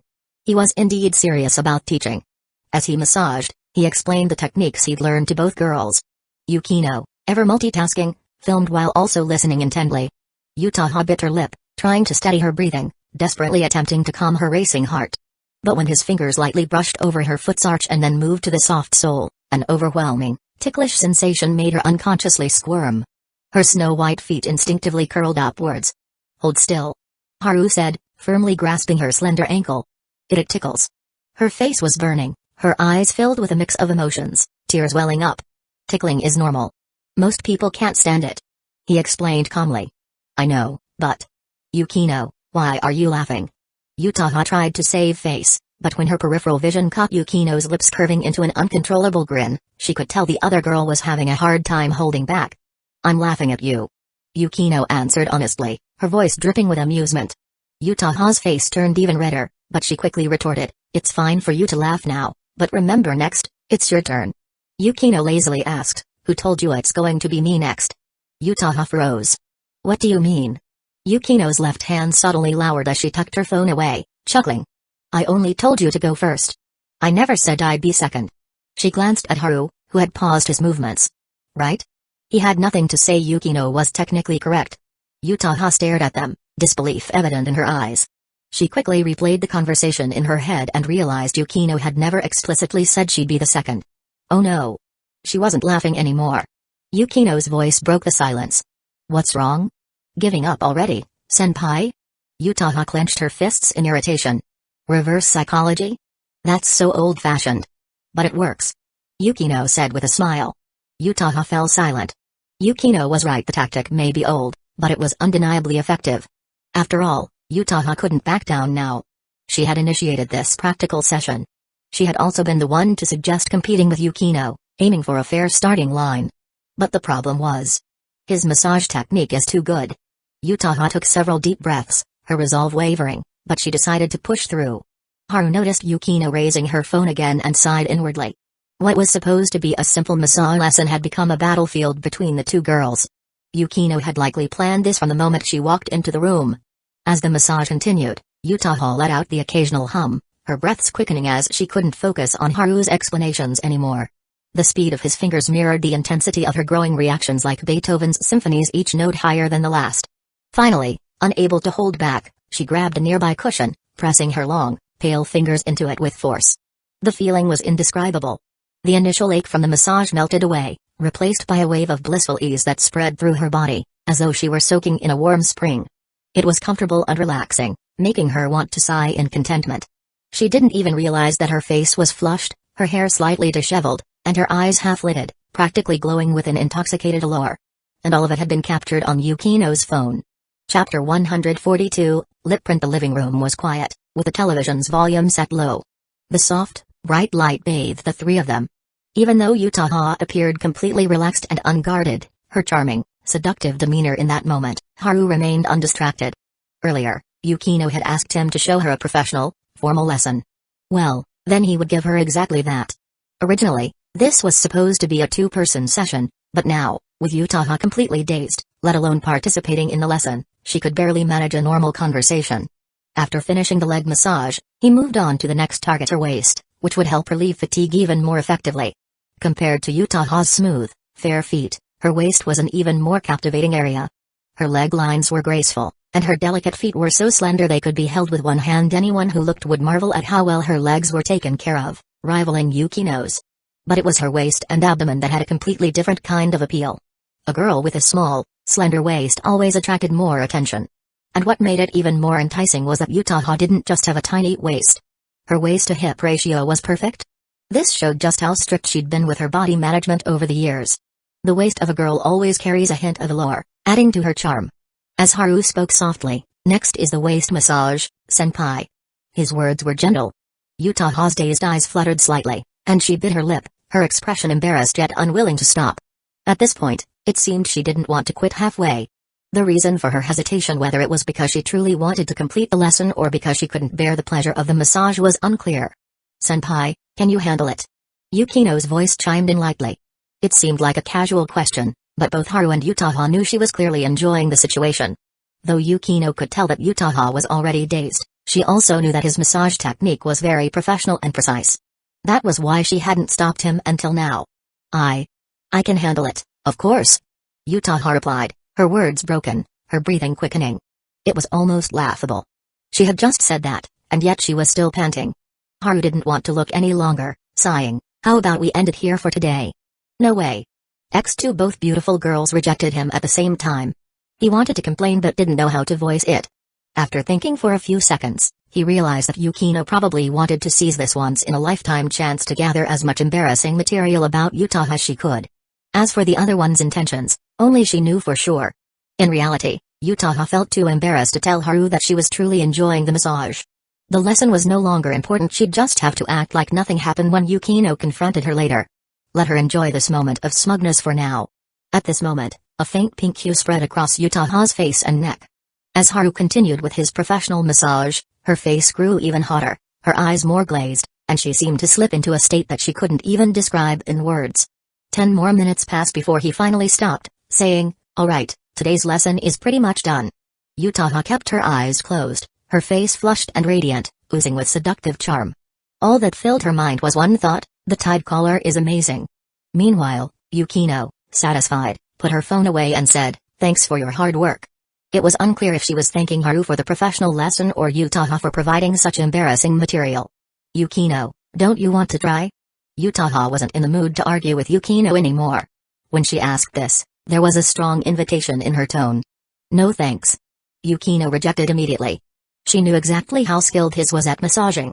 If she lay down, she'd probably be knocked out within minutes. She wasn't willing to take that risk and end up being the one giving Yutaha blackmail material. "Really?" Yutaha sat up, feeling completely relaxed and comfortable. "Well, you're passing up a chance to enjoy this." Yukino suddenly spoke, "Senpai, your collar." Yutaha froze, lowering her head, only to realize that her bathrobe had slipped open. And she wasn't wearing any undergarments underneath. Her face turned crimson, and she immediately realized that it must have been the result of the comfortable massage earlier, as she had shifted positions several times. Haru instantly sensed two gazes on him. Unhurried, he stood up without looking sideways. "Shouldn't we take a break after playing for a while?" X2 both beautiful girls responded in unison.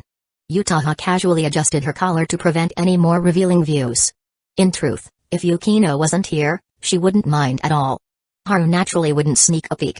If he wanted to see, he could look openly and without hesitation. Like the popular joke from before, the enemy feels embarrassed, and I'll strip them naked. Yukino was pleased with his calm demeanor. At 10:30 p.m., the three of them returned to their respective rooms.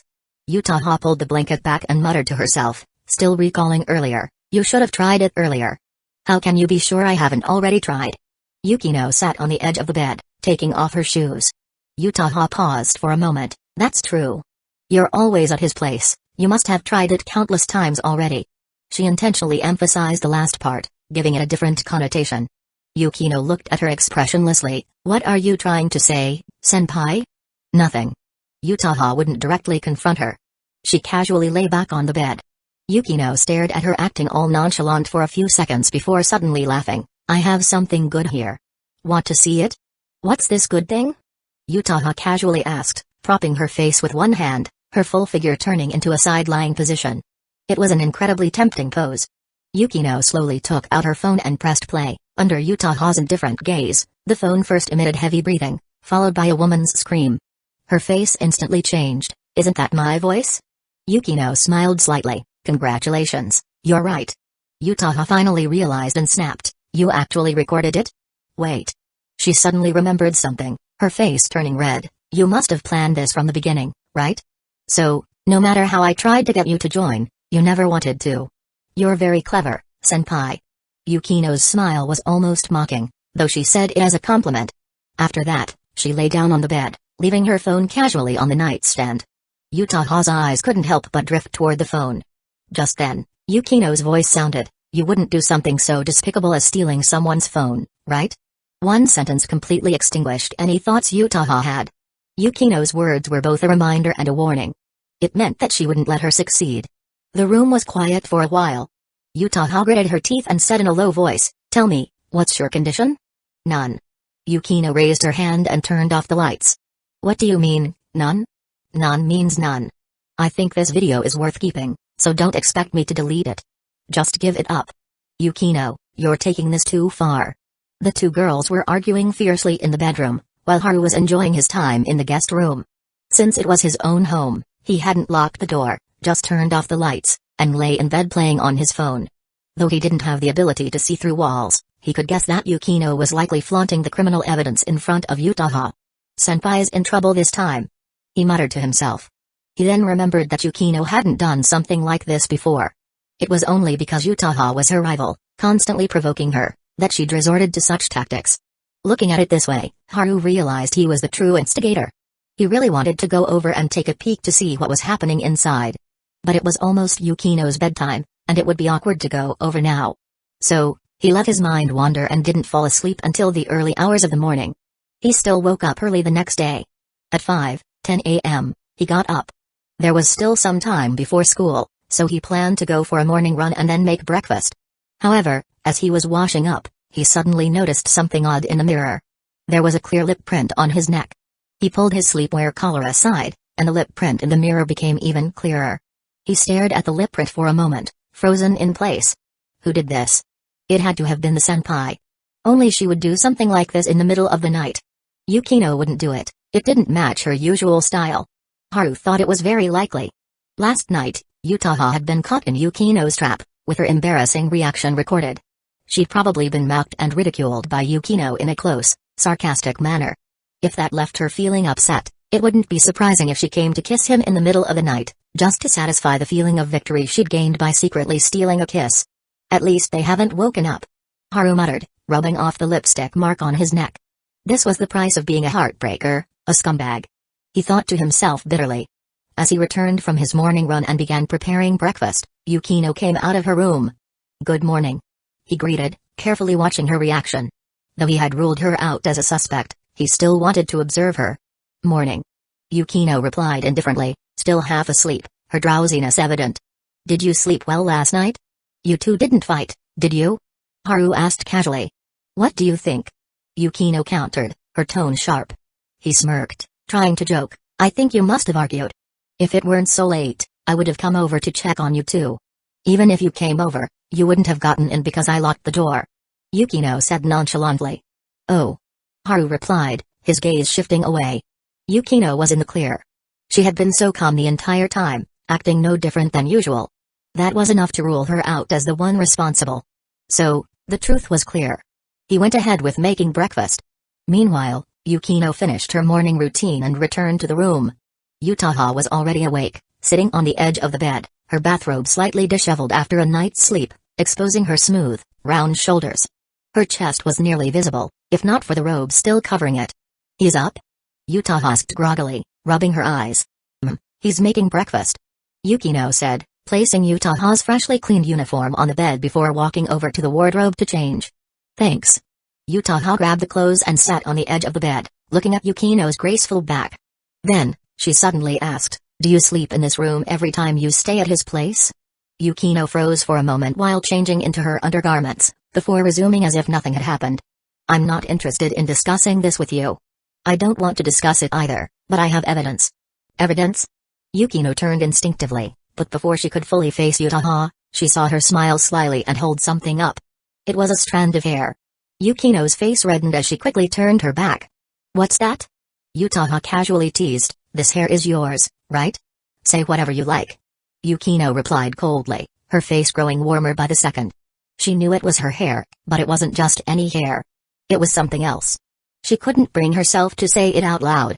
While Utaha went to the bathroom, Yukino quickly went over to the table, picked up the hair, and threw it in the trash. She had destroyed the evidence. The two girls eventually joined Haru in the living room for breakfast.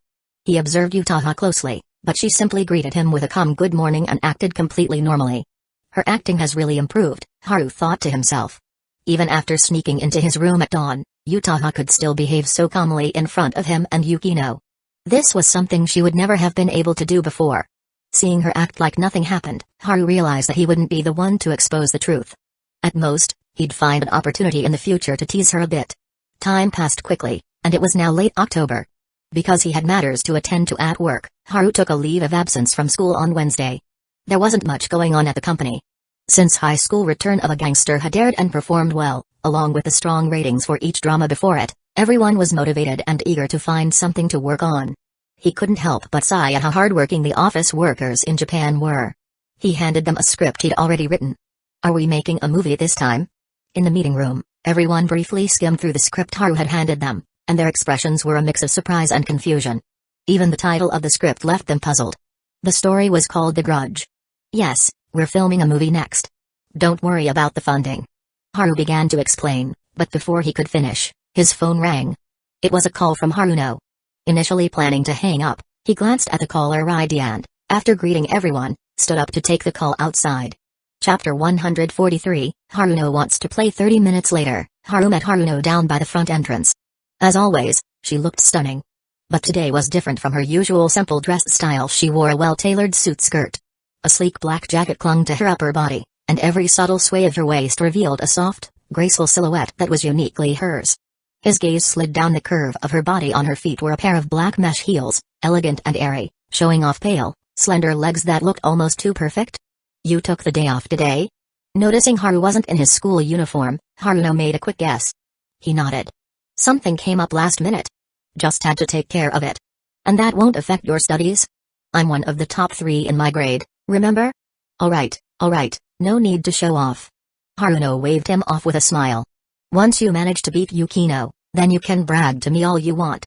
She laughed again, then asked, so, are you busy now? No, I just wrapped things up. Perfect. Come shopping with me.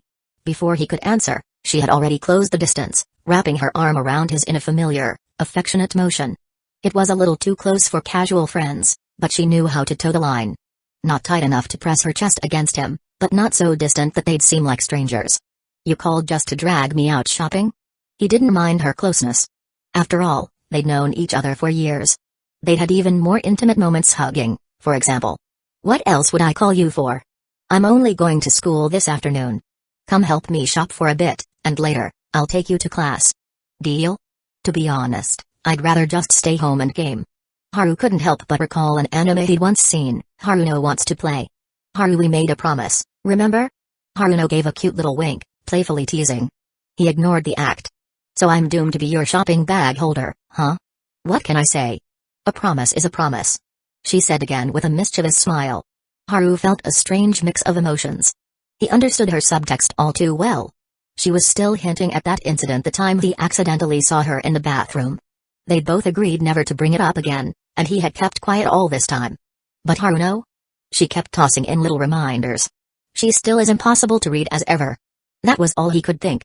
Since it was still early, the mall was quiet when they arrived, most of the shops free from crowds. Haruno actually seemed to enjoy the emptiness. Arm in arm, she dragged Haru from the cosmetics store to the bag section.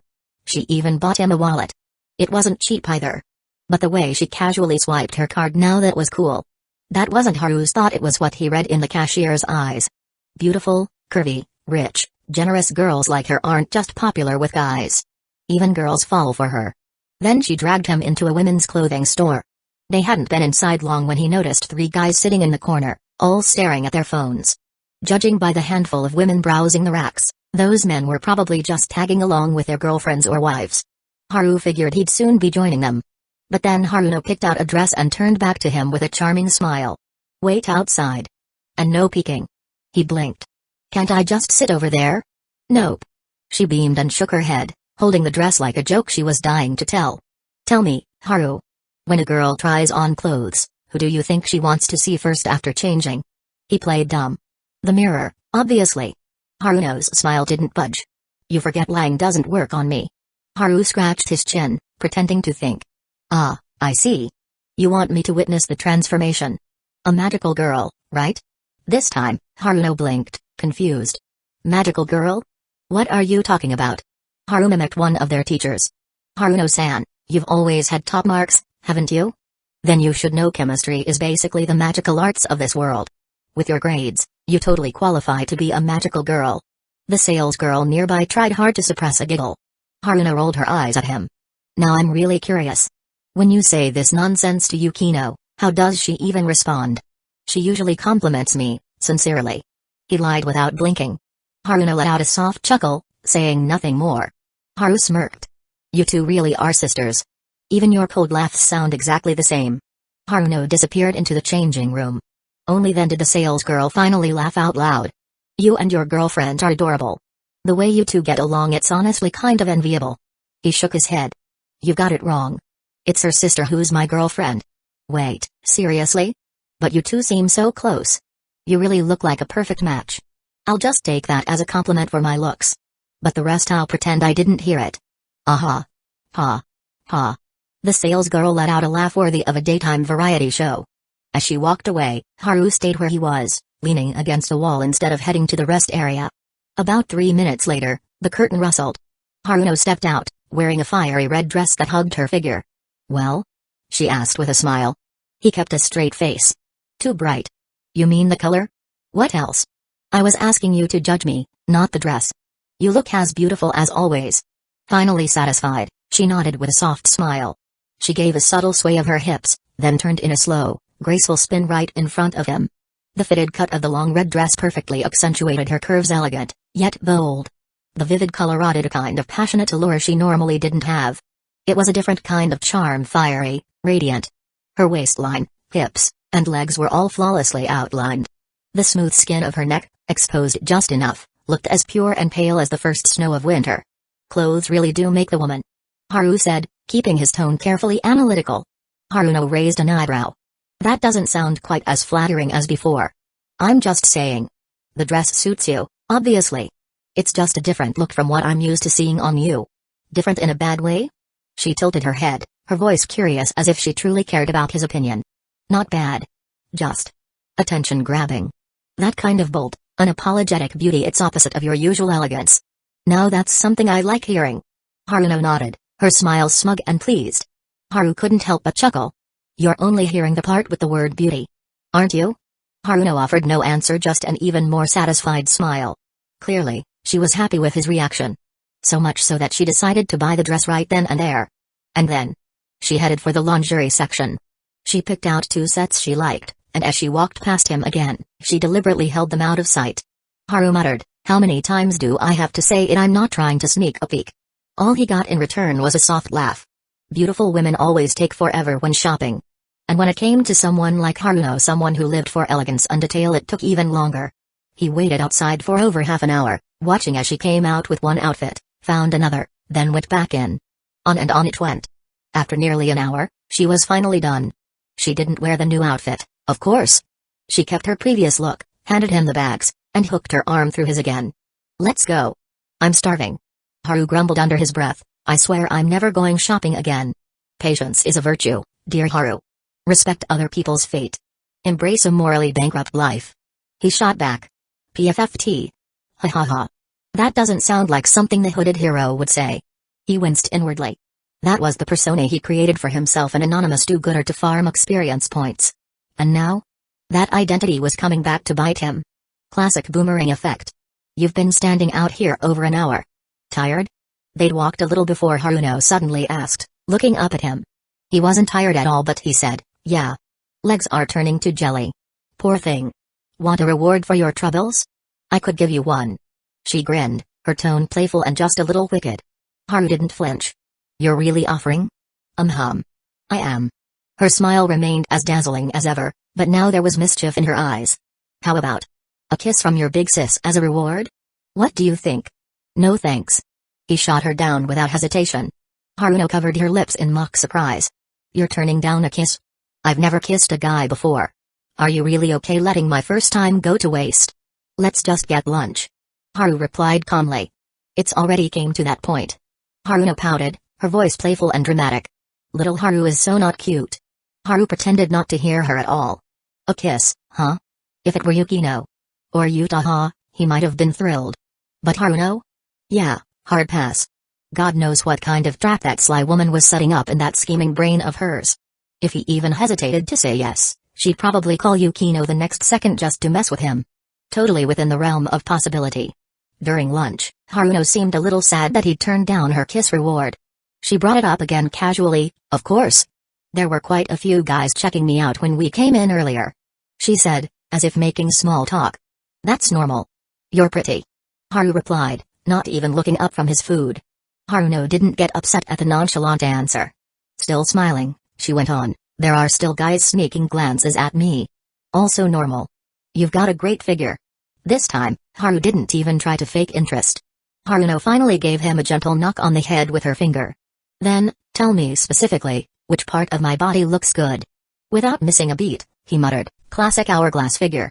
Haruno's smile froze, a visible question mark almost popping up above her head. Hourglass. She imagined the shape of an actual hourglass and frowned. Did he just say my body looks weird? In truth, Haru meant that smooth S-curve, her narrow waist and the way her hips flared out below. It was hands down her most seductive feature. But right now, he was focused on eating. Explaining? Not worth the effort. Chapter 144, Haruno's thoughts after lunch. Haru continued accompanying Haruno as they strolled through the city. They passed a shopping mall, and he noticed her glancing inside several times. Thinking she might want to go in again, he said, no way, Haruno-san, you wanna shop again? If she planned to spend another hour browsing, he might as well head to the nearby arcade and wait. What's with that face? Haruno chuckled at his tone, her white teeth flashing. Relax. I'm done shopping. I still need to take you to my university later. Then she added, I just remembered something my mom said. Not long ago, someone tried to rob the gold store in there. Oh right, I saw that on the news too. Didn't they already catch the guy? Yeah, they did.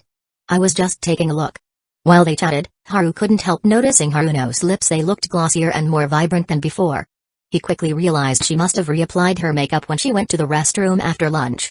Not surprising. Haruno was always put together, meticulous about her image. Out of everyone he knew, she probably cared the most about appearances. But once that thought crossed his mind, he remembered the lipstick mark that had been on his neck days ago. He had been paying close attention lately, and Utaha hadn't shown a hint of suspicion. Whether chatting in the clubroom or talking outside school, she acted completely normal. That alone was impressive. Her acting and mental resilience had seriously leveled up. No slip-ups even after all this time. After a while, Haruno tugged him into a car, and they actually did head to university. It wasn't class time yet, but Haruno still gave him a little campus tour, occasionally waving or responding to greetings from students passing by. Boyfriend? Oh no, he's my little sister's boyfriend. Handsome. Of course he is. My sister's got great taste, learned from the best, me. Haruno handled the gossip and nosy questions like a seasoned actress. Haru simply played along. When they reached a classroom, it was already half full. At the front stood a gray-haired male teacher giving a lecture.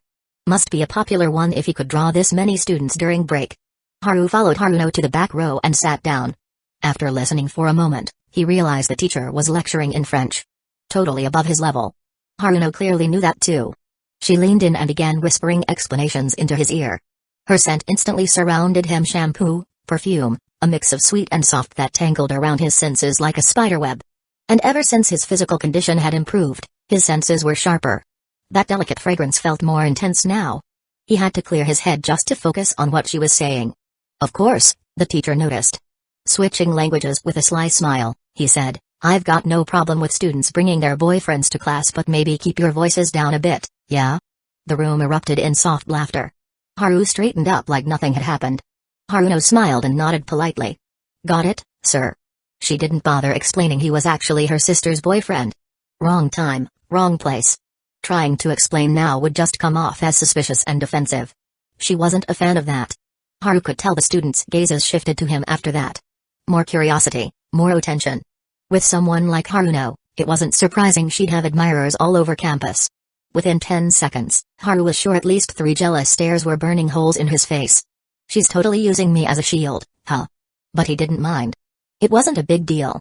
With Haruno helping interpret, he eventually realized the lecture was on Pride and Prejudice, delivered entirely in French. A while later, the teacher scanned the room with a warm gaze that stopped right on Haruno and Haru. Miss Yukinoshita, would your boyfriend mind reading a passage for us?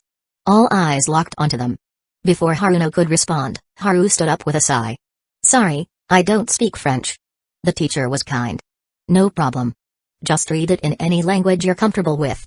Haruno's eyes lit up. She gently tapped Haru's hand and mouthed the words, Spanish. She knew he'd studied it with Yukino. That look on your face, are you just here to stir things up? He had a hunch she just wanted to watch the show. As for whether it was to see him shine on stage, he wasn't so sure. How about I write it out instead? He didn't like reading aloud in front of crowds. The teacher nodded, still smiling. Haru didn't borrow a book from anyone. Instead, he gave Haruno a look that said, Happy now? Her smile bloomed like a flower. Under a room full of curious gazes, Haru walked to the blackboard and picked up a piece of chalk. His calm, direct manner of doing things made even the teacher pause. Everyone looked at the board, blinking. That's Spanish.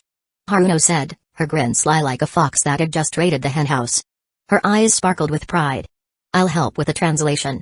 I'd appreciate that. The teacher replied with surprise. Haru had acted so fast that even he hadn't seen it coming. What's more, the teacher didn't actually know Spanish himself. While Haru kept writing on the board, Haruno began translating. Vanity and pride are different things, though the words are often used synonymously. A person may be proud without being vain. Pride relates more to our opinion of ourselves, vanity to what we would have others think of us. Listening to her smooth, clear voice, Haru kept writing, but his mind was spinning. So I was wrong? Haruno was genuinely helping him stand out? But why? He paused for a moment, started a new line, and wrote, It is not others who deceive us, it is often our own vanity. Women always assume that when a man compliments them, there must be something more behind it. Haruno's voice faltered for just a second during the translation. Haru didn't miss it. Yup. She does want me in the spotlight. Now what kind of game are you playing, Haruno-san? After finishing the lines that had left a lasting mark on his memory, Haru set the chalk down. He gave a small nod to the stunned teacher, then quietly returned to his seat. The way people looked at him had clearly changed. The gazes that once burned with jealousy were now laced with something else, complicated, uncertain emotions. Haru didn't pay them any attention. Instead, he casually glanced at Haruno and froze. She was resting her face in her hands, gazing at him with a radiant smile. A smile that bloomed like fireworks. Her eyes practically sparkled like melted sugar. He immediately grew suspicious. She was definitely plotting something again. Best to play it safe, stay still and let the chaos pass. The two of them only stayed for a single class. Just to be cautious and to stop Haruno from dragging him into any more trouble, he suggested they leave early. I'm coming with you, she said without hesitation. You're skipping the rest of your classes? They're not that important anyway. That one line shut down every counter-argument Haru had prepared. They walked along the sidewalk outside the school. Haruno watched the stream of pedestrians pass by, seemingly unaware of Haru's sideways glance full of suspicion. Then, as if speaking to the wind, she murmured. You know, I've always wondered, Yukino tries so hard to catch up to you. So what does she feel when you outshine her right in front of her? He gave her a blank look. Seriously? That's what this is about? Isn't that reason enough? She turned toward him, and the breeze caught her short hair, tossing the thin bangs across her forehead and sending strands fluttering around her cheeks. With the gentle wind and the subtle smile blooming on her lips, there was something inexplicably beautiful about her in that moment. Haru couldn't help but think right now, Haruno really looked like a girl. But beneath that charming smile, what was she really thinking? Chapter 145, Utaha submitting. Please have mercy. In the end, Haru never did get the truth out of Haruno. And he was sure, absolutely sure, she hadn't been honest with him. They had known each other for over 10 years. Even if her tricks were elaborate and layered with lies and half-truths, he still knew her. At least a little. After all, their battles of wits had started way back in elementary school. He still remembered when she used the excuse "let's all go swimming together" to invite him and Yukino to the Yukinoshita family's private pool. Back then, Haruno wasn't the polished, expressionless trickster she was now. Her poker face hadn't fully developed. She was still young, her deceptions a little clumsy, her reactions still readable. So when he realized her real goal wasn't swimming, but snapping a photo of his bare butt with a camera, he struck first, pushing her into the pool while she was still strapped into her life jacket. As a bonus, he tossed her a float ring afterward. He still remembered how her cheeks flushed red with fury, while Yukino stood on the edge of the pool, stunned into silence, eyes wide in disbelief. "Hello? I'm saying goodbye here, and you're spacing out?" At the school gate, Haruno purposely spoke in a dissatisfied tone, interrupting Haru's thoughts. "I was just thinking about the past," he said, smiling nostalgically. "Oh? Were you thinking about me? You figured that out, huh? Of course, we've known each other since we were little. Come on, tell me. What were you thinking about? I'm curious too." "About that time you tricked me into going to the pool." As soon as he said that, Haruno immediately showed an expression of regret. "That time was really unfortunate. You, of all people, showed your bad side and actually pushed me into the water." "That was clever." Haru defended himself. "If I didn't act first, I would have been the one pushed in. Who knows? You might have even taken my pants off." Haruno burst into laughter. "You remember that so clearly?" "You're right, I was planning to take a photo of you with no pants on. I was even thinking of using it to embarrass you for the rest of your life, but unfortunately, you weren't playing along." Talking about the past, her gaze softened. At least for this moment, she was no longer the faceless Haruno who wore a mask. All her emotions were sincere. Haru looked at her soft smile and laughed too. "I've always been clever. Not to brag, but that's what my mom always says." "TCH, using Auntie's words against me, huh?" After chatting for a while, the two of them parted ways. At that moment, the wind blew gently. In Haru's line of sight, Haruno's long dress swayed with the breeze, her hair fluttering in the air. Her skirt covered her calves, so there was no need to worry about any wardrobe malfunctions. On the other hand, a few girls nearby, whose skirts were shorter, squealed and hurriedly covered their skirts. Haruno, seemingly aware of the situation, pressed down her messy hair and turned to face Haru. Seeing him still standing there, she smiled gently. "You should head back soon." "All right." Haru nodded and turned to leave. This time, it was Haruno who stayed behind, watching his retreating figure. A girl who happened to know Haruno came over, holding her skirt down, and curiously asked, "Haruno, is that your boyfriend? He's much better looking than the guys who usually chase after you at the university." Haruno smiled and shook her head. "He's my sister's boyfriend." "Eh? Really? I heard he made quite a scene earlier, speaking Spanish at your encouragement, and then stayed with you at the school gate for a while. It spread that quickly?" "Of course, you're really popular." At that compliment, Haruno just smiled. Popular?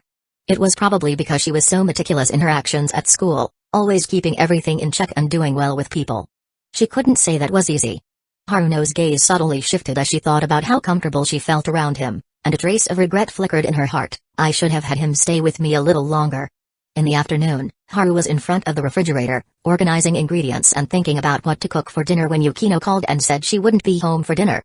Haru casually asked, and that's when he found out that Yukino was going to visit a filming set with Utaha to observe and learn. That caught him by surprise. Just a few days ago, they had been arguing non-stop. How were they already able to go out together again? Soon after, Yukino sent a message that cleared up Haru's confusion. Yukino had sent a picture. It was a screenshot from a social media app. The conversation in the chat was between Yukino and Utaha. "Yukino, if you make me angry again, I'll consider editing that video and sending it to the photography club members." "Utaha, I've been good, please spare me." Reading the contents of the picture, Haru almost laughed out loud. "So this is how you handled her, huh? But with her competitive nature, she's probably just being temporarily submissive." Yukino had the same thought. Both of them knew that Utaha wouldn't give up so easily. Even if Yukino put up a sign that said "I've been good, please spare me," Utaha would likely give Yukino the middle finger as she raised the sign. With only him at home, he didn't feel like putting much thought into what to have for dinner. He figured he'd just make a couple of simple dishes and call it a day. That was his plan until Megumi sent him a message asking if it was convenient for her to come over. She wanted to visit.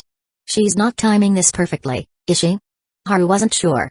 Yukino had just told him she wouldn't be home for dinner, and now Megumi was asking to visit.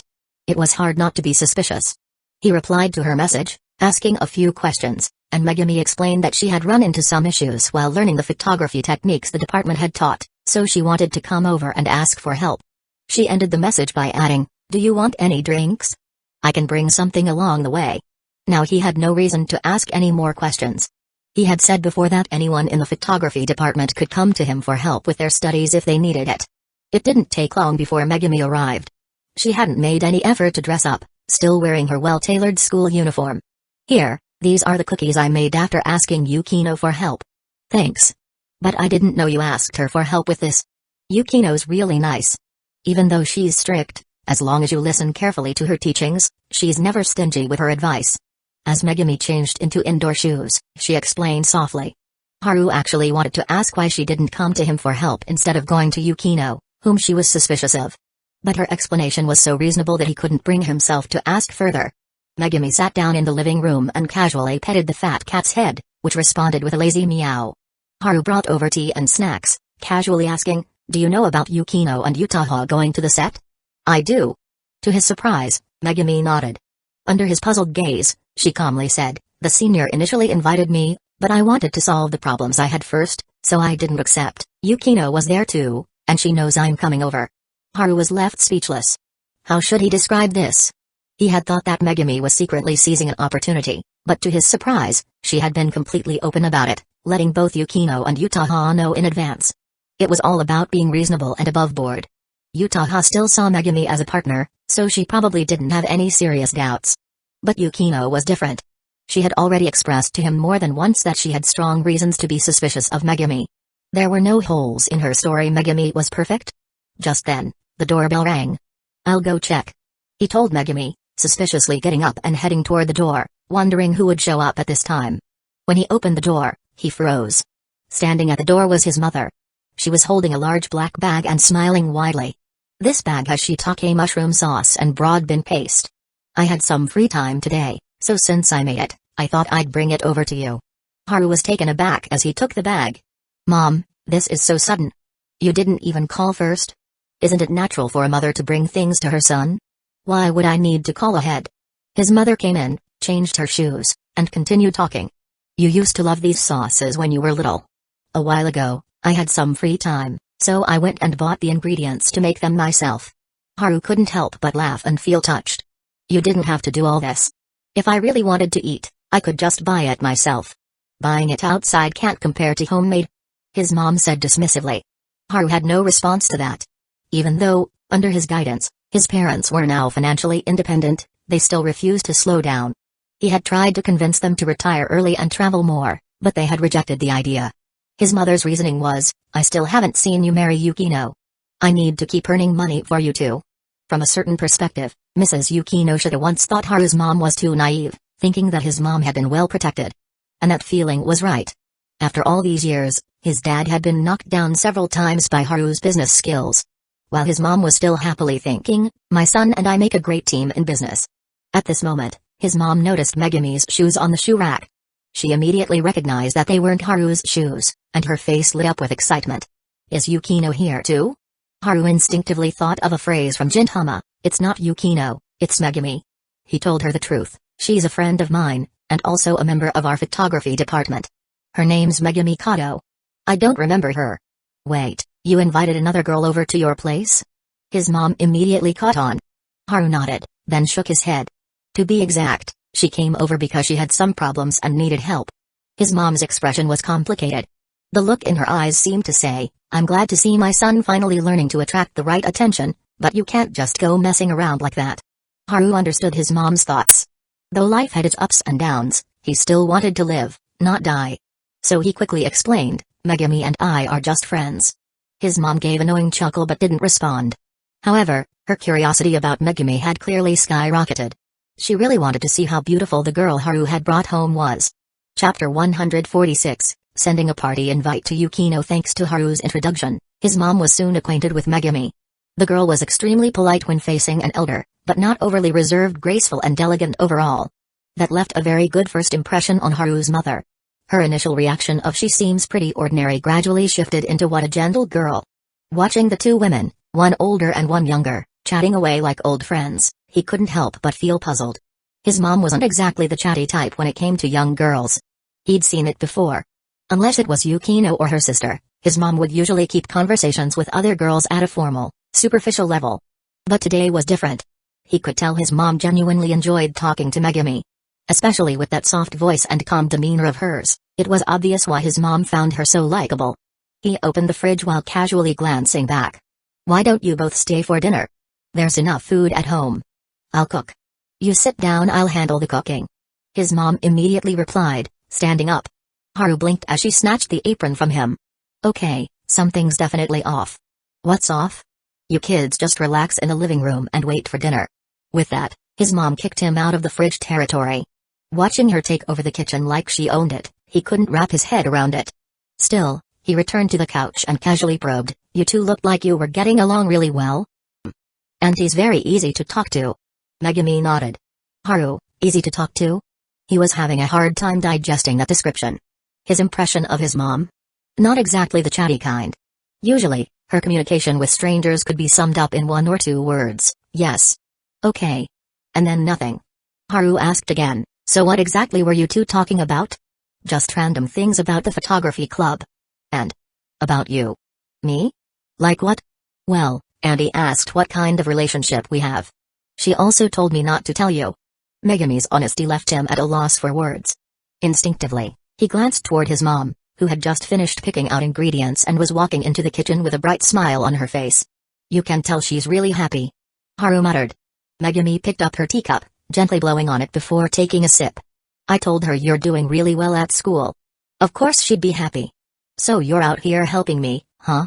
Haru joked. "Looks like I owe you a thank you gift." Hearing that, Megumi set her teacup down, blinking innocently. "What are you going to get me?" That was just a figure of speech. "You actually want something? If you're offering, why would I say no?" "Fair point. Hard to argue with that logic." Then, lowering her voice a little, Megumi added, "By the way, Auntie doesn't know you're the hooded hero yet, does she?" "Nope. I don't want her worrying too much. If she ever found out, she wouldn't be able to sleep at night," Haru admitted. Megumi hummed softly and sensibly dropped the subject. Still, Haru got the feeling she was genuinely pleased, even if she was trying not to show it too much. After sitting in the living room for a while, Haru figured it wasn't right to let his mom handle everything alone, especially since she rarely came over. He turned to Megumi and excused himself before heading into the kitchen to help out. Since he wasn't the one cooking tonight, he wouldn't be triggering any sage mode this time around. While washing vegetables, Haru casually asked, "Mom, you seem to like Megumi a lot?" His mom smiled warmly as she deftly chopped the ingredients. "Yeah. She's a wonderful girl. At first I thought she was pretty ordinary, but the more I talked to her, the more I noticed she's actually very pretty, and she's got a good figure too."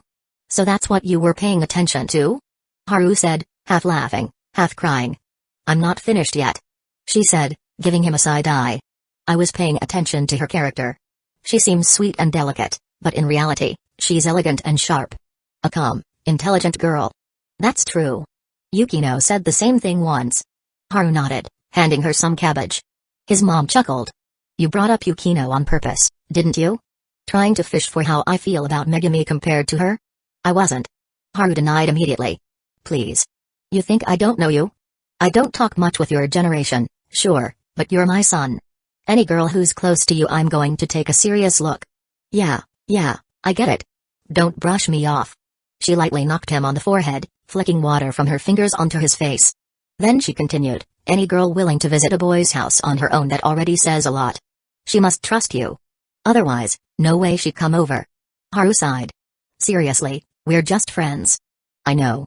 I'm just saying girls like her are rare. You should treasure that friendship.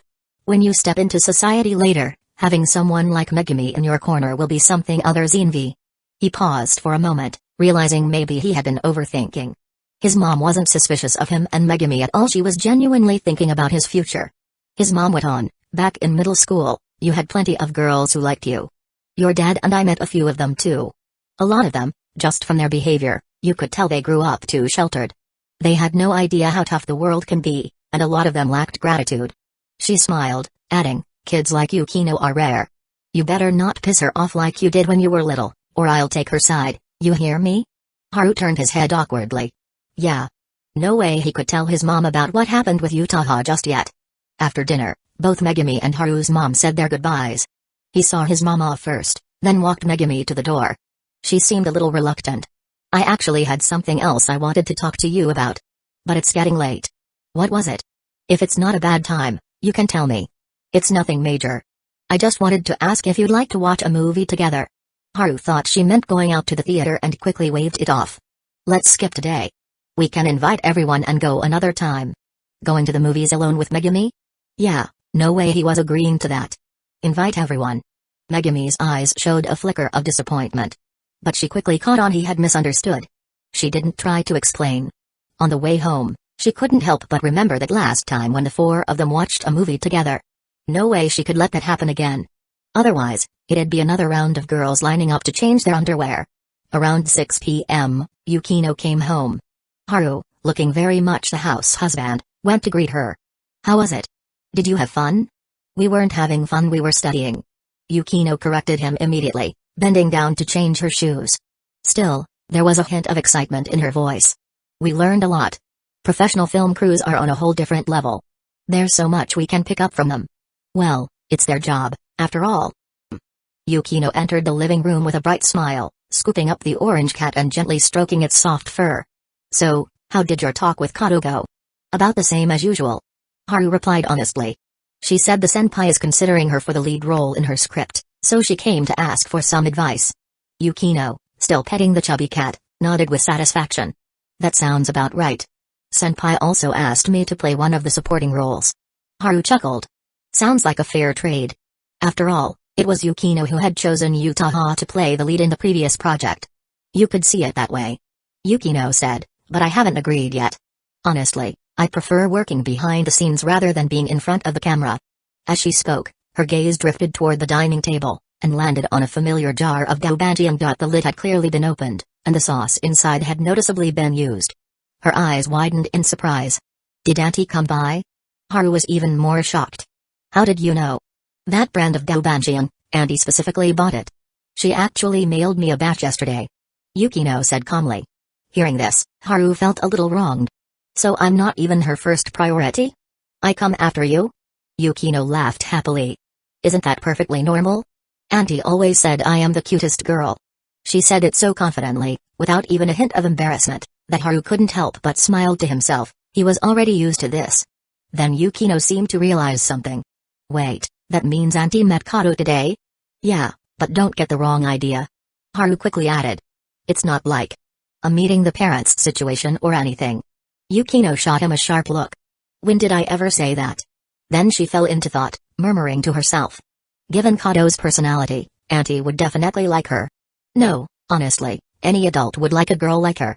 Lifting her head, she looked at Haru more seriously than before. "Did Auntie say anything else?" Haru straightened up and said solemnly. "She said I'm still lacking in emotional experience, and that it'd be good if you could help broaden my horizons a little." Yukino. Haru, pretending nothing had happened, casually changed the subject. "So, what did you and the senpai talk about?" "I don't want to tell you," Yukino said bluntly, giving him a look.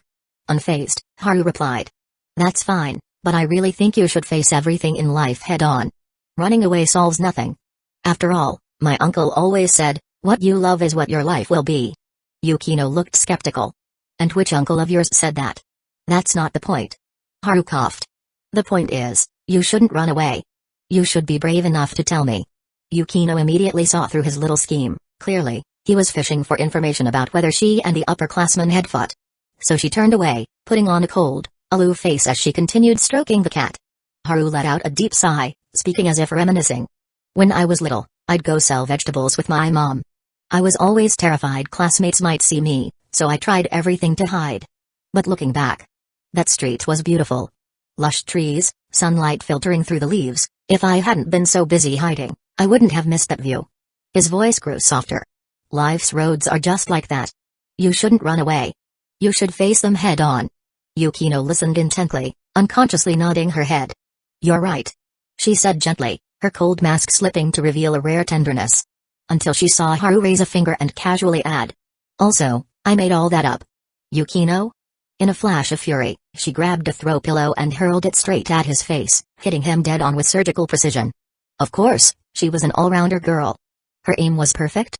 Still not satisfied, she grabbed a second pillow, but this time, before she could throw it, Haru was already on the move.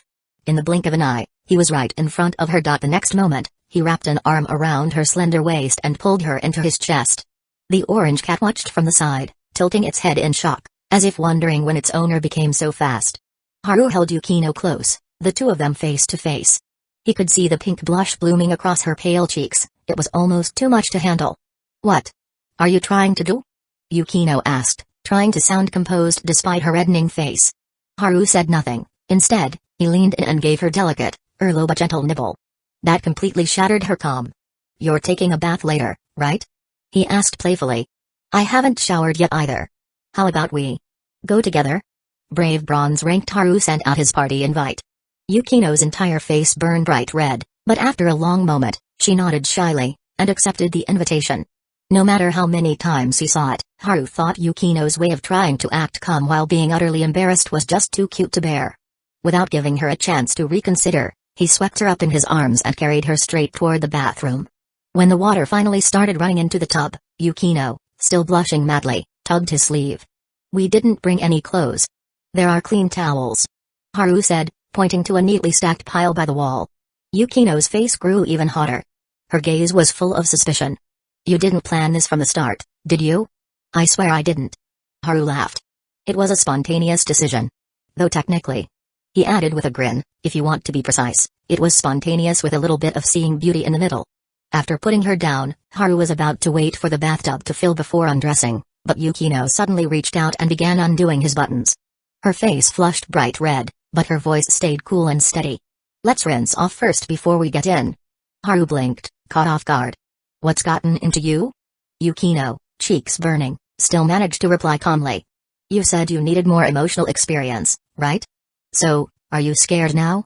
She went straight for the attack. Haru smiled. Of course he wasn't scared.